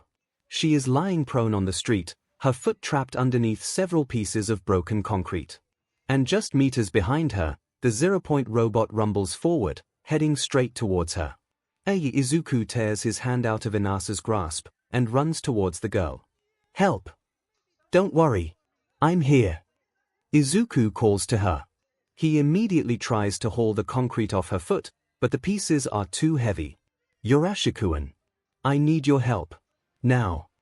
Inasa heeds his call, and runs towards him. Hitoshi and the blonde glance at one another, and quickly follow suit. Urashi-kun, help me get the concrete off. Right. Together, they lift and haul the rubble away, until they are able to free the girl's foot. Can you stand up? Izuku asks. The girl tries, but she suddenly cries in pain. My ankle, I think it's sprained. Izuku turns to the blonde. What's your name? Minoma. Minoma-kun, I need you and Shinsu-kun to get her out of here. Izuku orders. Quick, help her up. Nito and Hitoshi quickly help the girl to her feet, supporting one arm on each of their shoulders. They immediately flee in the opposite direction. Izuku and Inasa follow suit, but the rumbling of the advancing 0-point robot stops them in their tracks. The robot shows no sign of stopping, continuing its menacing advance towards the fleeing candidates. We've got to stop this thing. Izuku yells over the din. If not, it will crush us all. How? Inasa yells back. I don't think my hurricane is able to stop it. We have to try. Izuku says, Urashi-kun, summon your strongest wind currents. What are you going to do? Izuku responds by taking off his quirk suppressors, and letting his fire consume him whole. Inasa screams, but quickly stops when the flames dissipate, revealing Izuku in his phoenix form. Urashi-kun, your hurricane. Inasa nods, and the wind above him coalesces into a vicious hurricane. Izuku raises his hand, and unleashes white-hot flames that are immediately whipped up by the wind, turning the vortex into a flaming tornado. The roar of the wind and fire stops the fleeing candidates, including Hitoshi and Nito, in their tracks. All eyes turn to the massive spinning vortex of fire that scorches the air above Izuku and Inasa. The 0-point robot rumbles closer, and Izuku mentally counts down. Now! Together, they unleash the flaming vortex at the robot, and it hits dead on. The hellish temperature and velocity of the spinning air stops the robot in its tracks, instantly incinerating the circuitry and causing the internal systems to overload with explosive results. The entire city lurches from a massive explosion of terrifying magnitude. Metal is blown apart and sent flying in all directions as shrapnel. The shockwave races through the city, tearing through buildings and causing untold destruction as entire city blocks are leveled. Izuku and Inasa make a run for it, as the shockwave throws them forward and knocks those standing around to the ground. Hitoshi and Nito shield the girl from the worst of the shockwave, as dust and smoke are kicked up and blanket the immediate vicinity. It takes a long while for everything to go silent. The dust and smoke settle down, and people start to pick themselves up. Izuku finds himself being shielded by Inasa's larger body. His flames have disappeared, and he is back in his human form. Inasa coughs, "Are you all right?" Izuku is surprised that Inasa is capable of a normal volume, but he nods, "I'm fine." And time's up. That is all, listeners. Up in the watchtower, the entire staff stares at the screen that is focused on the testing grounds. Izuku is in with stupefied awe. All is silent, save for the sound of a second vodka bottle being opened and chugged down by an exasperated hobo who is completely done with the overpowered anime protagonist that is the gremlin child. Finally, Snipe breaks the silence. "What in the ever-f incarnation?" Nezu snorts, then giggles, before breaking out into maniacal laughter. Everyone else is still too struck dumb to cower from how deranged the rodent has become. Back on the ground, Inasa lets go of Izuku. He turns back to where the 0-point robot once stood, and all he sees is a blackened crater with collapsed ruins surrounding it. Holy 𝐿𝐴𝐵! Izuku sees the destruction for himself, before turning to Inasa. The taller teen returns the gaze, and all is silent for a hot moment. Ye! Those nearby jump from the unexpected hollers. Izuku and Inasa chest bump each other, before the latter grabs the smaller teen and spins him around. "That is motherfucking awesome." Inasa booms, "I can't believe we just did that. That was insane." Izuku shouts, "I knew my flames are powerful, but holy F, with your wind, they are so fing OP. We are unstoppable." Inasa laughs, "We are the ultimate duo." Izuku laughs too, but quickly cuts off when BLD begins streaming down Inasa's face. "SHT Yorashikuan, you're bleeding." The wind emissary reaches to his head, and his fingers come away bloody. "Oh, don't worry about it, Midoriya-kun. 'Tis nothing but a scratch." "It is most definitely not a scratch." Izuku retorts back, his voice suddenly cracking, "You're hurt." I dash. Then, out of nowhere, tears begin spilling from his eyes, and Inasa, understandably, panics. "Wait. Don't cry, Midoriya-kun. I'm not hurt that much. Seriously, don't cry." Izuku tries to respond that he is not upset, that he has no idea why he is crying. Then, some of his tears drip onto the cut where the BLD is spilling from. To his amazement, the cut shrinks and seals itself completely. Holy 𝐿𝐴𝐵, Midoriya-kun, what is it? Izuku tries to speak over the lump in his throat. "My tears, they can heal injuries. I just healed why you're cut." Inasa gapes at him, his hand reaching up to feel where the cut previously was. Instead, he feels smooth skin and the stubble of his buzz cut. Holy F. Inasa booms, "You really are a phoenix." He spins Izuku around again. "You are so OP, pyrokinesis, flight, transformation, and now healing powers. Dude, what else can you do?" Izuku is too busy being overwhelmed by this new development. As those watching stare in disbelief, a certain elderly heroine makes her appearance. "Well done everyone, you all did well." Shuzenji Chiyo, better known as Recovery Girl, blinks in surprise at the celebrating Inasa and blue-screening Izuku. Her curiosity piqued, she heads over to the wind emissary and taps his leg. "Excuse me, is something the matter?" Inasa looks down, and beams, recovery girl. Oh, thank goodness you are here. You need to hear this. What is it, Sunny? My friend has healing powers. Inasa shouts, his tears can heal injuries. He just healed the cut on my forehead. Now she is interested. Really, can you show me? Inasa puts Izuku down, and someone immediately volunteers themselves. Monsieur, can you help with my stomach? My quirk causes me to suffer stomach cramps if I overuse it. Recovery girl replies, lie down, Sunny, and lift up your shirt. The blonde candidate does just that. Izuku sees how red the area over his abdomen is, and immediately the waterworks resume. Izuku sniffles and hiccups, as tears spill from his eyes and splash onto the inflamed stomach. The redness begins to fade, and the blonde sighs in relief. Mon Dayu, c'est incroyable. It doesn't hurt anymore. This triggers a chain reaction where more candidates rush up to Izuku, requesting to have their injuries treated.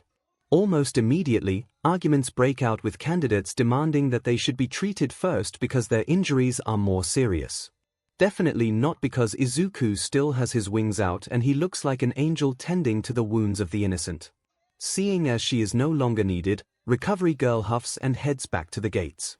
Perhaps she should send a request to Nezu to let her take the boy under her wing. The world could do with another healer, after all. To be continued. UA entrance exam survivors Flaming Angel, checking in. How is everyone today? Wind Maestro, pretty cool, my Doria King. Sleepy Cat, your caps are on copycat. I think that is deliberate Wind Maestro, IT is not. My phone is acting buggy. I can't turn it off. Defying gravity, get a new one. Wind Maestro, WHY. Other than that, my phone works fine. Flaming Angel, A, I think it's okay Wind Maestro, C. My Doria-kun says it's okay. Sleepy Cat, okay bottom Wind Maestro, gasp did you just assume I am a bottom? Copycat, I'm surprised you know what a bottom is Wind Maestro, I will have you know that I am very gay and a top. Wind Maestro, I want someone to be my little spoon. Flaming Angel, this conversation went off the rails extremely quickly defying gravity. Nah, this is fun Izuku has to agree with Okiko, this is fun. Copycat, in other news, it has been 2 weeks Copycat, when will we know our results? Sleepy Cat, hell if I know man defying gravity, I'm really nervous. What if I failed?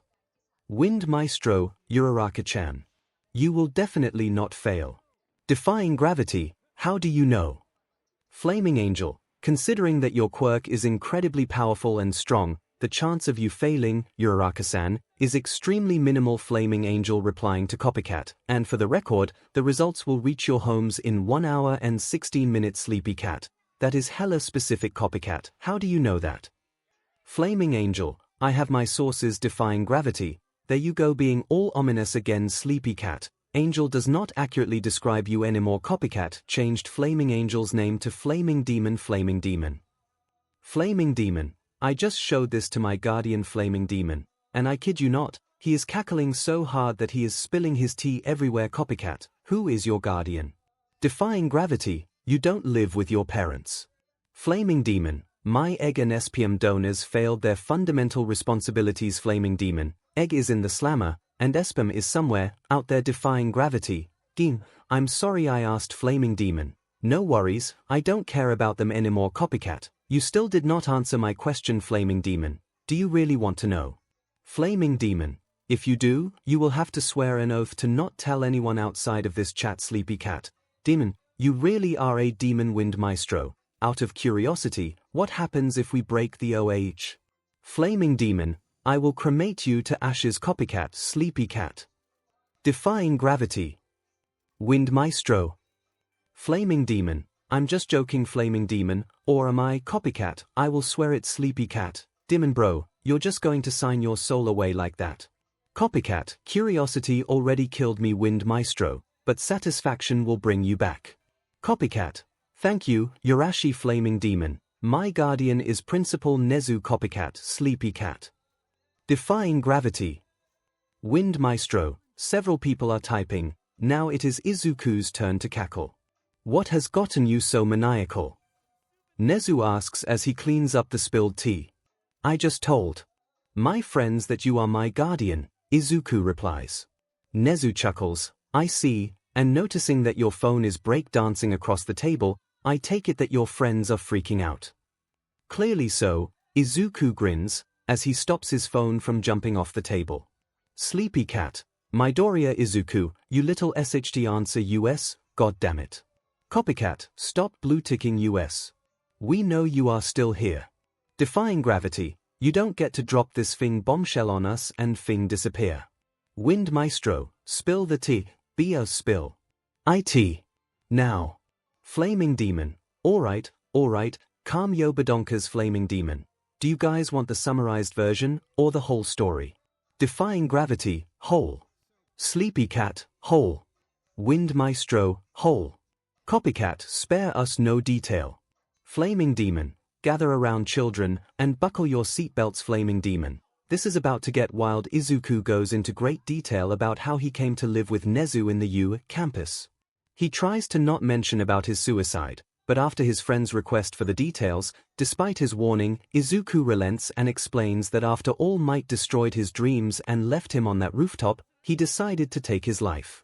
The chat promptly blows up with infernal screaming, curses at All Might and dragging the symbol of peace through the metaphorical mud. It takes a while for 𝐒𝐻𝐻 to get everyone to calm down so that he can proceed with the story. He talks about how 𝐒𝐲 tried to save him but ultimately failed, his sudden resurrection, and waking up in the hospital. The chat freaks out about his relationship with the number 3 hero, even more so when 𝐒𝐻𝐻 accidentally slips up and addresses Hawks as 𝐒𝐲 in a message. The barrage of messages leaves him unable to respond, so he waits until his friends calm down enough for him to actually reply. Yes, he knows the number 3 hero on a first-name basis. Yes, he shares a close relationship with 𝐒𝐲. And no, he is not 𝐒𝐲's brother, nor is he the love child between 𝐒𝐲 and Endeavor. The last one is directed at Hitoshi, who simply replies with one message, Sleepy Cat, Shoujan, to which 𝐒𝐻𝐻 replies, Flaming Demon, if I was ever the love child of a flaming garbage bin that has been steeped in rotting sewage and fermented dog SHT, I will disown myself faster than how long it takes for 𝐒𝐲 to get from Fukuoka to Musutafu. The chat proceeds to go apeshit. Sleepy Cat, DMN defying gravity, rolling on the floor laughing, rolling on the floor laughing, rolling on the floor laughing, rolling on the floor laughing, rolling on the floor laughing, rolling on the floor laughing, rolling on the floor laughing. Copycat, as classified as 𝐻𝐻's copycat. What in the world did the number 2 hero do to you? 𝐒𝐻𝐻 goes off tangent on every single failing that Endeavor has done throughout his years as a pro hero. All the while remaining completely unaware that in Yamanashi Prefecture, Inasa is having a mental breakdown. His mood had soured a little bit when Hitoshi brought up Endeavor, but things quickly skyrocketed to the heavens when 𝐒𝐻𝐻 went on his rant about everything that the number 2 hero did wrong in his career. The Yorashi household is rocked by a deafening scream that may or may not have originated from Inasa, and his room being battered by wind currents as he rolls back and forth on the floor, face flushed red and heart thundering wildly. Flaming Demon, thank you for coming to my TED Talk. Sleepy Cat, go off you flaming chicken copycat, I had no idea that this was the case. Defying gravity, Diminu, Midori, you made me laugh so hard that I rolled off my bed. Copycat, speaking of rolled off copycat, what happened to Yorashi? Defying gravity, oh yeah, you right. Defying gravity, he's gone completely silent. Sleepy Cat, you don't suppose Endeavor is his favorite hero? Flaming Demon, I mean, he told me that he looks up to heroes like All Might. Wind Maestro, don't worry, Midoriya-kun. It's fine. I don't like Endeavor anyway. Wind Maestro, in fact, I completely hate Endeavor. Sleepy Cat, DMN copycat, what in the world did the number 2 hero do to you? Wind Maestro, he is so cold-blooded. When I was 5 years old, I met him and asked for an autograph. He just growled at me and told me to shove off. Flaming Demon, yep, typical Endeavor defying gravity, how is he the number 2 hero again? Sleepy Cat, because this society is fed up and extremely biased towards flashy quirks. Flaming Demon, and because there is too much emphasis on the number of villains and criminals caught defying gravity, I don't like this defying gravity, shall we start a revolution? Copycat, how? Flaming Demon, overthrow the Hero Commission and the government. Midoriya-kun, are you plotting to overthrow the government? Izuku turns to Nezu, how did you know? Nezu simply grins, I hacked and masked myself into your group chat. Your friends are quite funny. Are you going to reveal yourself? Izuku asks. I just might. Flaming Demon, guys, heads up Wind Maestro. Unknown user has entered the chat. Unknown user named themselves as 𝐂𝐲𝐿. Hello children. Copycat, wait, is that Dash? 𝐂𝐲𝐿, am I a mouse, a dog, or a bear? 𝐂𝐲𝐿, whatever I am Principal Nezu. Sleepy Cat, AKSFLDNFSDFSNFS defying gravity, how? Wind Maestro, Principal Nezu, sir. It is an honor to meet you through text. 𝐂𝐲𝐿, you all did extremely well during the entrance exam. 𝐂𝐲𝐿, I was watching your performances with the rest of the staff, and I have to say, you all gave us an excellent show. Sleepy Cat, Principal Nezu. Please tell us, did we pass? Copycat, I would also like to know. 𝐂𝐲𝐿, now children 𝐂𝐲𝐿, it would be too convenient on my part to tell you your results through text 𝐂𝐲𝐿. As it is, your results should be arriving at about. 𝐂𝐲𝐿, now Sleepy Cat, SHT my doorbell just rang. Defying gravity, mine too.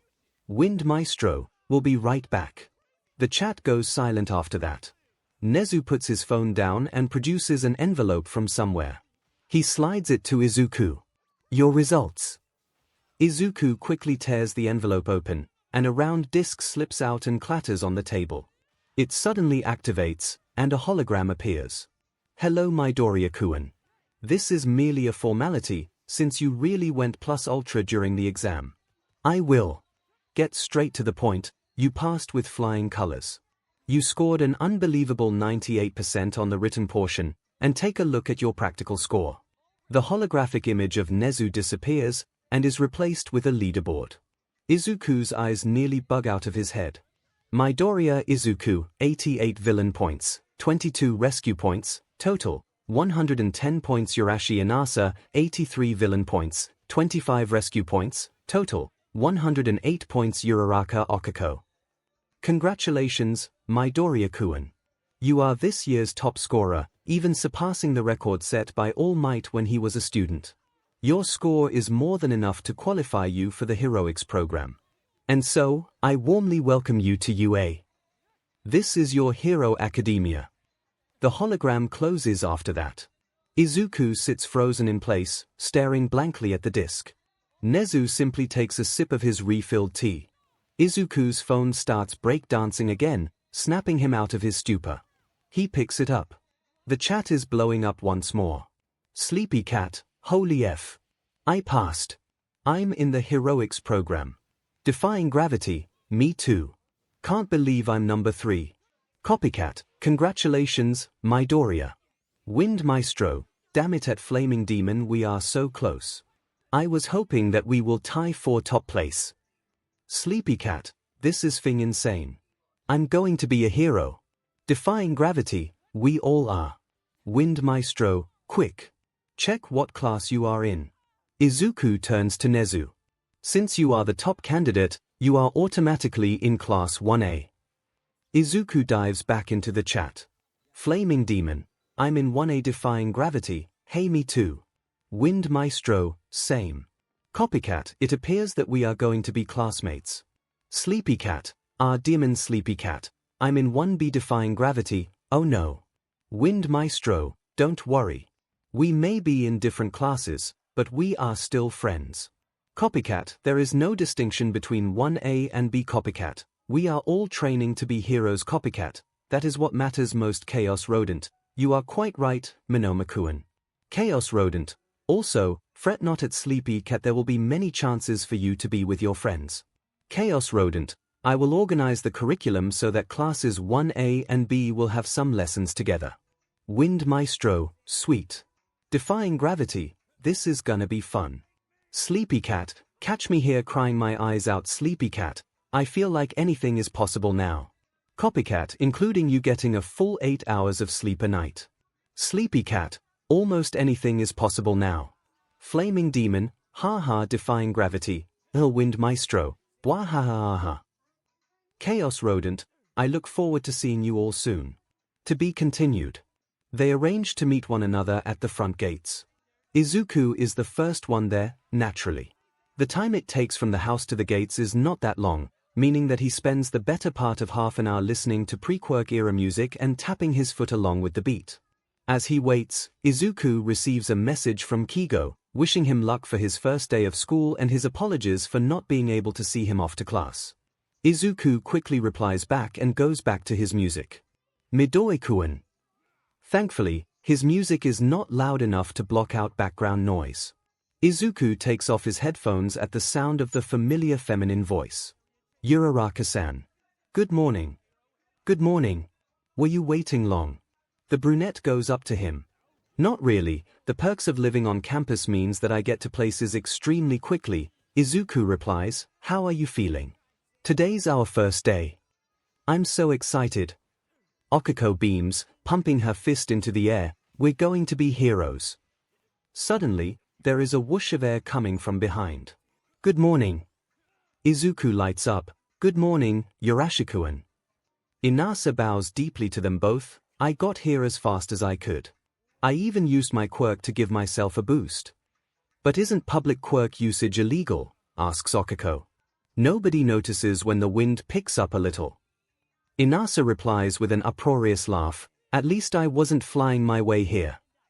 They settle into idle, yet animated conversation as they wait for the remaining two members of their circle to arrive. Izuku spots a head of combed blonde hair approaching after 15 minutes. Good morning, everyone. Here I thought that I would be the last, Nito remarks. The trio return the greeting. Izuku has a mischievous grin. 500 yen that Shinsukuan either got held up by his cats or actually fell asleep for once and overslept. Fool's bet, Nito drawls. Also, we all know better than to make a bet with you. Yeah. Inasa pipes up, you made me cry last week. I'm broke because of you. Izuku shrugs. If you weren't so goddamn cute I would shake you until your brain becomes a slushy. Izuku simply shrugs again, although a dusting of red appears across his freckled cheeks. Hey guys, sorry I'm late. The purple-haired insomniac finally arrives, holding a large Starbucks espresso in his hand. Cats or overslept? Okiko asks. Cats.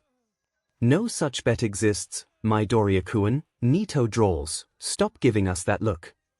You lot are no fun. Yes, because we have learnt our lesson and know better by now. The banter continues as they make their way towards the main school buildings. Izuku acts as the group's guide, leading them to the correct floor and to where the heroics classrooms are located. 1A and 1B are situated right next to each other, with their respective doors positioned with only about 30 centimeters of wall separating them. Wow! The doors are huge. Okiko exclaims. Obviously to cater towards those with size or height-related quirks, Nito muses. They stop at the doors, glancing at each other. I guess, I will see you guys later. Hitoshi breaks the silence. Of course. Izuku beams, which makes the others look away slightly, I will walk you guys to the station later. Too bright, Nito mutters. The group bids Hitoshi farewell, and the insomniac heads for the 1B door. He slides it open, gives the remaining 4 a final wave, and enters his new classroom, sliding the door shut behind it. So, shall we go in? Asks Okiko. Not yet. Izuku shakes his head. Why? Inasa asks, homeroom is about to start. Soon. Izuku raises a finger, in a moment. A moment later, shuffling comes down the hallway. All 4 turn to the source. 3 of them blink owlishly as what appears to be an oversized yellow caterpillar shuffles down the hallway towards them. It stops before the quartet, and the bewildered trio realize, upon closer inspection, that this being is not a caterpillar, but a yellow sleeping bag. Good morning, Aizawa-sensei. Have you had your coffee yet? Izuku chirps. The sleeping bag gets up, revealing the tired face of the hobo known as Aizawa Shouter. I did, but not enough, the man drawls. There is never enough coffee in the world for you, Aizawa-sensei, Izuku snarks cheekily. No sass out of you, gremlin child. Aizawa narrows his eyes. It is too early for that. Can I sass you after the test? Izuku asks, which makes the other three blink. What test? We'll see how it goes, Aizawa replies. Anyways, you four head inside, but don't acknowledge my presence. I am going to test your new classmates. Okie dokie. Izuku flashes a thumbs up, before turning to his friends. Come on, you guys. The redhead slides the door open, and with his nonplussed friends following behind, Izuku enters the classroom and beelines to his seat, which is the third row adjacent to the window. Nito takes the seat behind Izuku, and Inasa behind Nito. Okiko goes to her seat, which is behind a familiar bespectacled snob whom Inasa clearly remembers from the briefing. None of the four say anything as Aizawa shuffles to the front of the room and gazes at the class with a deadpan, expectant look. Izuku sighs. His new classmates are still chatting amongst themselves, completely oblivious to the fact that Aizawa is at the front, waiting to start homeroom. In fact, it takes a full 3 minutes for someone to actually notice the hobo, and then another 2 minutes for the rest of the class to progressively go silent when they realize that a yellow caterpillar is staring at them with an increasingly disappointed look. 5 minutes. Apart from 4 of you, it took everyone 5 whole minutes to notice I was standing here. This is completely unacceptable. I expect a much faster reaction time by tomorrow. The hobo unzips himself from his sleeping bag, emerging like a sleep-deprived butterfly. I am Aizawa Shouter, and I will be your homeroom teacher for the next 3 years. Aizawa then pulls out 20 sets of gym uniforms. Put these on, and meet me at the training grounds in 15 minutes. Izuku gets up, and beckons Nito, Inasa, and Okiko to follow suit. They go up to the front, and take their uniforms from the pile. They head towards the door, while the remaining 16 stare in confused silence. What are you lot waiting for? Aizawa now sounds a little irritated. If you are not at the training grounds in 10 minutes, I will assign you detention. That triggers everyone else to grab their uniforms and hurry out the door. That is our homeroom teacher. Nito asks Izuku. Having gotten to the locker room first, courtesy of Izuku's good sense of direction, the trio of Nito, Izuku, and Inasa are the first to leave and head towards the training grounds. Yep, Aizawa-sensei is rather rough along the edges, but he has a good heart, Izuku replies. He sounds extremely exhausted. Inasa remarks, his voice echoing in the hallway. I mean, imagine juggling teaching a bunch of hero hopefuls and patrolling the streets every night as an underground hero, and you can imagine that Aizawa doesn't get much sleep, Izuku points out. Wait, underground hero. Nito gasps, you don't mean Dash. Our homeroom teacher is the top underground hero in Japan, Eraserhead. Izuku nods. No kidding. Inasa exclaims, he is like the hottest shadow in the industry. The one and the same, Izuku confirms, very few people know about his status as an underground hero, which makes him even more effective in his job. That is so cool. Inasa booms, we are being taught by actual pro heroes. I mean, it's only natural, Nito muses, heroics is ideally taught by heroes themselves, or people with extensive experience in the industry. But still, we're being taught by an underground hero. Inasa excitedly points out, that means we got the top-tier educator who knows their stuff. Hey, don't dismiss the other heroes who work in you, Izuku pokes his side, Yu is the best heroic school in the country. Every teacher here is a top-tier educator. I know. But being underground is the mark of a true hero. Inasa booms, they focus entirely on getting the job done, and not letting fame or glory get in the way. Maybe you should work to become an underground hero yourself, Nito suggests, whether with sarcasm or not remains unclear. Yorashikuan. No way, Izuku shakes his head, his quirk is too noticeable, and his loud personality doesn't help in the sneakiness department. Hey! I can be sneaky too. Izuku simply gestures to Inasa, I rest my case. They reach the training grounds with plenty of time to spare. Aizawa is already waiting, and as the trio approach, he turns to them and nods approvingly. A minute later, Okiko rushes up to them. I'm so sorry. I got lost. You made it on time, so that counts, Aizawa replies. Beaming from the approval, the brunette joins the idle conversation as they wait for the rest of the class to show up. The remaining 16 eventually trickle out and hover behind the quartet, confused about why they are out here on the bright, sunny morning. 13 minutes and 47 seconds, cutting it extremely close, Aizawa drawls, "I expect you to get to places faster. You cannot afford to waste time in the world of heroics." The bespectacled snob raises a hand ramrod straight. "Sir. I believe we are supposed to be attending the orientation ceremony and our sessions with the guidance counselor. Both are nothing but meaningless wastes of time." Aizawa cuts right through. "Every teacher in you is given free rein on how they run their classes. As it is, we are going to have a quirk apprehension test." The hobo turns to Izuku. "How good is your softball throw? Without your quirk." 74 meters, Aizawa-sensei. A softball is tossed to him. "Do it again, just stay within the circle." Izuku goes to the circle, softball in hand. "When you are ready, Midoriya." Everyone expects the redhead to show off his quirk to send the ball flying. Instead, Izuku turns back to the gathered students. "Uraraka-san. Can you come here for a moment?" All eyes turn to the brunette, who blinks in surprise before heading over. Izuku gives her the ball. "Use your quirk on it." Still a little confused, Okako activates her quirk, and the softball rises from her palms. It goes higher and higher up into the sky, eventually disappearing from sight. Izuku turns back to Aizawa, who huffs. The hobo has a digital tracker in his hand, and he shows the result to the class. Infinity. The entire class explodes with noise, but the loudest comes from the bespectacled snob, Aizawa-sensei. "This is cheating. Midoriya did not use his quirk."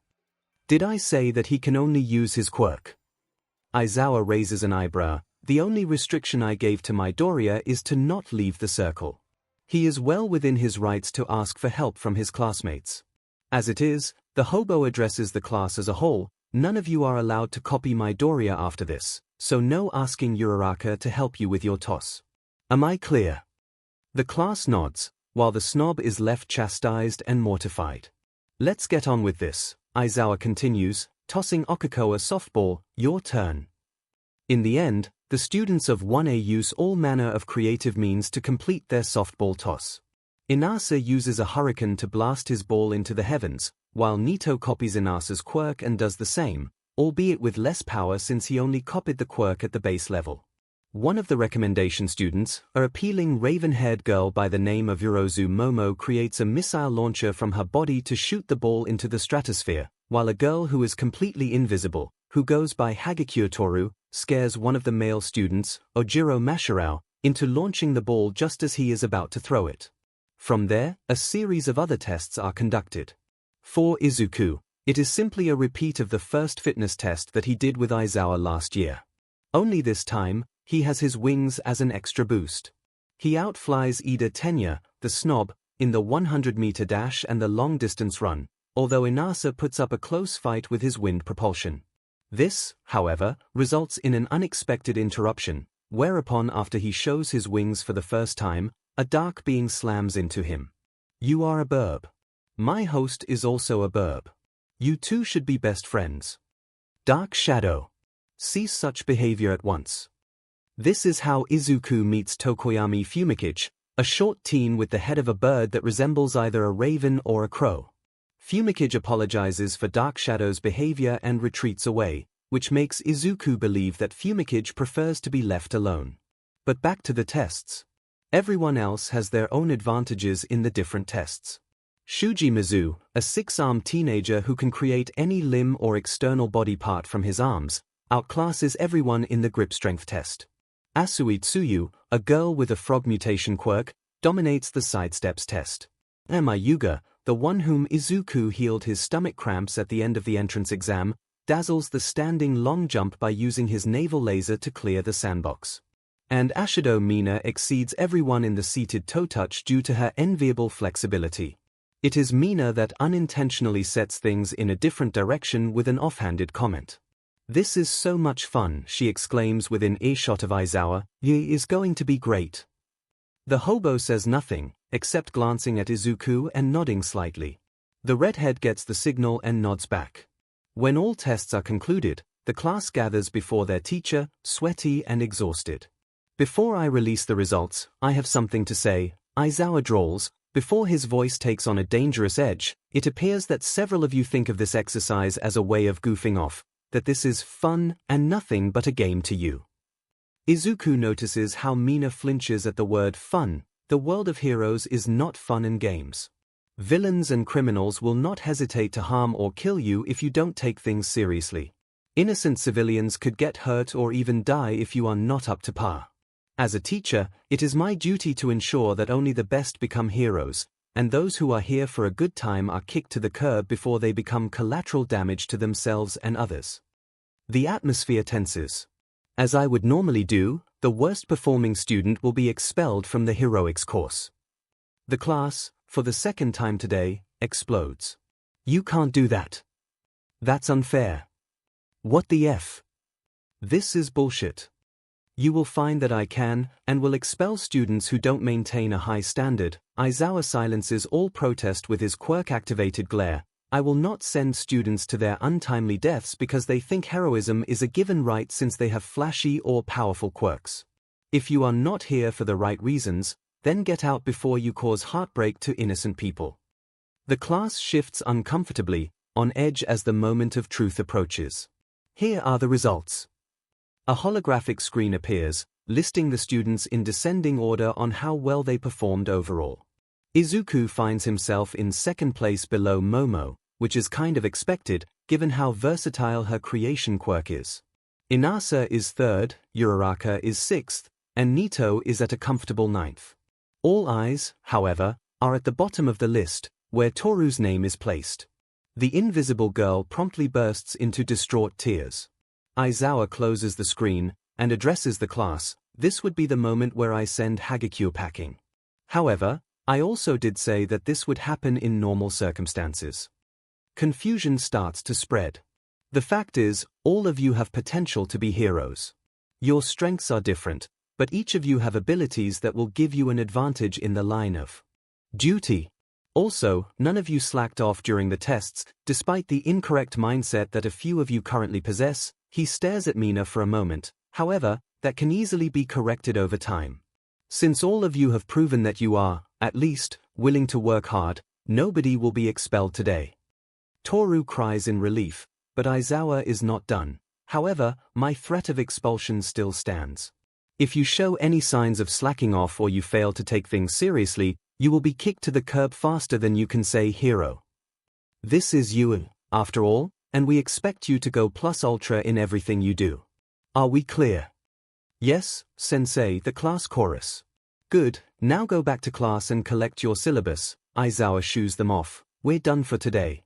I will see you all tomorrow. The hobo stalks off, leaving the class to their own devices. That was insane. Inasa booms. I thought he was really going to expel someone. Did he really expel people before? Okako asks nervously. He did, Izuku nods, and all four of his friends swing towards him. He expelled all of last year's class because none of them took things seriously or felt entitled to be in the program because they had powerful or flashy quirks. While Aizawa did re-enroll some after they learnt their lesson and promised to do better, he had the hopeless cases removed from the heroics program entirely with no chance of re-enrollment. Holy SHT, Nito wheezes. But so long as you work hard and don't get on his bad side, Aizawa will leave you alone, Izuku continues. That being said, Aizawa is partial to highly caffeinated coffee, so you might earn a few favors if you present your offerings at the right times. Tenya happens to pass by and overhears Izuku's last comment. He chops his hand at the redhead. My Doria-kun. That is highly unacceptable behavior. You are not supposed to bribe your teachers just to get on their good side. Oh, shove off, Nito sneers. Can't you tell that he is joking? Stop being a busybody and get that stick out of your butt before you open your mouth. Tenya gasps, scandalized. What has this got to do with my posterior? Everything. Now leave us alone. Nito turns on his heel and guides Izuku away. Inasa and Okako follow suit, leaving behind a spluttering, red-faced Tenya. For the record, I wasn't joking, Izuku says, once they are out of earshot. For real? Asks Okako. Yep, But you have to be strategic. Aizawa will catch on if you keep at it. Duly noted, Midoriya-kun. Inasa booms. To be continued. Sleepy Cat, how was your first day, guys? Sleepy Cat, I didn't see you all at orientation, Wind Maestro. IT was crazy. Defying gravity, we had a quirk apprehension test. Sleepy Cat, what's that, copycat? It was a series of fitness tests where Aizawa-sensei had us use our quirks to achieve our best results. Flaming Demon, he threatened to expel the worst performing student. Sleepy Cat, DMN. Sleepy Cat, did he actually do it? Flaming Demon, no, Flaming Demon, but it was a close thing. Wind Maestro, he said it was because some of our classmates were not taking things seriously. Sleepy Cat, holy SHT copycat, I had the same reaction. Sleepy Cat, Khan-sensei seems pretty chill in comparison. Flaming Demon, any teacher in you is chill in comparison. Defying gravity, Demon, Midoriya-kun, you just roast people without hesitating, don't you? Flaming Demon, it's fun, copycat. Well, his quirk is fire-based, so it is only natural that he roasts people for fun. Flaming Demon, I mean, I have yet to literally roast someone with my flames. Chaos Rodent, Midoriya-kun, I need to speak with you for a moment. This is important. Flaming Demon, okay. Flaming Demon has gone offline. Chaos Rodent has gone offline. Sleepy Cat, Wind Maestro, I wonder what is so important. Copycat, I suspect that it is school-related. Defying gravity, oh yeah. Don't we have foundational heroics tomorrow? Sleepy Cat, 1B is on WED. Wind Maestro, who is going to be our teacher? Copycat, it has to be a pro hero. Wind Maestro, but WHO. Flaming Demon is online. Flaming Demon, I am disgusted. Flaming Demon, I am revolted. Flaming Demon, I dedicate my life to be a hero. Flaming Demon, and this is the thanks I get. Flaming Demon, F this. SH defying gravity, fearful face. Copycat, holy F. Sleepy Cat, catch me diving under my bed. Wind Maestro, Midoriya-kun. What is wrong? Flaming Demon, but F Might is our foundational heroics teacher. Wind Maestro has gone offline. Defying gravity, WTF face. Screaming inf. Copycat, what is this bullshit? Sleepy Cat at Chaos Rodent, I trusted you. Sleepy Cat, how could you let that BSD into you? Chaos Rodent, trust me, young Shinsu, I am just as outraged as you. Chaos Rodent, if I had any say in the matter, I would not have let that effer come within a kilometer of the front gates. Chaos Rodent, unfortunately, the Hero Commission forced me to enroll him as a teacher. My paws were tied on the matter. Sleepy Cat, does that but even have a teaching license? Chaos Rodent, no, he does not. Copycat, well, that is just wonderful. Our grades are going to suffer. Defying gravity, shouldn't the lack of a license prevent him from being around students? Chaos Rodent, in normal circumstances, yes. Chaos Rodent, unfortunately, the Hero Commission often acts above the law, especially in the name of heroism. Defying gravity, I don't like this. Defying gravity, can we get that revolution going and overthrow the commission and the government? Chaos Rodent, believe me, young Uraraka, I have been trying for years. Chaos Rodent, right now, I just sent Midoriya-kun outside to release his anger. Chaos Rodent, our house may be structurally safe against fire, but I am not taking the risk. Copycat, how is Yorashi taking this? Sleepy Cat, he went offline. Wind Maestro is online. Wind Maestro, sorry guys. Wind Maestro, I was being put on blast. BYMY mum. Copycat, what in the world did you do? Wind Maestro, I was screaming bloody murder and unleashed a hurricane in MY room. Wind Maestro, MY room is in shambles and now I have to clean everything. UP. Wind Maestro, also, I think MY neighbors are complaining. Wind Maestro, if I don't show up for school tomorrow, I am likely in a jail cell for being a domestic disturbance. Sleepy Cat, at least you will get to avoid but Might. Defying gravity, but Might should be the one in prison for what he did to Midoriya-kun. Copycat, I wholeheartedly agree. Chaos Rodent, I know the situation is not ideal. Chaos Rodent, however, I will make things a little more tolerable. Sleepy Cat, how? Chaos Rodent, I am granting you all permission to call the effer as many insulting names as you wish. Wind Maestro, sweet. Chaos Rodent, I am also allowing you all to drag him through the mud as you see fit. Chaos Rodent, any detentions he meets out will be voided by me. Defying gravity, Thank you so much, Principal Nezu. Copycat, perhaps we can get through tomorrow. Wind Maestro, you are the best, Principal Nezu sir. Chaos Rodent, it is the least I can do. Chaos Rodent, now if you will all excuse me, I need to check that my Doryakuan has not burnt down the forest around our house. Chaos Rodent has gone offline.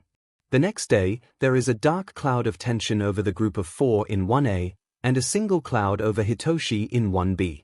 While the permissions from Nezu has made things a little better, none of the 1A quartet are looking forward to the foundational heroics lesson in the afternoon.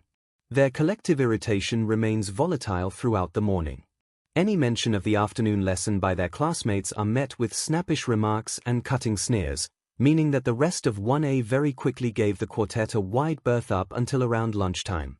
As a quintet in the cafeteria, the dark cloud is so palpable that surrounding students steered clear of them in fear of accidentally setting off a metaphorical bomb. Whispers and rumors spread quickly about what could have gotten all 5 in a murderous mood, with some speculating that the quintet are secretly villains plotting to cause a school-wide massacre. Inasa did not take that sitting down, and blasted the gossipers with a gale that sent them flying across the cafeteria. The tension only got worse as the lunch hour ended and the 1A quartet returned to their classroom. As the minutes ticks down, fists clench tighter, teeth grit harder, and veins begin to pop across foreheads. Those sneaking quick glances at the quartet wonder what has gotten them looking ready to spill BLD, but all of that goes flying out of the window when a deafening voice booms from behind the door. I am Dash. The door slams open. Coming through the door like a normal person. 16 students promptly go apeshit as All Might, dressed in his Silver Age costume, strides into the classroom. No Fing Wei. I can't believe it. All Might is our teacher.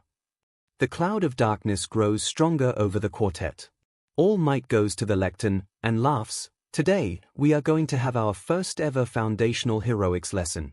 I am going to wring out the very best out of you, and turn you all into the greatest heroes you are destined to be. Everyone has a starting point, and today, we are going to have Dash. The symbol of peace produces a card from somewhere and moves it out to the class. Battle Trials. Izuku snorts. The card is upside down. All Might's eyes flicker to the redhead momentarily, but he says nothing of it. Before we all head down, you lot will need these. From the left wall, 4 metal slots emerge, each containing 5 metal cases with numbers stamped into them. Your costumes are tailored and ready for use. I will see you all in ground beta in 20 minutes. Just like that, All Might dashes out of the room. Excited chatter resumes as the students get up to retrieve their respective cases. Nobody notices the murderous quartet quietly leave with their cases, not saying a word to anyone. Just starting out, and he is already incompetent, Nito mutters. What are the chances of him becoming much worse when the lesson actually begins? Inasa wonders, voice uncharacteristically quiet. Guaranteed, Izuku replies, as he puts on the final piece of his costume. The redhead has gone for an armored look, taking inspiration from the characters of the pre-Quirk-era anime Saint Seiya. A sleeveless bodysuit, golden armor pieces that protect his legs, chest, shoulders and lower arms, and a headpiece with golden wings above his ears. Nito's costume is clearly inspired from tuxedo mask from the classic anime Sailor Moon, a full suit with a black cape and Venetian mask covering the top half of his face. As for Inasa, his costume is perhaps the most complicated of the trio, a thick burgundy suit pinned together with yellow buttons, a cape lined with thick faux fur draped over his shoulders which almost conceals the jetpack-like propulsion system attached to the back. His left hand is covered with a glove with air pipes in it, while his right arm is exposed, covered only by the navy blue undersuit. There are more tubes around his torso and ankles, his knees are protected by plates, his feet are covered by boots and a pair of goggles are strapped to his forehead. Leaving the rest of their classmates to change and gush disgustingly about their teacher, Izuku, Nito and Inasa leave the changing room and head to ground beta. They meet Okiko along the way. Going for the outer space theme. Izuku remarks. Yep, the brunette nods, although you were right to have me stress the need for the bodysuit to have some breathing room. I can't imagine how uncomfortable it would be if it was skin tight. Also, I agree, the heels were a bad idea. Yes, you don't want any twisted ankles in the line of work, Nito nods approvingly. So, you guys ready for this? Okiko asks. As ready as I'll ever be, Izuku replies, with both Nito and Inasa agreeing. The quartet head out into Ground Beta, the same place where the entrance exam was held. All Might is already waiting, and he beams upon seeing them. That beaming smile, however, becomes a little fixed when all four glare at All Might with disdain and maintain a respectable distance from the man. The air becomes thick with tension, and it continues as the rest of the class arrive, all dressed in their costumes. The costume makes the hero, as the saying goes. All Might booms, "You all look spectacular." Izuku glances at his classmates. While there is a wide variety of costumes on display, he has issues with a good number of them. First of all, is Toru really wearing nothing but a pair of gloves and boots? Sure, the girl is invisible, so there is practically nothing to see. But the fact that Toru, a teenage girl, is parading around naked with no means of protective gear just screams wrong on so many levels. This also has to be in violation of hero costume and child protective laws. Speaking of violating child protective laws, Momo's costume looks more like something a STRPR would wear in a nightclub. It is essentially a leotard that barely covers her BRSTS, exposes her midriff, and the only form of protection is the padding around her waist and groin. Izuku understands that this is supposedly to maximize the area of exposed skin so that Momo can create things faster, but that objective can be easily done without the costume looking like it was made to fulfill some pervert's sick fantasies. He will be having words with Nezu about this later. Moving away towards the impractical, Tenya's costume is just, why? His quirk is turbo engines, which means that his body should be sleek and aerodynamic to maximize the boost in speed that his quirk gives. Instead, Tenya's costume is essentially full-body mecha armor that is incredibly bulky and heavy. Yes, Tenya has a bulky, muscular body, but he needs to be as light and aerodynamic as possible to maximize his speed. He may be a robot in personality, but that doesn't mean he needs to look like one too. Kirishima Eijiro is an example of an over-reliance on one's quirk. He is practically topless with only 2 red cog-shaped pieces around his shoulders. Yes, his hardening quirk is extremely tough, but Izuku guesses that Eijiro cannot remain in his hardened state constantly. If someone manages to get a lucky shot while Eijiro does not have his quirk activated, the spiky redhead is setting himself for injury.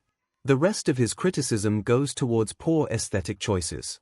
Mina's color scheme is an atrociously bad eyesore. Todoroki Shoto looks like an ice monster with the fake ice covering his left half, and Seitu Rikido and Kuda Kuji could do with some overhauling to improve the lackluster appearance of their costumes. But back to All Might.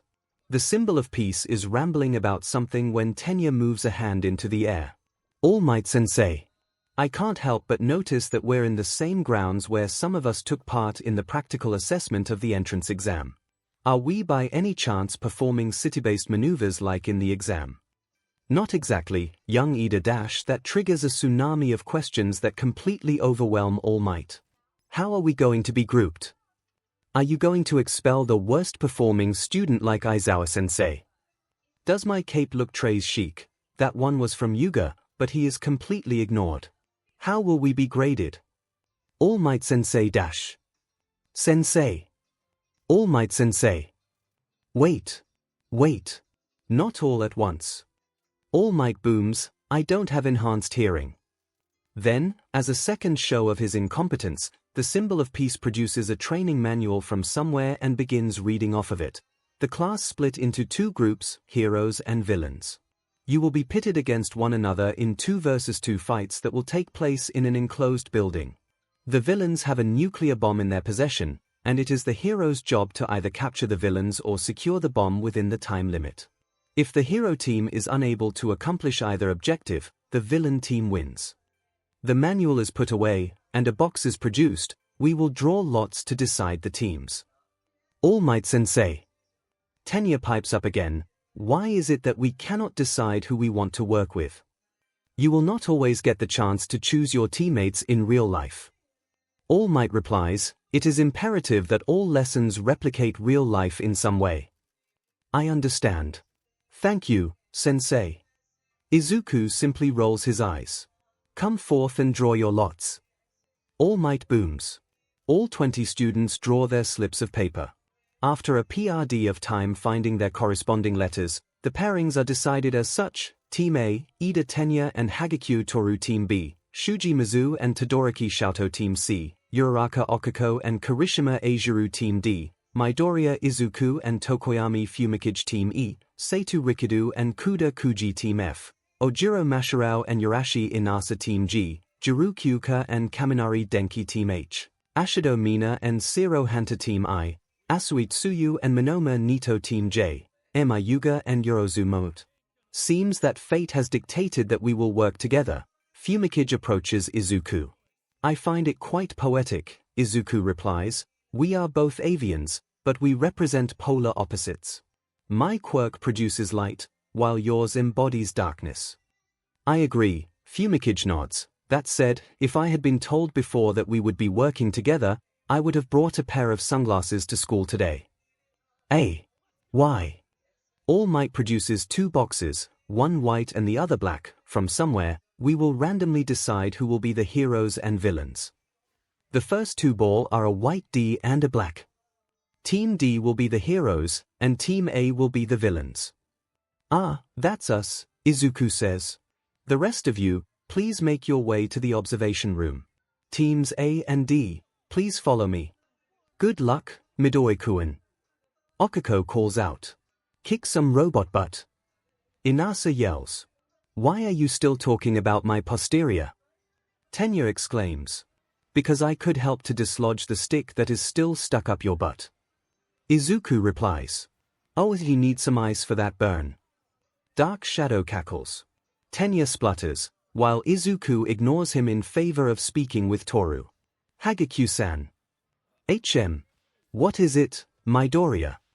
Pardon my forwardness, but are you really naked? Instead of being offended, Toru giggles. It does seem that way, isn't it? Don't worry though. I am actually wearing something on my body. My suit is made from my DNA, which helps me to remain invisible while protecting my dignity.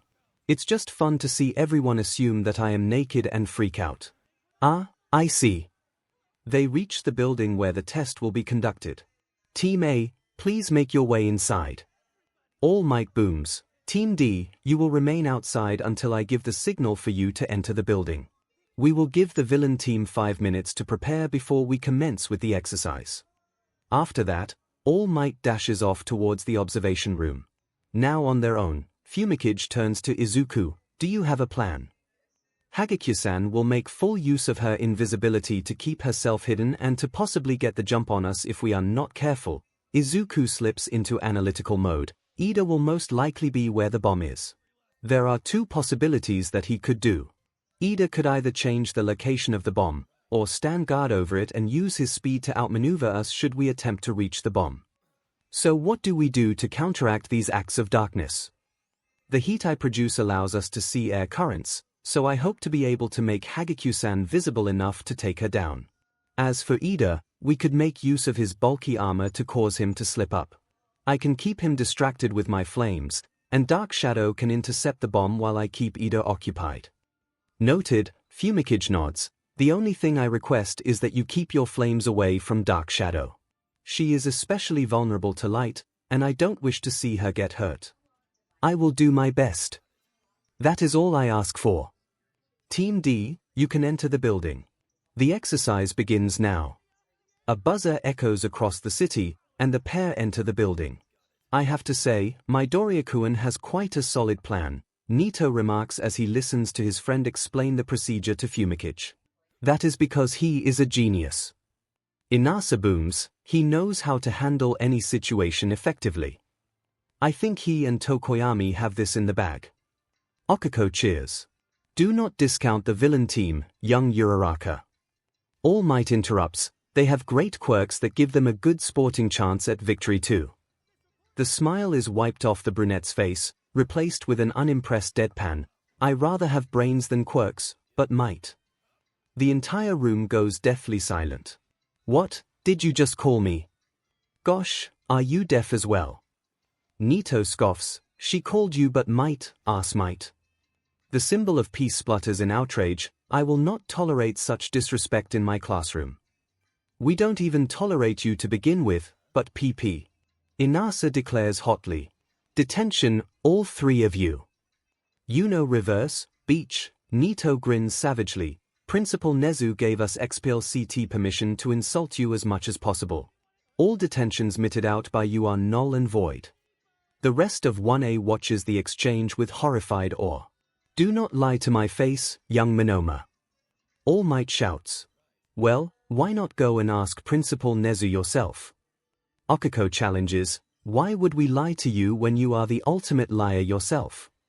The symbol of peace falls for the bait and dashes out of the room, leaving 3 students shaking their heads smugly, and 13 others in stupefied horror. Dude, Eijiro breaks the silence. Did you just insult the number 1 hero? Denki splutters. Number 1 hero. Nito scoffs, the only number 1 thing that but might is being a quirkist bigot who feeds into society's failings and biases. This causes an uproar of indignant shouting and accusations of trying to blacken the good name of the symbol of peace. The trio simply ignores the backlash and turns their attention back to the screens. Short of setting the entire building on fire, Izuku conjures a small flame and presses it against the floor of each level he and 𝐻𝐻𝐵 reach to let the heat spread across the concrete surfaces. So far, the visible air currents show no human-like shapes, but Dark Shadow is able to listen out for any noises that resemble footsteps, and as they reach the 3rd floor, the dark sentient being picks up footsteps running across the floor above. She's coming. Thank you, Dark Shadow. Izuku nods, readying himself for a fight. They approach a doorway that leads to a long corridor. Peeking around, Izuku sees nothing, but he places his hand on the floor, and the air currents begin to appear once more. A few seconds later, the currents distort with movement, followed by a sharp yelp. Oh! Oh! Hot! Hot! Hot! That is the cue to move. Izuku surges into the corridor and throws a ball of fire down towards Toru. She yelps, and there is a thud as the invisible girl throws herself to one side to avoid the fireball. Izuku unleashes heat across the corridor, and amidst the pulsating air currents, a human shape appears. Izuku unfurls his wings and propels down the corridor. He tackles the spot where Toru is, and knocks her to the floor. Tokoyami-kun. Now. 𝐻𝐻𝐵 unleashes Dark Shadow, who is carrying the capture tape. As Izuku keeps Toru pinned down, Dark Shadow wraps the capture tape around the girl. A buzzer rings across the building, but strangely, All Might does not declare Toru as captured. Oh, you got me good, Midoriya. Toru pouts, I didn't even get the chance to act. We will have good and bad matchups, Izuku replies. Don't worry, you will get the chance to show your true strength another time. Can you move me to someplace else? This corridor is too hot. Sure thing, Hagekyo-san. A seething All Might stomps down the corridor, steam pouring out of his ears. He has never been so insulted and humiliated in his entire life. He had gone to Principal Nezu's office with the expectation to be correct in that those insolent brats are lying and that the rodent will gladly approve of a punishment for their disrespectful behavior. Instead, not only did Principal Nezu confirm that he did give those 3 his permission to insult All Might's name as much as they liked, but any punishment or detention meted out by him is indeed automatically declared null and void. When All Might protested this act of blatant favoritism, all pretenses of joviality disappeared from the rodent's face. In that moment, All Might found himself dragged through hot coals. Don't think I am not aware of the grievous crime you committed against an innocent victim who drew the short straw in life. I know full well how unprofessional and unethical you were when you so callously ripped his dream to shreds and left him in a vulnerable position all by himself. All Might was about to instinctively deny ever committing such a heinous act, but then, he remembered the beating he received from Naomasa just before the infamous raids on all 3 Aldera schools. You are the epitome of everything that is wrong with this society, Toshinori Yagi. Nezu cut through him mercilessly. You propagated an ideal image upon impressionable minds, while you yourself harbor bigoted and prejudiced beliefs that make you no better than the monsters that are the Meta Liberation Army. I only hired you because the Hero Commission forced my paw.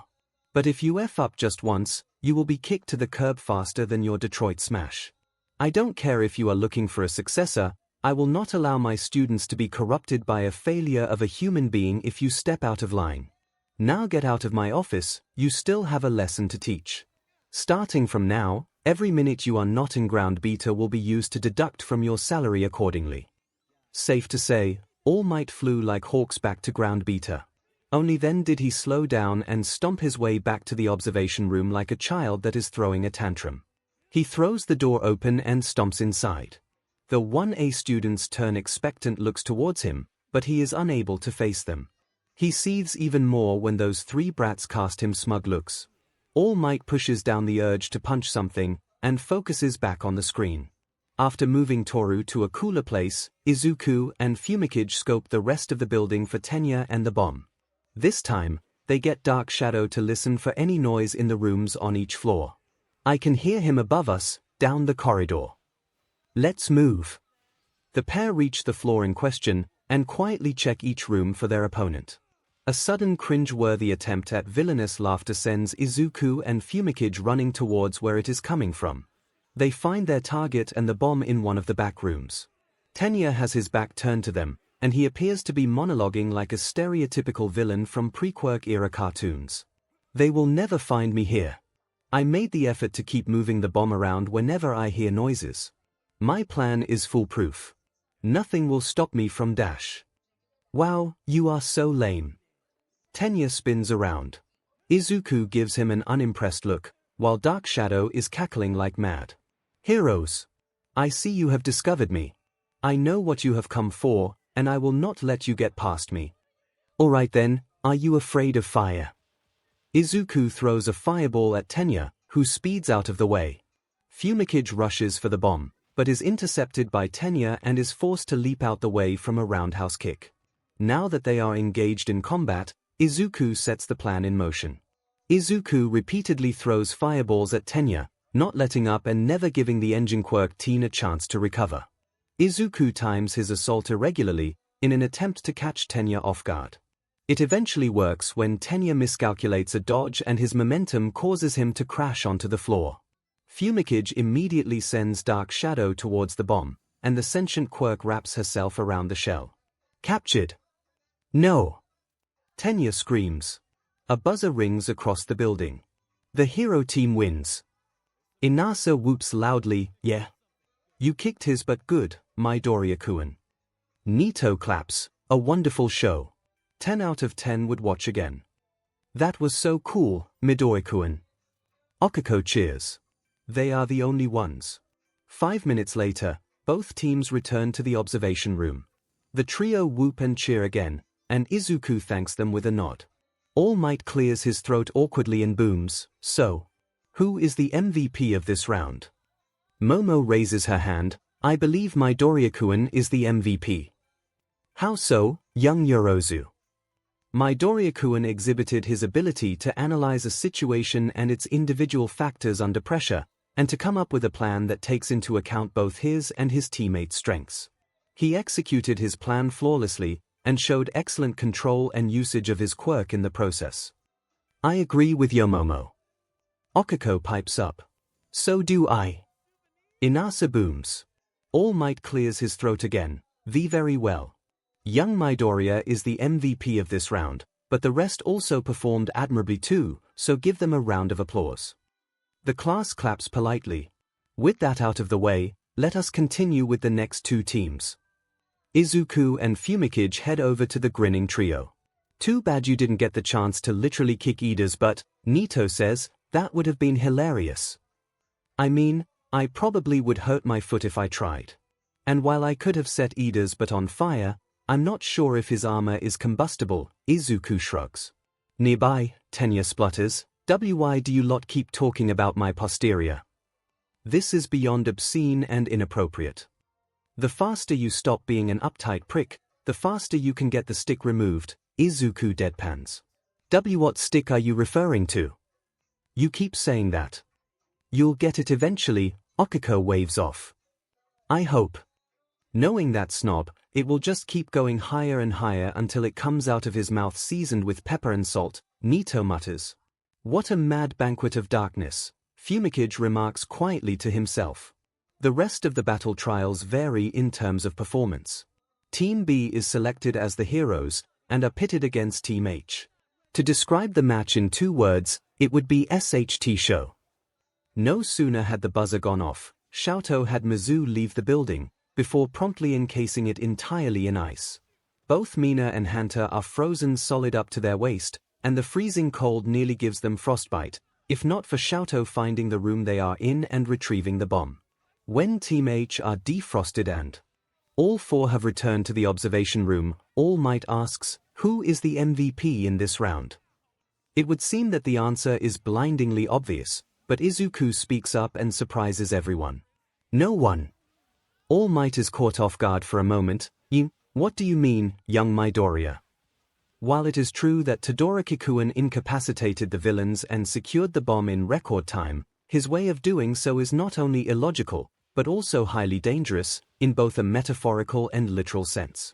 Ashido-san and Shirokuen could have suffered from frostbite if they were not defrosted in time, and if Asui-san had been in their place, the sheer cold would have shut down her body and sent her into hibernation.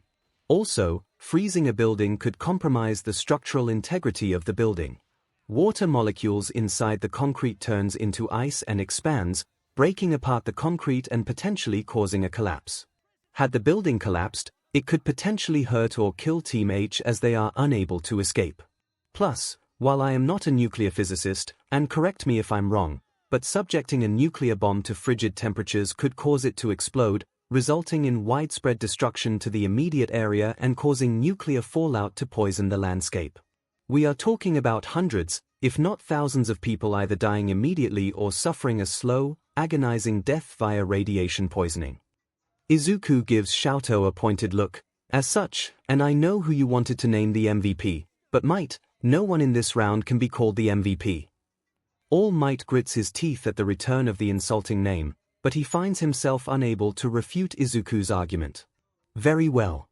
We shall proceed with the next round.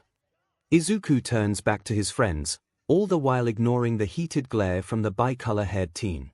He is so cold, Inasa mutters darkly, just like his father. Beyond excessive too, Nito adds, is he trying to compensate for something? I don't know. Izuku glances at 𝐤𝐵, but he will not win any favors if he continues to disregard his peers like that. That remains to be seen. The match between teams G and I is arguably the most entertaining. With Kyoka and Denki as the heroes, they scoped down Tsuyu and Nito to a face-off in the room where the bomb is located. Unlike Kyoka, who chose to remain back in case of an attack, Denki rather recklessly unleashed his signature move of 2 million voltage watts all at once, forcing his teammate and Team I to take cover so as to not get electrocuted. In the end, the only victim is himself. As the class very quickly discovered, unleashing that high of a voltage all at once causes Denki to short-circuit his brain, leaving him a bumbling, drooling fool who makes unintelligible sounds and thumbs-ups in his stupor. Once the electricity had subsided, Nito displays his abilities by copying Denki's quirk and immediately incapacitating Kyoka with a much milder electric shock, winning the battle for his team. Nito is also awarded MVP status by both Izuku and Momo for not only taking advantage of his opponent's weaknesses, but protecting Tsuyu from the worst of the electric attack. Nito recounts how Tsuyu told him that she is particularly vulnerable to electricity, so she was really grateful for him protecting her when Denki unleashed his power move. Okiko and Inasa also have relatively successful runs in their respective trials. Acting as the hero, Okiko uses quick thinking by cancelling the gravity of large chunks of debris brought down by Yuga's naval laser and blasting them at Yuga and Momo. Then, Eijiro hardens his fists slightly to knock both out, securing the win for the heroes. Inasa, on the other hand, accidentally goes on the extreme by blowing the flock of birds that Kuji summoned back at the hero team with such velocity that many of the tiny avians exploded in showers of feathers upon impact. In the ensuing confusion, Masharao is able to knock both heroes down and incapacitate them, securing the win for the villains. There is no clear MVP for that final match, as the death of a flock of small birds overshadow the proceedings. Inasa is so racked with guilt that he apologizes to Kuji repeatedly in Dejiza, hitting his head over and over until BLD begins trickling down his face. It takes Kuji hurriedly forgiving him in sign language for Inasa to stop, and Izuku's healing tears to stop the bleeding and closing the wound. And so, a chaotic lesson comes to an end. All Might bids the class farewell and vanishes off in a cloud of dust. Izuku and his friends are just happy that the man is finally gone, but the day is not over for them. The male trio are changing out of their costumes when Izuku is barreled into by Dark Shadow. Midoriya works well with Mifumi. Both burbs should be friends. Dark Shadow. 𝐒𝐭𝐚𝐲 rushes over and forces his quirk back. I'm so sorry for her behavior. Izuku glances at Dark Shadow and shrugs. I'm cool with it. She seems fun. The sentient quirk whoops and tackles the redhead in a hug. 𝐒𝐭𝐚𝐲 simply sighs, giving up on trying to quell his excitable symbiote. I think Dark Shadow has imprinted on Midoriya, Nito remarks. I certainly did. He is very warm, and his hugs are the best. I like her. Inasa declares, we should be friends. Dark Shadow cheers, Yahoo!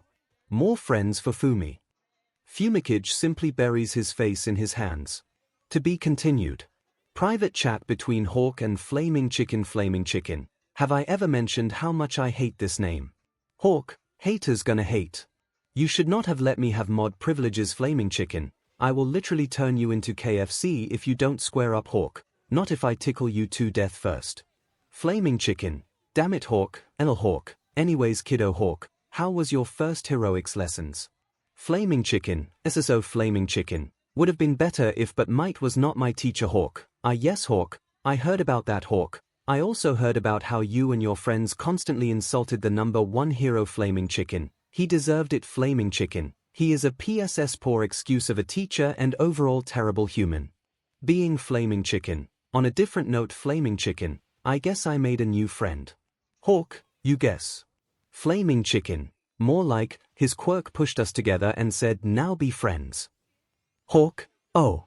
Flaming Chicken, cursed Flaming Chicken, you would probably like him. Flaming Chicken, he has the head of a bird, and his quirk is a shadow being with avian characteristics. Hawk, sold. Flaming Chicken, you haven't even met him yet. Hawk, did I stutter? Flaming Chicken. Flaming Chicken, you would be friends with anyone who looks like a bird, won't you? Hawk, you know me so well, kiddo. Flaming Chicken, I probably shouldn't mention that Yurashikuan added him to our group chat earlier. Hawk, I demand to be invited into this group chat.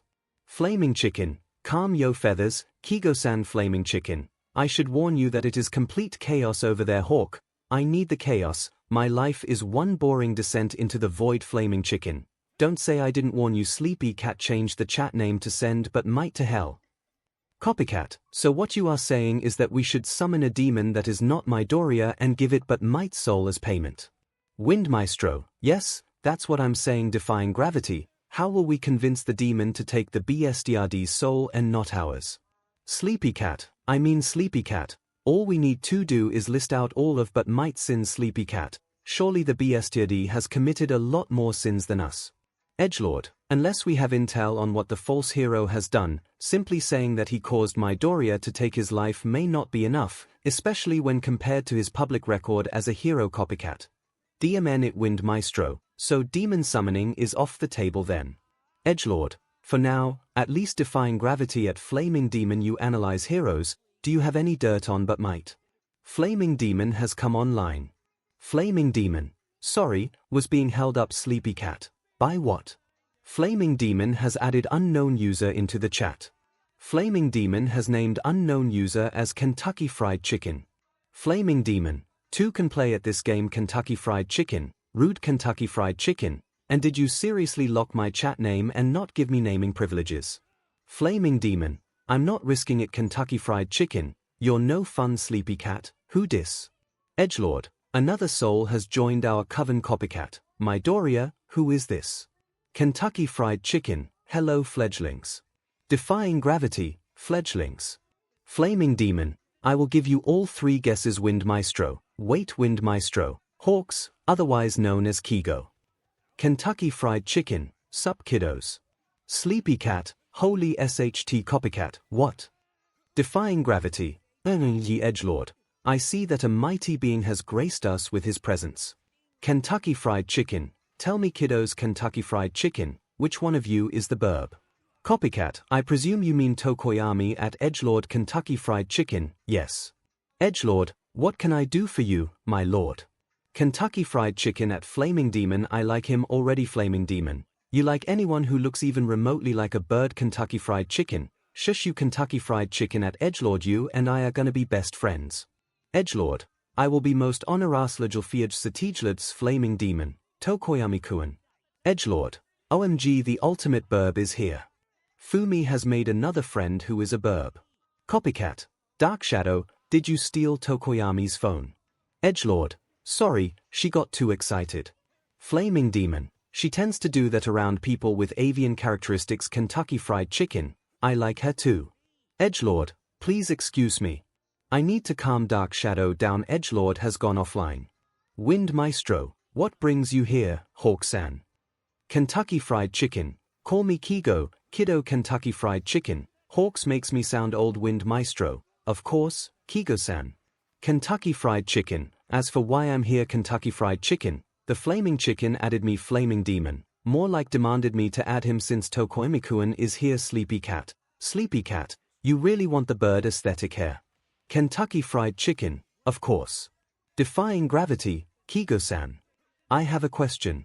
Kentucky Fried Chicken, sure thing, kiddo. Defying Gravity, is eating fried chicken considered cannibalism for you? Kentucky Fried Chicken. Kentucky Fried Chicken has gone offline. Sleepy Cat, Demon, Raka. Sleepy Cat, you just killed the number 3 hero. Defying Gravity, face screaming in fear. Copycat, do we have to prepare a funeral? Sleepy Cat, for who? Copycat, I don't know. Edgelord, revelry in the dark. Flaming Demon at Defying Gravity, don't worry. Flaming Demon, his fine. Flaming Demon, his just laughing his butt off as he is calling 𝐒𝐻𝐿. Flaming Demon, apparently no one has asked him that question in over 2 years. Sleepy Cat, her. Copycat, you learn something new every day. Edgelord, what a mad banquet of darkness. Private chat between 𝐒𝐻𝐿 and Midoriya. 𝐒𝐻𝐿, Midoriya-kun, heads up. Midoriya, 𝐻𝐿. Midoriya, what is it? 𝐒𝐻𝐿, there is a crowd of reporters and camera personnel camped outside the front gates. Midoriya, what? 𝐒𝐻𝐿, word must have gotten out that but Might is working in you. In Midoriya, great. Midoriya, how am I supposed to meet up with my friends then? 𝐒𝐻𝐿, I will give you permission to use your quirk to get over the walls. Midoriya, thanks, Principal 𝐒𝐻𝐿. 𝐒𝐻𝐿, you're most welcome. Send but Might to hell. Flaming Demon, are you guys at the gates yet? Sleepy Cat, not yet. Copycat, I'm about 2 stops away. Defying Gravity, I just arrived. Wind Maestro, I'm with Tokoyami. Edgelord, what is the matter, Midoriya? Flaming Demon, there is a huge crowd of reporters and camera personnel at the front gates. Flaming Demon, apparently word got out that but Wipe is working at you and they are now crowding around in hopes of a scoop. Sleepy Cat, wheezes. Copycat, but Wipe, how have I not thought of that? Defying Gravity, what do we do then? Flaming Demon, I will meet you guys at the station concourse. Flaming Demon, see you all in a bit. 𝐒𝐻𝐿 was not kidding. Izuku had not even reached the front gates, but he could already see the chaotic crowd of reporters blocking the way into the school. Knowing that he will be swamped as soon as he appears, Izuku makes use of 𝐒𝐻𝐿's permission and flies over the wall and down onto the pavement outside. He makes the short walk to Yui Station, where he meets up with Inasa, Fumikage and Okiko.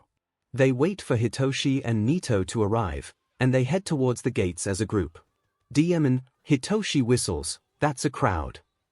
The reporters are shouting questions and harassing students who are simply trying to make their way to classes.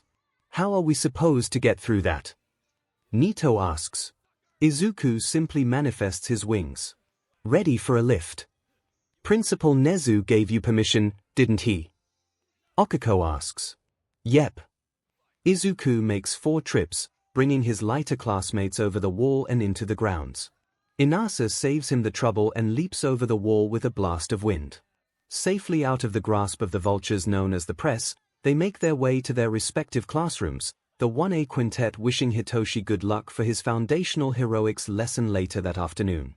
As the quartet enter, they notice that only Momo and Shoto are currently present. Good morning, Yosen, Izuku greets. Were you harassed by the press outside? Momo tilts her head. What? Were you not caught up in the madness at the school gates? 𝐼𝐺𝐻 asks, the press are acting like vultures honing in on carcasses. Really? Momo is intrigued. I mean, my chauffeur dropped me off in the underground car park, so I made it to class undisturbed.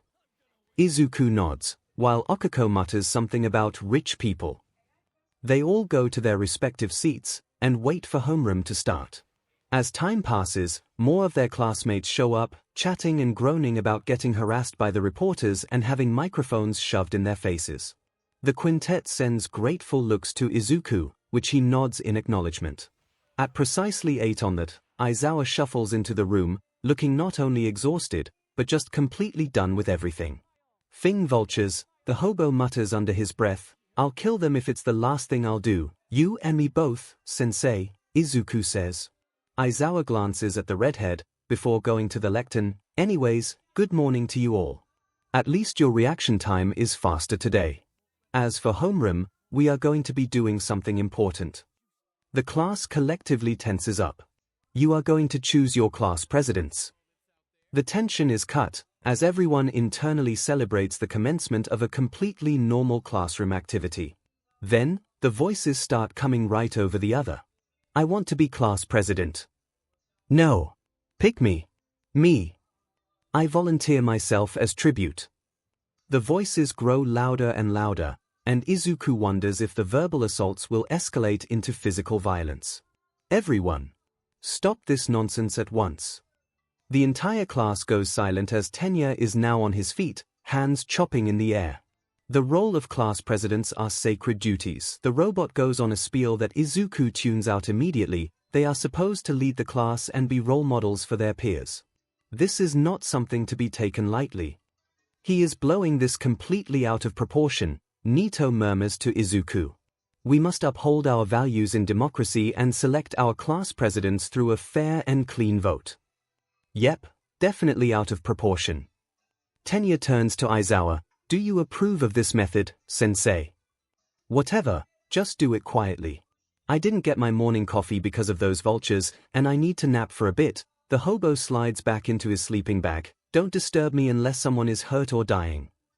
Aizawa lowers down to the ground.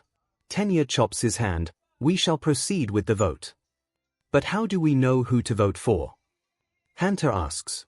Won't everyone just vote for themselves? Tsuyu raises her point. Then the one with the highest number of votes will be elected. Tenya declares, Yorozu-san. Please help us make some paper slips. A total of 20 are made, and the class goes about writing down their preferred choice. For Izuku, it is fairly simple. Momo has the potential to be a good class president, and she is an infinitely better choice than an uptight, insufferable prick like Tenya. He writes down his name of choice, and his slip is collected near the end of homeroom.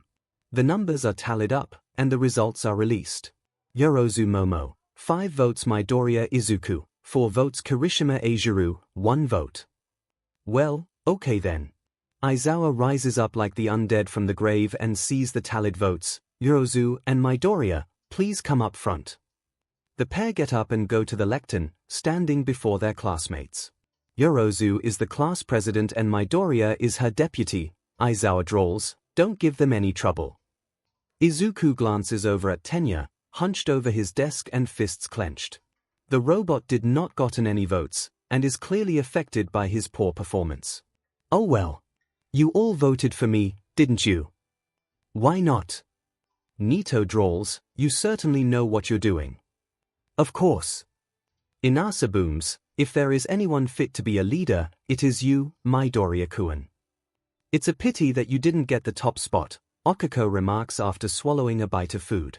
I quite like having Yorozu-san as class president. Izuku shrugs, I voted for her, you know. I didn't want someone like Ida as class president. Oh for sure, Nito agrees easily, the stick is already deeply lodged. If he got elected, it would just get even more stuck. Truly a mad banquet of darkness, 𝐼𝐺𝐻 mutters. Hitoshi arrives with his food. Hey all. What news? We elected our class presidents earlier, Okako explains. Midori got vice president. Nice, Hitoshi grins, sitting down at the last chair. Not that bespectacled robot. Nope, no one voted for him. Izuku shakes his head. Surprised to hear that your class has an ounce of common sense, Hitoshi starts eating. From what you told me of him, he would be the stereotypical class president or something with how much of a rule stickler he is. Most actually voted for someone else, Okiko says. She is suddenly, a loud alarm blares across the cafeteria, interrupting her mid-sentence. Attention students, this is a level 3 emergency. An automated voice announces over the PA system, an intruder has infiltrated the grounds. Please evacuate to the nearest assembly points calmly and quickly. It takes all but a second for the students to evacuate quickly, but calmly they did not. Pandemonium breaks out as hundreds of students rush for the doors, creating a stampede that quickly becomes a bottleneck as everyone surges into a finite space all at once in a desperate attempt to flee. Izuku, being the closest to the windows, goes over to see what is going on. From his vantage point, he can see the front gates, which are mysteriously open. The crowd of reporters and camera personnel are surging through, rushing for the doors of the main campus. It's just the press, he shouts back to his friends. They managed to get in. But what do we do about this? Nito gestures to the stampeding students. Izuku glances at the screaming crowd. All of you stay where you are. I'm going to stop this before someone gets hurt. His wings burst out of his back, and he flies over the students towards the doors of the cafeteria. Perching on an exit sign, Izuku transforms into his phoenix form, and unleashes a deafening roar that silences the screams. Everyone, do not panic. It is just the press from this morning. This is not a villain attack. Please evacuate calmly. I repeat, this is not a villain attack. The students stare up at him, eyes wide and mouths open.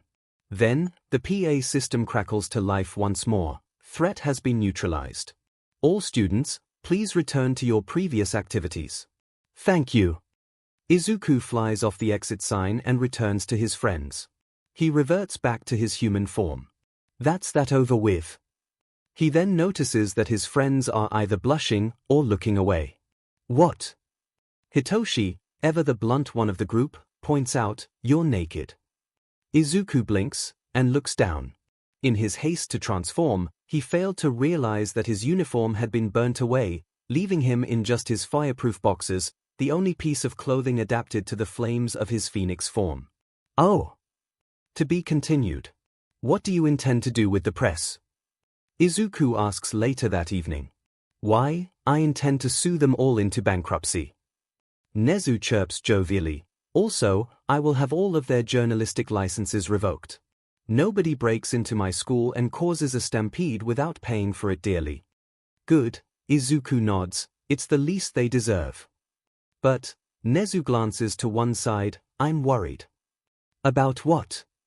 The staff and I went to the gates to investigate how the press managed to get inside in the first place. Nezu explains, the gates were partially disintegrated, and the damage was extensive enough to shut down the security programming. We suspect that was how the press got in, but how the gates were damaged is what is worrying me. I don't suppose anyone from the press has a disintegration quirk. Izuku supplies. No, and such a quirk would be highly regulated to prevent harm to people and property. Nezu replies, there would be extensive records about a quirk if it existed. And I could not find anything about a person possessing such a quirk in the journalism industry. So, someone with hostile intentions. Izuku asks. We don't have definite proof, but there is a significant possibility. Nezu nods. I will be ramping up security around the campus to prevent anyone with malicious intent from getting in, especially when both heroics classes will embark on their rescue simulation exercises. Rescue simulation. We have a facility in campus called the Unforeseen Simulation Joint, or USJ, Nezu explains. It is the domain of the Rescue Hero 13, and as implied, the USJ simulates different kinds of natural or man-made disasters that can occur in the real world. As future heroes, the USJ provides a chance for you to learn what to do during rescue operations within a specific disaster context. Ah, I see, Izuku nods. And how far off is the USJ from the main buildings? Far enough that you will need a bus to ferry a class to the USJ and back, Nezu replies. The timing between today's infiltration and tomorrow's rescue simulation exercise that 1A will be attending is too close for comfort. As such, I will be taking extra precautions to ensure the safety of you and your classmates. Izuku nods again. What time will the exercise take place? The PRD after lunch. Izuku takes his phone out and opens a chat. Private chat between Hawk and Flaming Chicken. Flaming Chicken. Kigo-san, I need to talk to you. Flaming Chicken. This is urgent. Hawk has come online. Hawk, what's up chickadee? Flaming Chicken. Kigo-san, you heard about today's break-in at U8?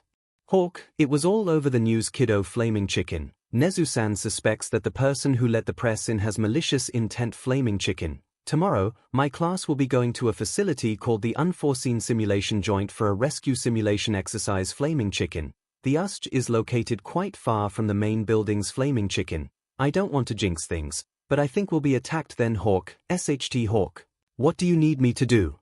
Flaming Chicken. Wait for my signal. Flaming Chicken. If I send out an SOS message, I need you to get to the USJ as quickly as possible. Hawk. You have my word, kiddo. Hawk. I will fly faster than the speed of sound to keep you and your fellow fledglings safe. Flaming Chicken. Thank you, Kigo-san. Flaming Chicken. I hope I'm wrong though, and you won't need to come. Hawk. I'm not taking any risks. Hawk. I will do everything to keep you safe. Hawk. You are my greatest treasure, and I don't want to lose you. Flaming Chicken. Face holding back tears. Pleading face. Flaming Chicken. I wanna hug you. Hawk. So do I, kiddo. Hawk. I wanna wrap my wings around you and never let you go. Flaming Chicken. Demon the commission for keeping you away from me. Hawk. Demon them, truly send but might to hell. Flaming Demon. Guys, listen up. Sleepy Cat. Oh SHT Sleepy Cat. What's up boss? Flaming Demon, I need you guys to be prepared. Copycat. For what? Defying gravity is but might. About to strike again. Flaming Demon. This morning's break-in was likely a distraction. Flaming Demon. Someone disintegrated the front gate to let the press in. Flaming Demon. Possibly a villain. Copycat. DMN Edgelord. The darkness strikes again. Flaming Demon. The class doesn't know this yet, but we are going to the Unforeseen Simulation Joint tomorrow for a rescue simulation exercise. Flaming Demon. The USJ is located quite far from the main campus buildings, meaning that we're far out from the teachers. Should something happen, Wind Maestro, do you think villains will attack US at the USJ tomorrow? Flaming Demon. I hope not. Flaming Demon. But in the event that villains do attack, I want you all to be prepared. Flaming Demon. I already contacted Kigo-san to come help us when I send the signal. Flaming Demon. There is no room for joking around. Flaming Demon. If villains attack, we could very well get injured or lose our lives. Flaming Demon. As Deputy Class President, I will coordinate our retreat. Flaming Demon. Follow my instructions and get the others moving. Flaming Demon. Am I clear? Defying gravity. Yes, sir. Copycat. Yes, sir. Edgelord. I will strive to keep the darkness at bay. Wind Maestro. Yes, sir. Sleepy Cat. You lot better be safe, okay? Sleepy Cat. If any of you die, I will resurrect you and kill you again myself. Got it.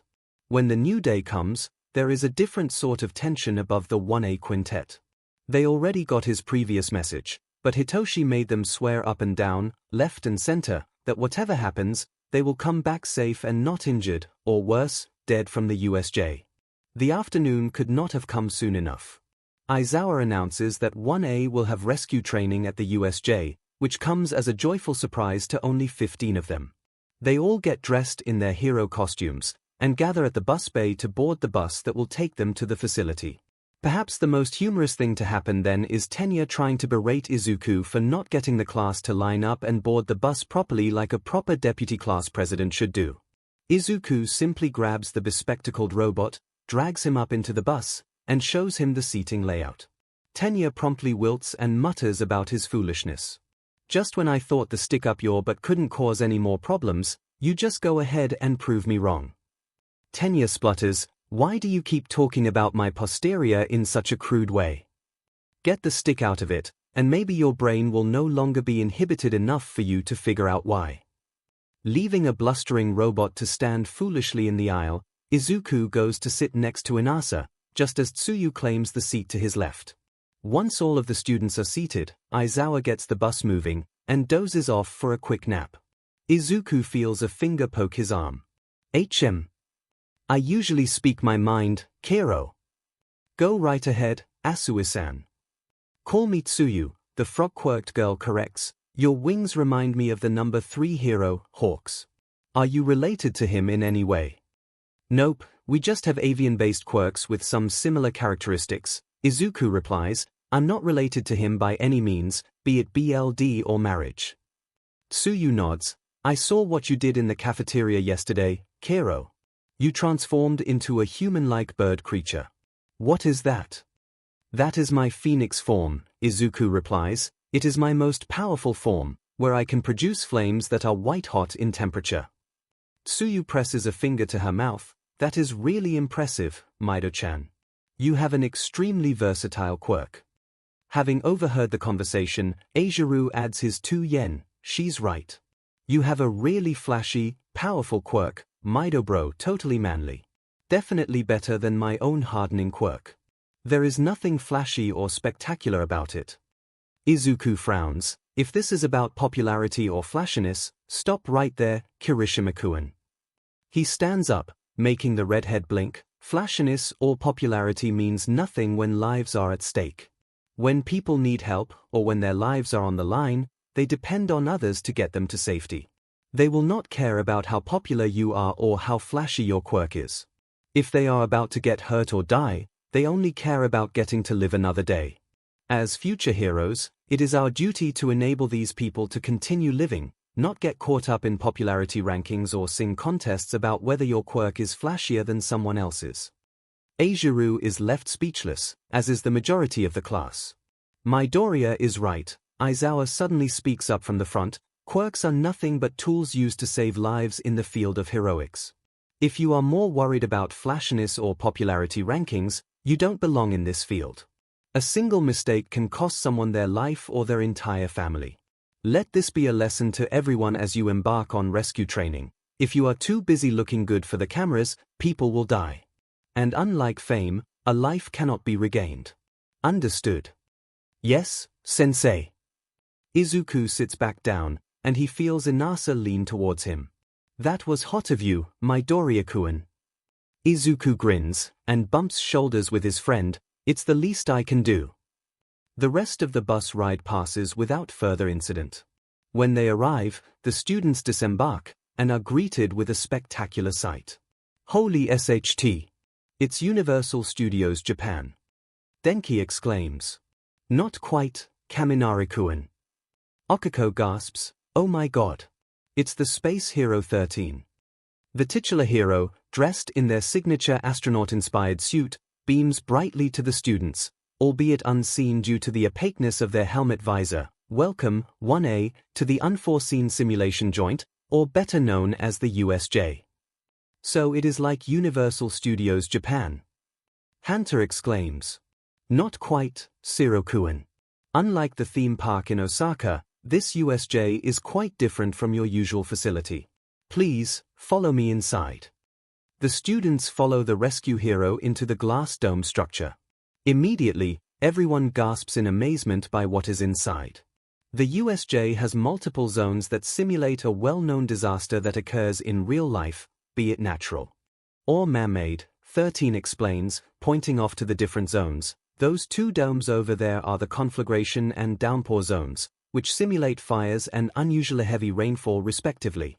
Those 2 mountainous zones are the landslide and mountain zones. One has collapsed buildings amidst a realistic landslide, and the other a mountain with a craggy, steep terrain. And finally, we have the ruins and shipwreck zones, which are pretty self-explanatory. In today's lesson, you will be split into different zones, where your task is to rescue trapped civilians within each zone. The class breaks into excited muttering. Izuku notes Aizawa siding to 13 and whispering something that would otherwise go unheard by the human ear.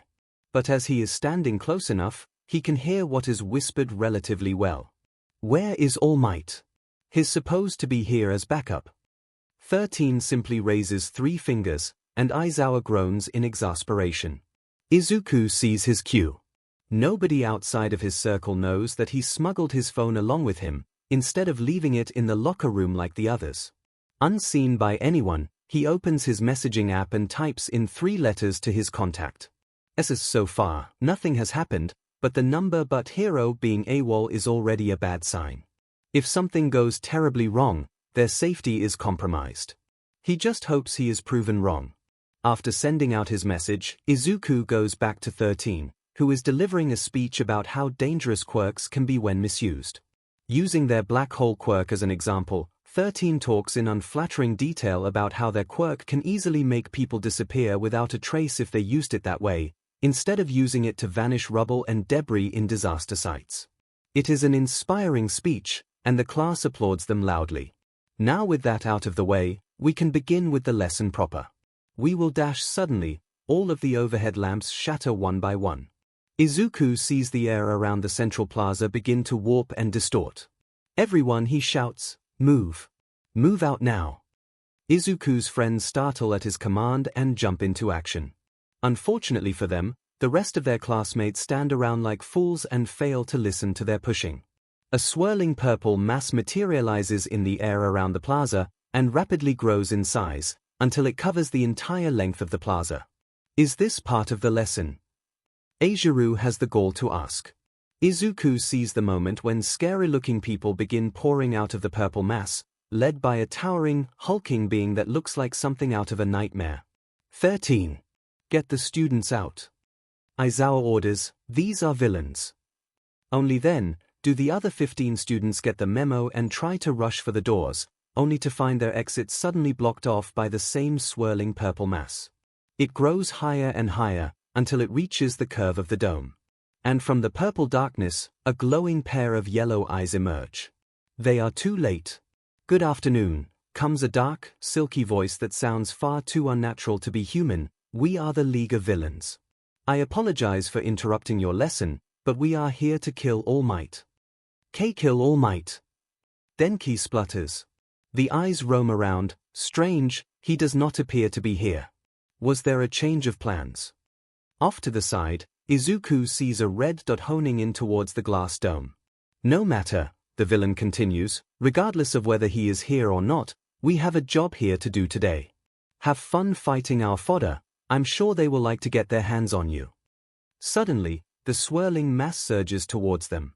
Before anyone can react, the floor gives way from underneath, and Izuku falls through into the darkness.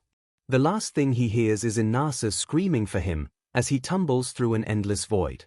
The darkness then gives way to light, and the world spins as he falls. Izuku manifests his wings and comes to an abrupt stop, hovering in the air. Taking a moment to reorient himself, Izuku finds himself hovering over the shipwreck zone. From his altitude, he can see Aizawa diving straight into the plaza, taking on the hundreds of villains head-on. Then comes a loud shattering of glass. Fledgling! He turns around, Kigo-san. Izuku is suddenly pulled into a tight, desperate hug. Are you alright? I saw you fall out of that purple mass. Kigo screeches. I'm fine. Kigo-san, there are villains, and they're here to kill All Might. This is bad, the winged hero curses. Where are your classmates? They were all scattered, Izuku explains. There appears to be a warper with a teleportation quirk. He sent them all to the different zones. Kigo looks around. Were any warped here with you? I'm not. The sound of something breaking the water's surface catches their attention. Down below, near a fake yacht in the middle of the man-made lake, someone swims towards it and climbs aboard. Tsuyu-san. Izuku dives towards the yacht, just as something else breaks the surface. Kiddo. Careful. A villain leaps towards Izuku, but is speared in the neck by one of Kigo's feathers. The villain falls back into the water, gagging and gurgling. Kigo retakes the feather, and grabs Izuku, landing on the deck of the yacht in front of Tsuyu. Thanks, Kigo-san. You're welcome, the hero nods, before turning to the frog-quirked girl. Are you alright? I'm fine. Tsuyu stops, and then notices who just spoke to her, Hawks. Nice to meet you, kid. Kigo gives a lazy salute. Wish we could have met under better circumstances. How are you here, Kiro?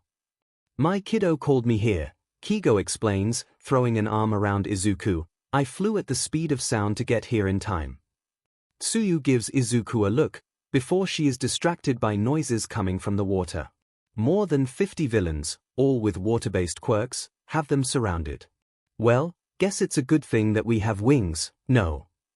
Kigo quips.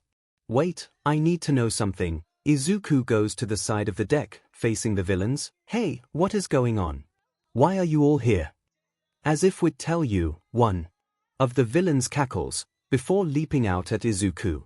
The villain then cries out in pain as he is blasted in the face with fire, falling back into the water with second-degree burns. "I will give you all one last chance." Izuku's hand burns with flames. "Answer my question, or I will boil you all alive." All right, we'll spill."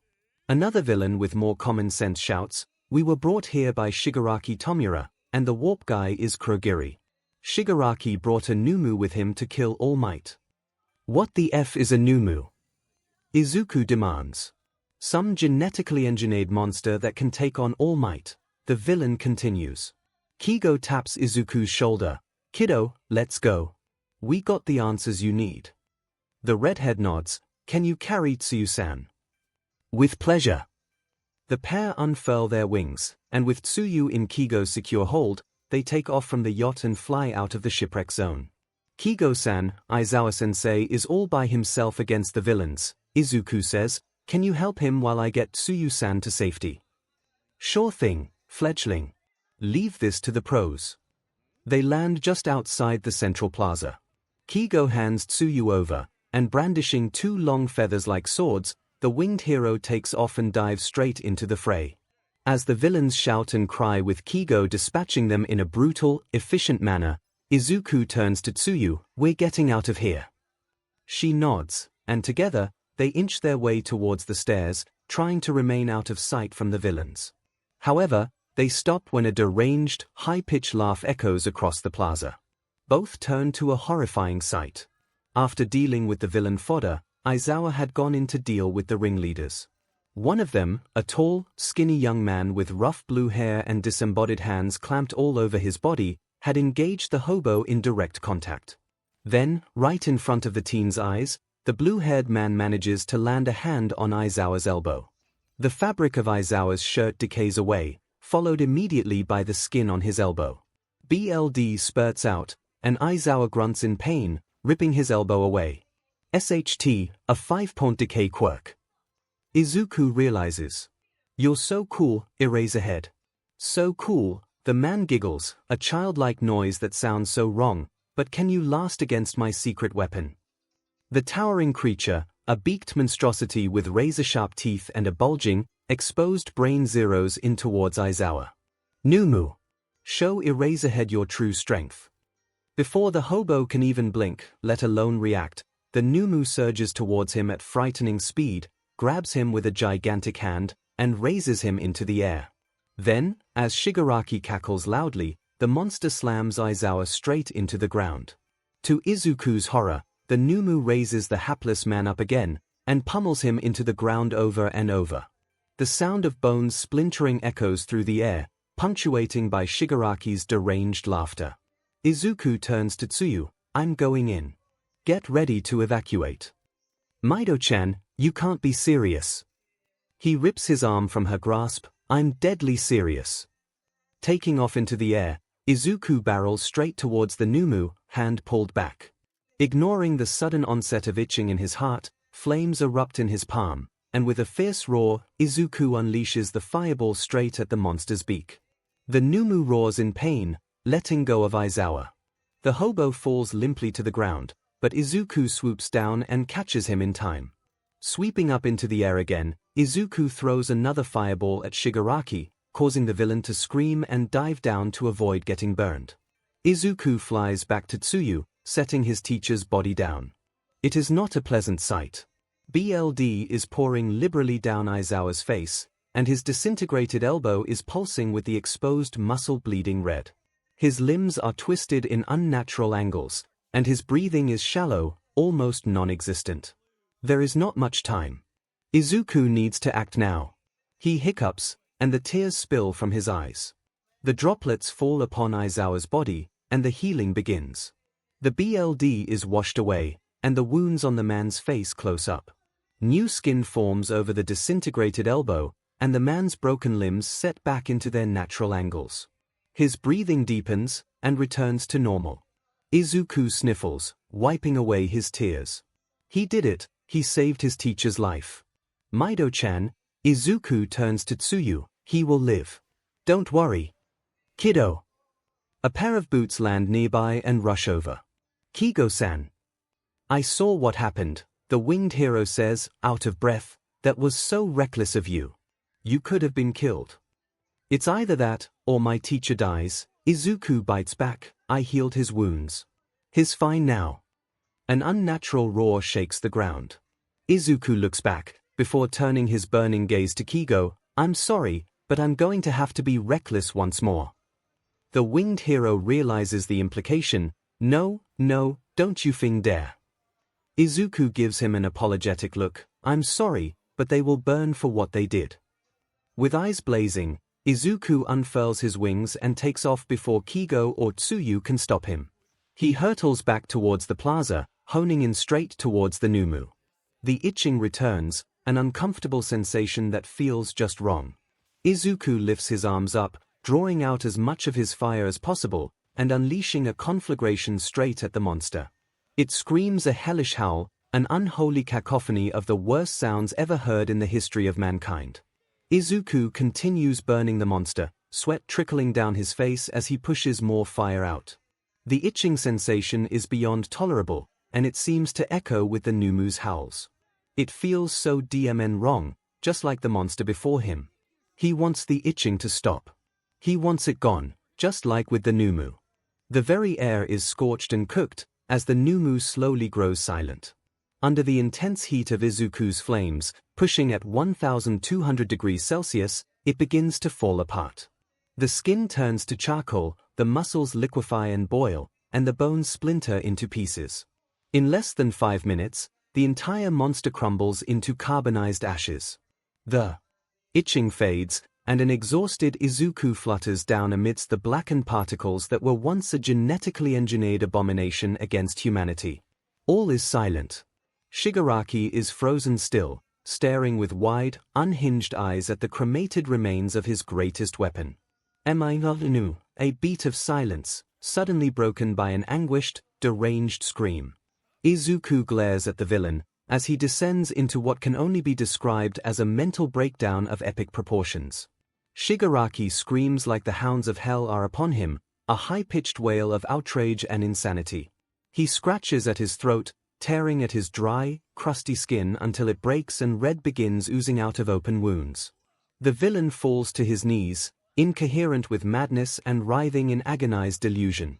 Izuku feels no sympathy for him, not after endangering him and his entire class. The air behind Shigaraki distorts, and another purple mass appears. What appears to be a suited man made of mist emerges, whom Izuku suspects is Kurogiri. The itching sensation promptly returns. Mr. Tomura, we need to retreat. Shigaraki spins on the warper. What? I incapacitated 13, but one of the hero students managed to escape, Kurogiri reveals. It won't be long before reinforcements arrive. Shigaraki begins to tremble. No, this can't end like this. We were supposed to kill the symbol of peace, and bring down this corrupt society and everything that hero stands for. This can't end like this can't. He breaks out into another deranged scream, leaping to his feet. He jabs a finger at Izuku. This is all your fault, you cheat code. You were not supposed to be this overleveled. You were supposed to be an easy target for our fodder to kill. You should not be this powerful.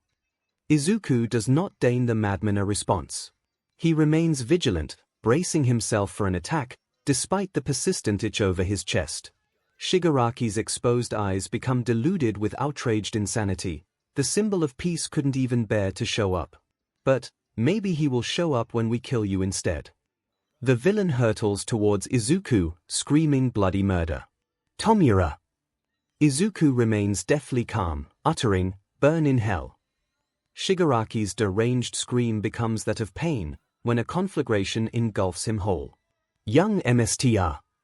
Kurogiri shouts. Izuku reacts quickly, and unleashes a second conflagration at the warper. Their combined screams rock the air, as the flames consume them entirely. Shigaraki howls in agony as the flames burn through his clothes and sear his skin, while Kurogiri flails wildly in a desperate, vain attempt to escape the flames burning him alive. 𝐒𝐿 pushes more fire out, with the singular goal of not letting the main instigators of this villain attack escape with their lives. However, what he fails to notice is that his right quirk cuff had cracked during his cremation of the 𝐿 minutes before. The unexpected, second extreme exertion of fire causes the weakened cuff to completely splinter apart, falling uselessly to the ground in pieces. 𝐒𝐿 gasps as the right side of his body is engulfed in white-hot flames. His right half transforms into his phoenix form, while the left half remains human. The flames consuming 𝐭𝐻𝐻 turn white, and his screams fade out into an incoherent howl of noise that sounds unlike anything 𝐒𝐿 has heard before. Then, out of nowhere, 5 orbs of light burst out from where 𝐭𝐻𝐻 is standing, shooting straight up into the air, smashing through the glass dome and disappearing from sight. The unexpected phenomenon catches 𝐒𝐿 off guard, disrupting his concentration and cancelling his flames. The blackened, charred corpse of Shigaraki falls limply to the ground. What should have been the same for 𝐭𝐻𝐻 is something different. 𝐒𝐿 rushes over to the body and kneels down before it. It is not a charred corpse. Instead, it is the living, breathing body of a male teenager. 𝐒𝐿 leans in to get a closer look. The teenager is tall, about 182 centimeters 6 feet in height. He has wavy sky blue hair, rising upwards like it is swept in that direction. He is dressed in what looks like a dark blue martial arts gi, wrapped around the waist by a black obi belt. On his hands are a pair of fingerless gloves, and his feet are covered by boots. A black undershirt is worn beneath the gi, and an aviator jacket with white fur lining completes the outfit. On the boy's forehead is a pair of goggles, and a bandage is pressed over his nose. The boy's skin is red with first-degree burns, but that is quickly settled when 𝐒𝐿 sheds a few tears subconsciously and they heal up the burns. By all accounts, the boy is asleep, completely unaware of the chaos that just occurred. 𝐒𝐿, understandably, has many questions. But all of that becomes secondary when someone lands behind him. 𝐒𝐿. The redhead is barreled into by a hysterical 𝐒𝐻𝐻, who wraps his arms around him like a vice grip. You. The hero is unable to vocalize his relief. You are so grounded. That was the most irresponsible, reckless, heart attack-inducing stunt I have ever seen in my Fing life. 𝐒𝐿 feels a few droplets splash on his cheek. 𝐭𝐻𝐻. Are you crying? 𝐒𝐻𝐻 essays in a breath and spins him around. Of Fing course I am crying. I thought you were going to die. 𝐒𝐿 hugs 𝐒𝐻𝐻 tightly. I'm alive. Don't worry, I'm alive.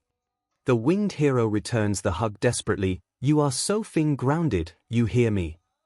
You are grounded for life. 𝐒𝐿 glances at 𝐒𝐻𝐻. You are not my dad. You don't even live with me. I don't Fing care. I will get 𝐿𝐿 to ground you if that's what you Fing want. 𝐒𝐿 sighs, burying his face in 𝐒𝐻𝐻's shoulder. I would have done it anyway. I simply can't let those villains escape with their lives. 𝐒𝐻𝐻 chooses not to respond to that, simply squeezing 𝐒𝐿 tighter to the point of suffocation. The emotional moment, however, is disrupted by the front doors being blasted in. Immediately, 𝐒𝐻𝐻 and 𝐒𝐿 separate, leap up and get ready for another villain fight. Have no fear, students, for I am here. Standing at the doorway, in all of his confused, extremely late glory, is All Might himself. 𝐒𝐿 sees red, his draining fury returning with apocalyptic force. But might, you good-for-nothing, syphilitic, gunra and crabs-infected, illegitimate son of a crackhead where? The symbol of peace promptly spews BLD, clutching at his heart in horror. 𝐒𝐻𝐻 whistles and claps slowly. Kiddo, that is one hell of an insult. Breathing hard, 𝐒� turns to his mentor. Does that excuse me from the grounding? No. DMN it. Shortly after All Might's poorly timed arrival, the cavalry of reinforcements arrive. Led by Tenya, the entire staff of 𝐻𝐻 burst into the facility with guns blazing, expecting a villain attack of epic proportions. Only to find that the attack is over, and all of the villains either dead or incapacitated. 𝐿𝐿 immediately shifts the focus towards a recovery operation, and designates his staff to branch off into the different zones to retrieve the students and apprehend the villains. As the operation gets underway, 𝐒� sits by the unconscious teen that he somehow produced from burning 𝐭𝐻𝐻 alive. 𝐒𝐻𝐻 stays by the redhead side, occasionally glancing at the unknown teen with disturbed confusion. Who is that? I have no idea, 𝐒𝐭𝐻𝐲 𝐔𝐬𝐴 mutters, he is alive, though. The hero purses his lips, I think we should notify a teacher. 𝐒𝐬𝐴 looks around. He sees Present MIC talking to Tsuyu at the other end of the plaza near the stairs, a pair of paramedics carrying Aizawa away on a stretcher. The voice hero pats the girl's head and sends her off up the stairs. 𝐒𝐭𝐻-san, can you carry him? Sure. The winged hero lifts the teen up in a bridal carry, and with 𝐒𝐬𝐴 by his side, they head over to Present MIC, who has their back turned to them. Yamada-sensei, 𝐒𝐬𝐴 calls. The voice hero turns around. We need your help. To be continued. It is a SHT show of epic proportions. The break-in by the press the day before was bad enough, but having his afternoon English lessons suddenly interrupted by a school-wide alarm signaling the mobilization of all teaching staff to Nezu's office was even worse, especially when the tenure of 1A broke the news that the USJ facility had been invaded by villains. Knowing that his husband and 19 other students are still in the facility, Hisashi jumps into a hastily procured bus, along with his fellow teachers, Nezu and Tenya, and speeds off to the USJ as fast as they could. Time is of the essence. Tenya had tearfully explained that he was forced to abandon his classmates in order to speed back to the main campus. A villain with a warp quirk had separated his classmates to the different disaster zones inside of the facility, and that the same villain had turned 13's quirk against them, causing extensive damage to their back. All Might had already gone ahead, serving as the frontline warrior to deal with the villains, while Hisashi and the rest of the staff would come in as backup. They could not have reached the USJ facility fast enough. So much time wasted, the kids are all by themselves, facing villains with every intent to kill them. So Hisashi and the staff burst in with quirks blazing, only to find that the attack is over. All of the villains that could be seen have already been incapacitated. And the students that are present in the main plaza all appear to be fine with no visible injuries. And, is that Hawks in the background? Before Hisashi could question that thought, however, Nezu has them all split up to retrieve the students and apprehend any villains that still remained in the facility. Hisashi's thoughts immediately turn towards his husband, and spotting him near the bottom of the staircase with Tsuyu, he rushes down at breakneck speed, nearly tripping over the steps to get there faster. Yamada-sensei. How is he?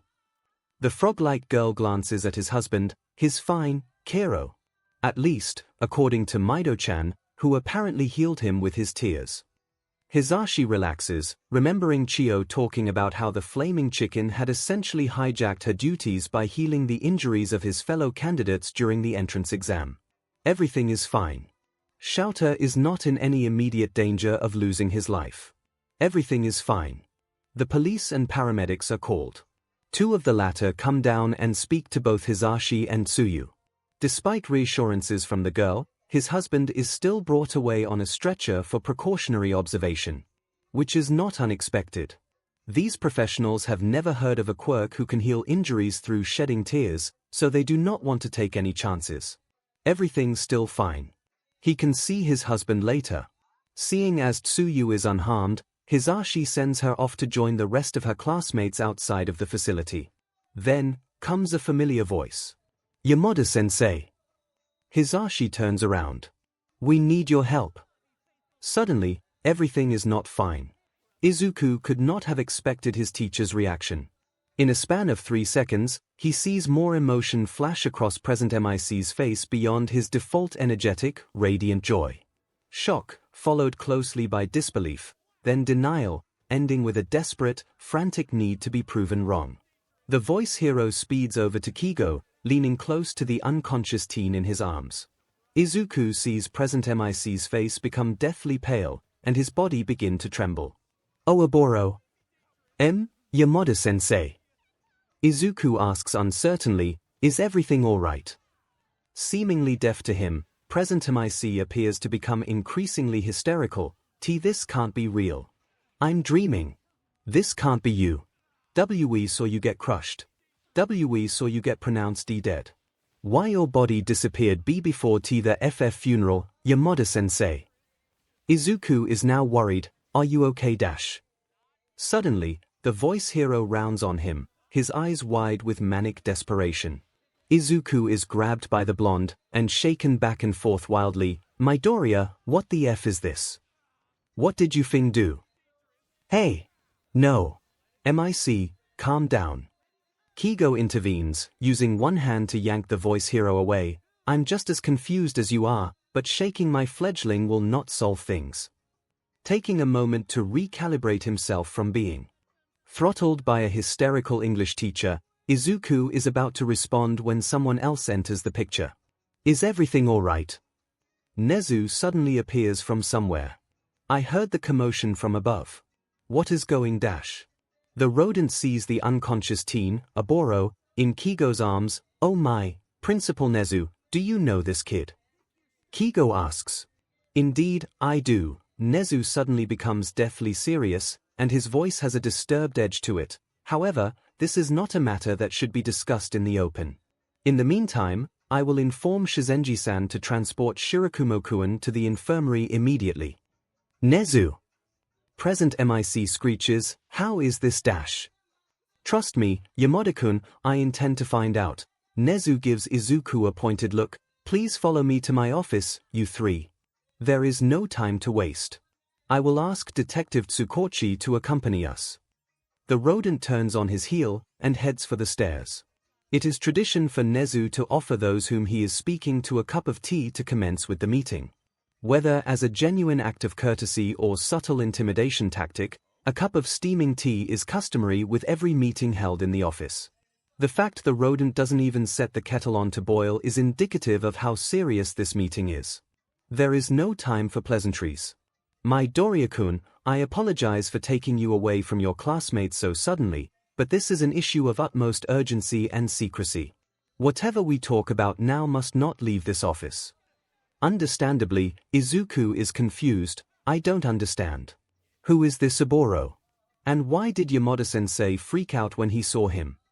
I need to give you some context first. Nezu begins. Shirakumo Oboro was a classmate of both Yamada and Aizawa 15 years ago. 15 years ago. Izuku's confusion only deepens, but he looks around my age. That is the point.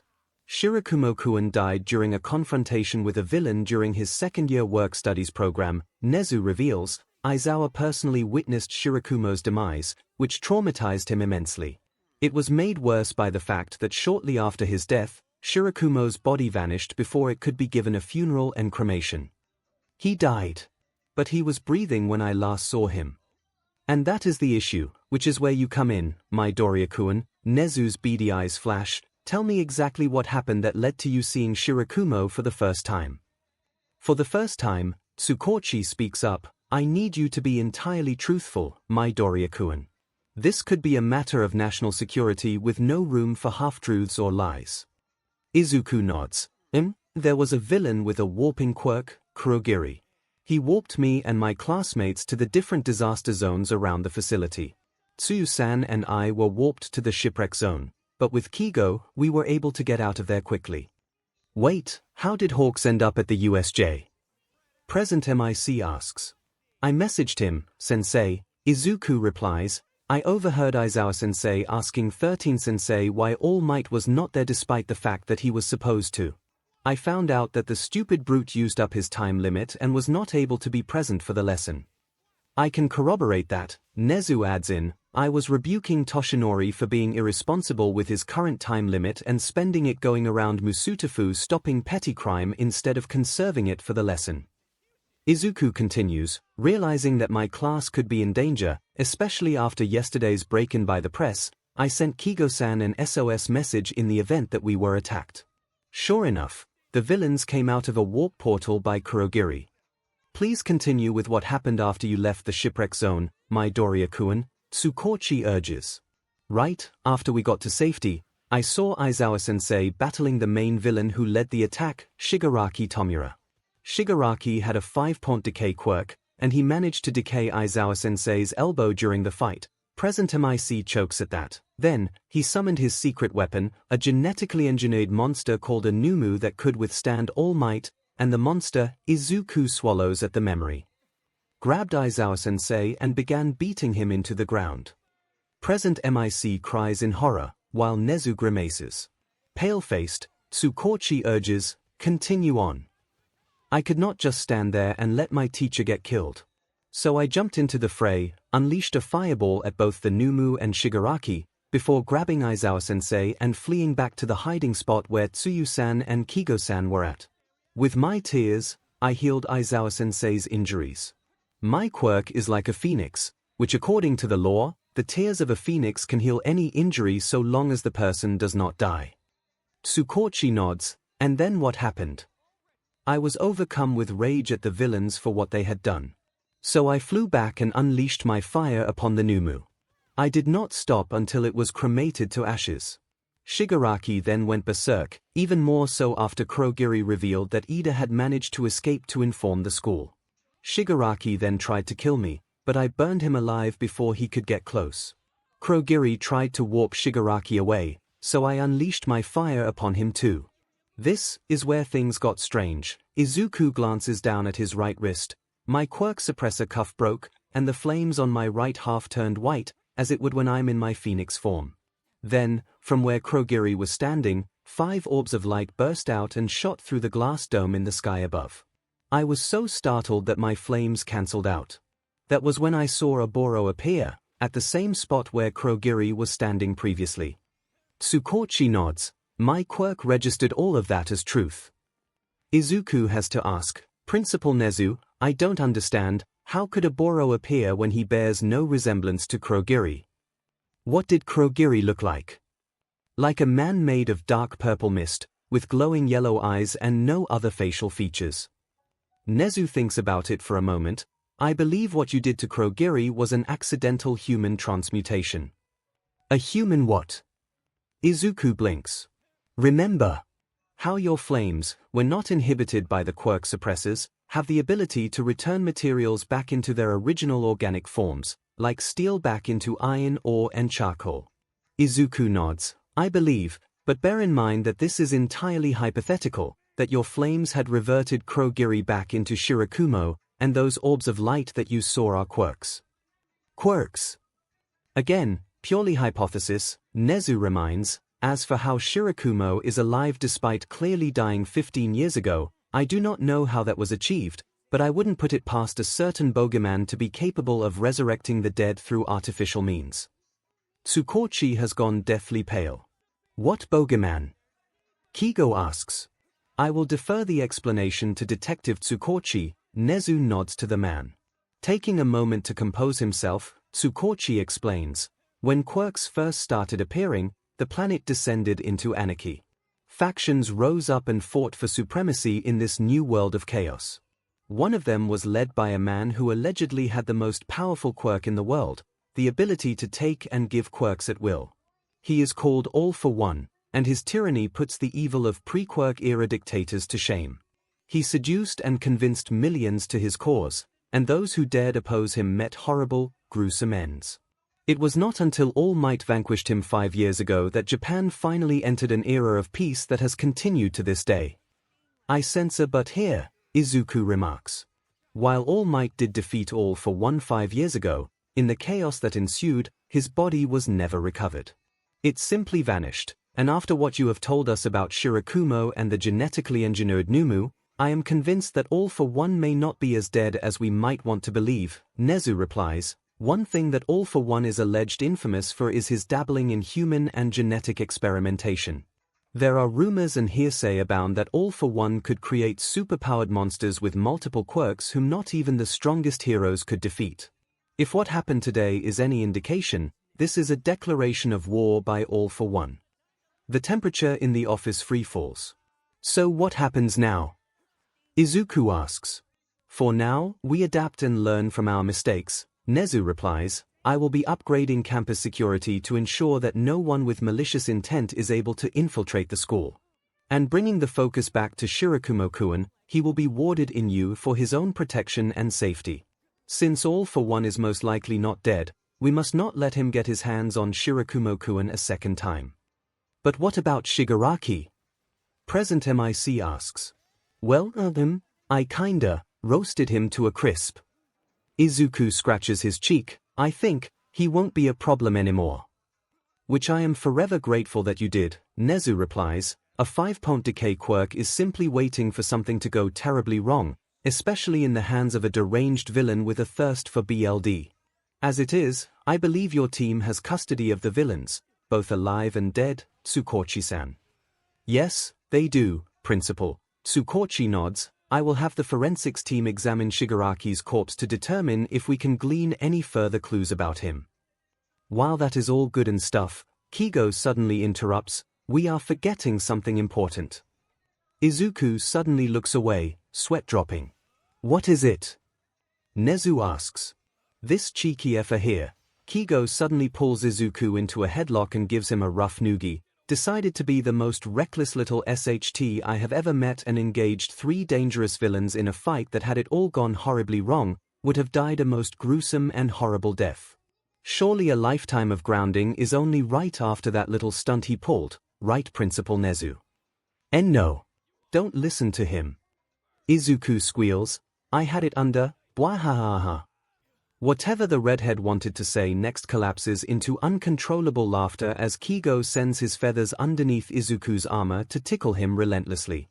𝐒𝐻𝑢 simply grins, appreciative for the break in the tension, if a little disturbed that his ward had put himself in danger, even if everything had worked out in the end. 𝐒𝐭𝐚𝐲, on the other hand, is bemused by the sudden whiplash. Is this normal? Yep.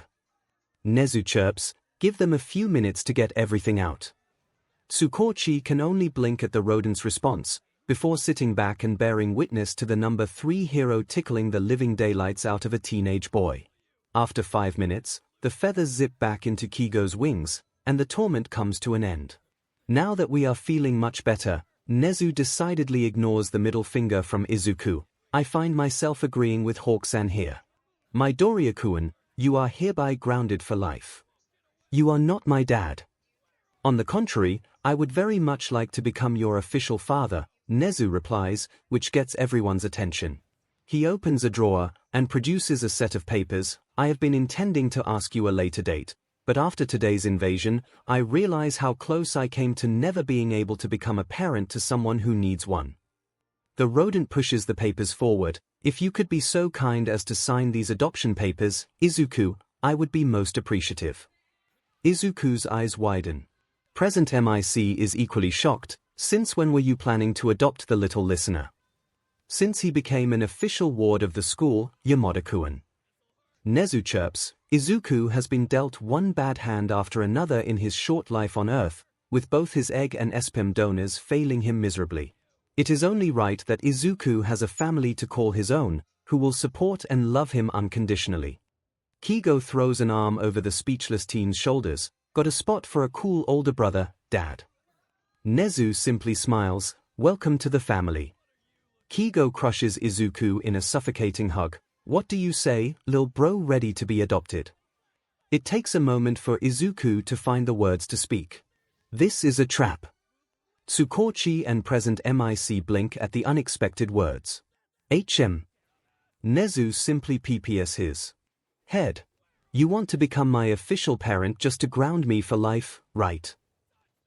Maybe so, 𝐒𝐻𝑢 shrugs, but there is the undeniable fact that I really want to adopt you, Izuku. You are the son I never had. I want to give you the entire world. And Kigo wants to be your big brother, to be the one who gets into all kinds of shenanigans and protects you from the worst of the world. My point is, Izuku, that you are loved, and we are your family who will love you to the ends of the world. Quite against his will, tears begin to spill from Izuku's eyes, wiping all traces of joking away. That, and even if you were to refuse, I would simply forge your signature and submit the documents to the social service registry, 𝐒𝐻𝑢 grins, but given that you are crying tears of joy, I think such a drastic move is unnecessary. Sniffling and hiccuping, Izuku gets up and heads to the desk. 𝐒𝐻𝑢 produces a pen and gives it to the teen. Making sure that none of his tears drip onto the papers, Izuku signs his name on all required spaces. 𝐒𝐻𝑢 puts the papers to one side, gets up on his desk, and hugs his son. Izuku then promptly explodes in deafening wails, his tears blasting upwards in geysers. Kigo gets up and joins the hug, leaving both present MIC and 𝐒𝐭𝐚𝐲 torn between feeling moved by the emotional moment, and awkward for encroaching into an obviously emotional moment shared by the new family. Nezu leans close to Izuku's ear, and for the record, you are still grounded for life. But to be honest, Izuku couldn't care less about that little fact. Not when he gained something much more invaluable instead. To be continued. Inasa is beside himself with worry. When the staff showed up, he and his classmates were retrieved from the different zones and brought outside to have any injuries tended to by paramedics. Inasa is eventually reunited with Okiko, Nito, and Fumikichi, but very quickly realizes that Izuku is nowhere to be seen. Their missing friend continues to remain elusive even when 1A is given the all-clear and are made to return to their classroom to await further instructions. They ran into a hysterical Hitoshi on the way back. Apparently, Vlad King had left 1B mid-lesson to respond to the USJ attack, leaving the insomniac beyond confused and understandably terrified about what was going on. To see that 1A made it back without much injury is incredibly relieving for Hitoshi, but that relief is almost overturned into panic once more when he realizes that Izuku is not with them. For the 1A quartet, it only adds to their worry when it becomes apparent that Izuku did not return to the main campus. In their mutual sense of unease and worry, Hitoshi joins the quartet in the 1A classroom. It is all but assured that lessons have been cancelled, so there is no stopping the insomniac from being with his friends in such a desperate, uncertain moment of their lives. The quintet says very little to each other, merely grounding themselves and taking comfort in each other's presence. For the 1A students especially, the trauma is still raw and palpable. Barely a week into their school term, and they were already facing off against villains. Granted, the villains all of them faced were no better than petty criminals and thugs itching for a fight, but this was an attack on an unprecedented scale. Villain attacks usually involved one or two main instigators, not hundreds led by a deranged lunatic, a warper and a genetically engineered monster. It is honestly a miracle that they came out of this debacle relatively unscathed. The only ones who required medical attention were 13, who got their back partially destroyed when the warp quirk turned their quirk on them, and Denki, who short-circuited himself after trying to incapacitate the villains in the zone he, Kyuka and Momo were warped to. However, with Izuku still missing, their concerns and fears hang like a dark cloud above their heads. The rumors from the rest of the 1A students do not help matters, with some gossiping that Izuku battled the genetically engineered monster head-on, or even faced off against the leader in a one-on-one fight. Perhaps no one is more impacted by the uncertainty than Inasa himself. He tried reaching out to Izuku when the warper unleashed his quirk on the class, but he was too slow. Izuku fell into the darkness before Inasa could reach him, and when the world reasserted itself moments later, Inasa found himself in the midst of the conflagration zone, with Izuku nowhere in sight. That was the last time Inasa saw Izuku at the USJ, and it left a stinging pain in the Wind MSTR's soul. Returning to the main campus almost feels like a betrayal on Inasa's part. He should have demanded to stay at the USJ, at least until he received word that Izuku is safe. He should have insisted or pushed harder, instead he let himself be herded back to campus with everyone else. Inasa grits his teeth, fists clenching tightly to the point that his knuckles turn white. He is so stupid. He is the worst friend in the entire world. Izuku is somewhere, and all he is doing is sitting around in a classroom waiting for some word or update. He should have been more assertive, more hot-belted. He should dash. The door opens, and everyone turns towards it. Izuku walks in. Midoriya. Midori-kun. Midoriya. Inasa is the first out of his seat and barrels towards the redhead, with the others not far behind. Izuku is barely able to react before he is scooped up in a suffocating crush of a hug by Inasa, as the other members of his circle crowd around. Oh my god, Midori-kun. Okiko cries, where were you? You didn't come back with us. I thought something happened to you, you dipshit. Hitoshi wails, unable to stop the tears of relief, when you didn't return with the others, I thought you dash. Don't just run off without telling anyone. Nito screeches, clutching at Izuku's armor, do you realize how worried we all were? Mido did not die. The darkness did not steal him away. Dark Shadow wails while wrapping herself around Inasa's arms. Guys, Izuku tries to speak, a little hard because his face is squished in. Between Inasa's massive pectorals, let me explain, present 𝐼C appears, come on, let the little listener down. He can't speak when you are pretty much squeezing the life out of him. Inasa reluctantly lets Izuku down, but keeps his arms around him loosely. I left first to speak with Principal Nezu, the redhead explains, something happened when I fought against the leaders of the attack. You fought the leaders. Nito screeches. They tried to kill Aizawa-sensei. Izuku replies, I could not let them escape with their lives. Hitoshi is stunned, did you? I killed the ringleader, Izuku reveals, which makes those listening gasp. As for the warper, he glances around, I can't talk about it here. Maybe we can do this outside. You listeners go ahead, present 𝐼C ushers them along, I will handle the rest of your class. Outside in the corridor, the students meet up with Kigo and Nezu. What happened? Okiko demands. I performed human transmutation on the warper, Izuku tells his friends. What is that? Hitoshi asks. You know my fire, when not inhibited by my cuffs, is able to return materials to their base components, the group nods. Basically, the warper is a being made up of several different quirks. My flames released those quirks from his body, and left behind a teenager. He shares a history with Aizawa-sensei and Yamada-sensei. In what way? Nito clarifies. They were classmates 15 years ago. Izuku explains, his name is Shirakumo Oboro, and he was killed in a villain confrontation during his second year. His corpse was stolen and turned into the being known as Kurogiri. Basically, Kurogiri is like the genetically engineered monster that came with the ringleader. What happened to this Shirakumo? Fumikage asks. He is currently in the infirmary with Aizawa-sensei. Izuku replies, I was about to visit them both, but I wanted to stop by and make sure that you all were okay, idiot. Inasa booms, once again suffocating Izuku with pectorals. We could say the same for you. You just vanished without telling us. I apologize for that, Nezu pipes up, it was incredibly urgent that I spoke with Izuku about Shirakumo-kun before anything else. It was a matter of national security, after all. Okiko's sharp ears pick up on a tiny detail. Principal Nezu, since when were you on first-name basis with Midoriya? Nezu is now my dad, Izuku replies brightly, he adopted me less than half an hour ago. And I'm his big bro. Kigo adds in while ruffling the redhead's hair. A beat of silence. Before all 5 teenagers burst into shouts that overlap each other in a bid to be heard first. You were adopted. How did this happen? What a strange twist of events. That's so cool, Midoriya. You have a family of heroes. God, you get to live the dream that every kid in this country has, here. I mean, I am grounded for life, because of those two. Izuku gives Kigo and Nezu a side glance. You deserve it. Inasa booms, you could have died by going up against those villains. Izuku places a hand over his heart. Et Yorashikuan. Nito nods solemnly, it is clear that Midoriya is too reckless for his own good.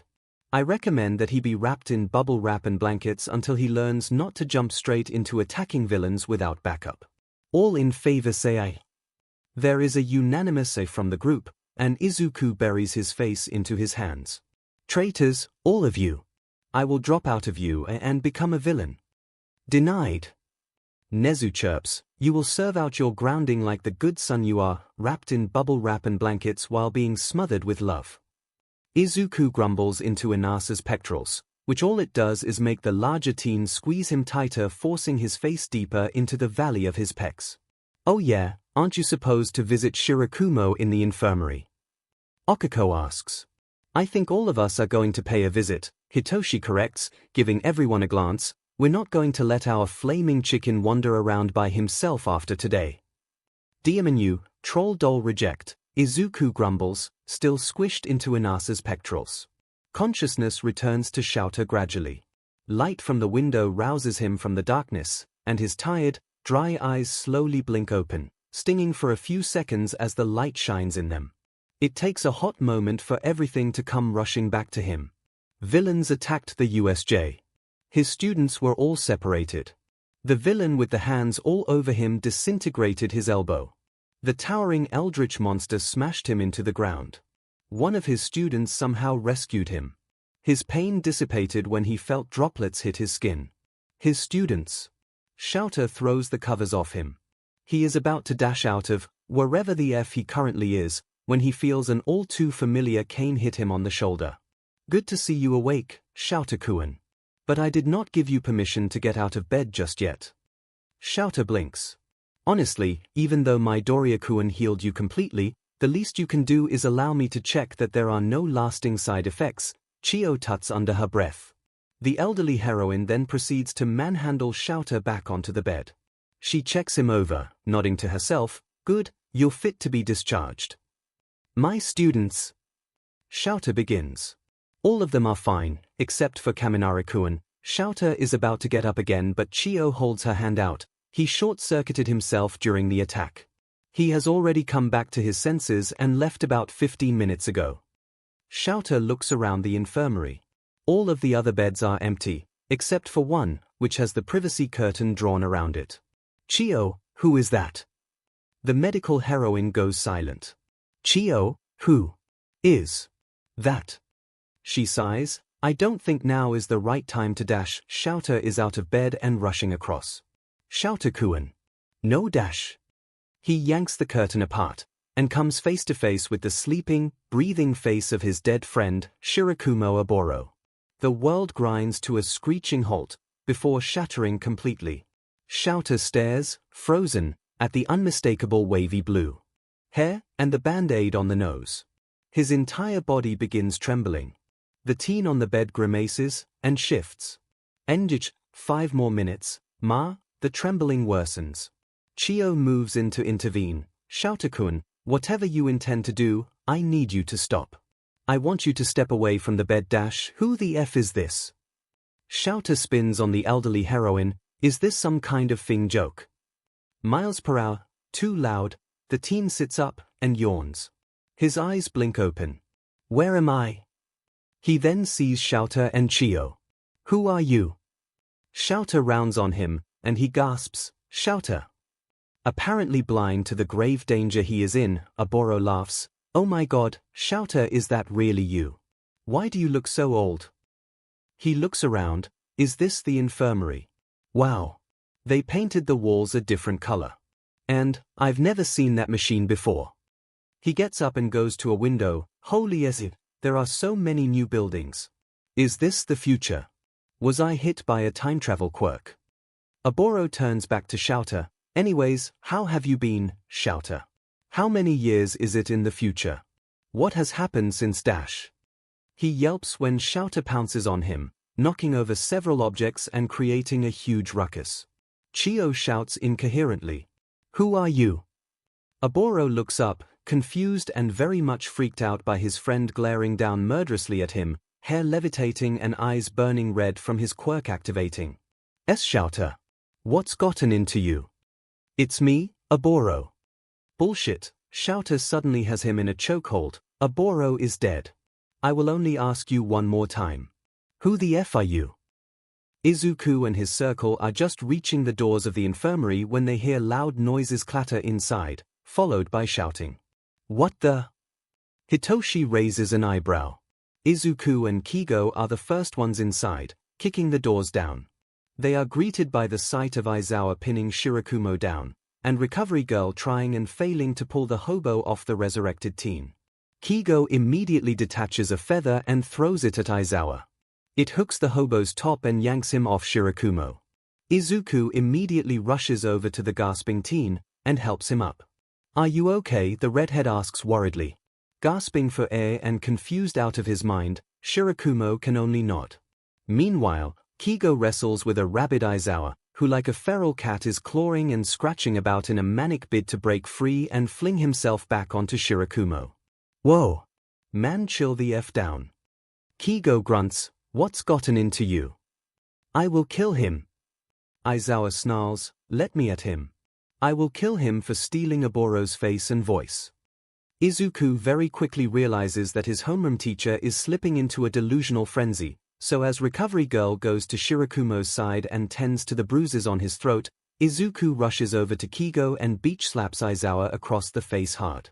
His friends gasp and flinch as the impact bounces off the infirmary's walls. Aizawa goes still, the fight draining out of him in an instant. His eyes are wide and uncharacteristically alert, as a red handprint blossoms across his cheek. "Snap out of it, Aizawa-sensei," Izuku orders in a no-nonsense tone. He is not a villain, nor an enemy. Comprehension returns to the hobo's eyes. "Midoriya, did you just slap me?" "I had no other choice, sensei," Izuku replies, standing firm. "You were assaulting an innocent teenager. I understand why it happened, but there is no reason to take it out on Shirakumo." Aizawa stares incredulously at the redhead. "I know about what happened to Shirakumo in your second year," Izuku continues. "I know he died when confronting a villain during his work-studies program. I know that you witnessed Shirakumo be declared dead and his corpse going missing shortly after." He sighs, knowing that this part is the most difficult. "Shirakumo was turned into a Numu, like the one that tried to turn you into mincemeat at the USJ. He was the warper known as Kurogiri, the one who warped me and my classmates to the different disaster zones. I turned him back into Shirakumo with my flames, because I managed to remove the quirks from his body that made him Kurogiri." Shirakumo, for his part, is staring dumbstruck at the redhead. He can't believe his ears, he had died. "I don't know how it was possible for Shirakumo to be turned into a Numu, but the most important thing is, he is now alive and well." Izuku presses on. "Your friend is back. And I think he would have very much appreciated it if you didn't strangle him to death. He has already died once, he should not have to die a second time so soon." Aizawa gapes in complete silence, feeling very much like the carpet has been yanked out from underneath him. He turns to Shirakumo, and back to Izuku, unable to so much as utter a sound. Nezu then decides to intervene. "I think all of us have had quite a rough day, so why don't we all take a step back and calm down before we decide on the next step forward?" The rodent's tone leaves no room for argument. The tension remains, but there is an unspoken promise of the truth, and a longing on how to move forward from this debacle. To be continued.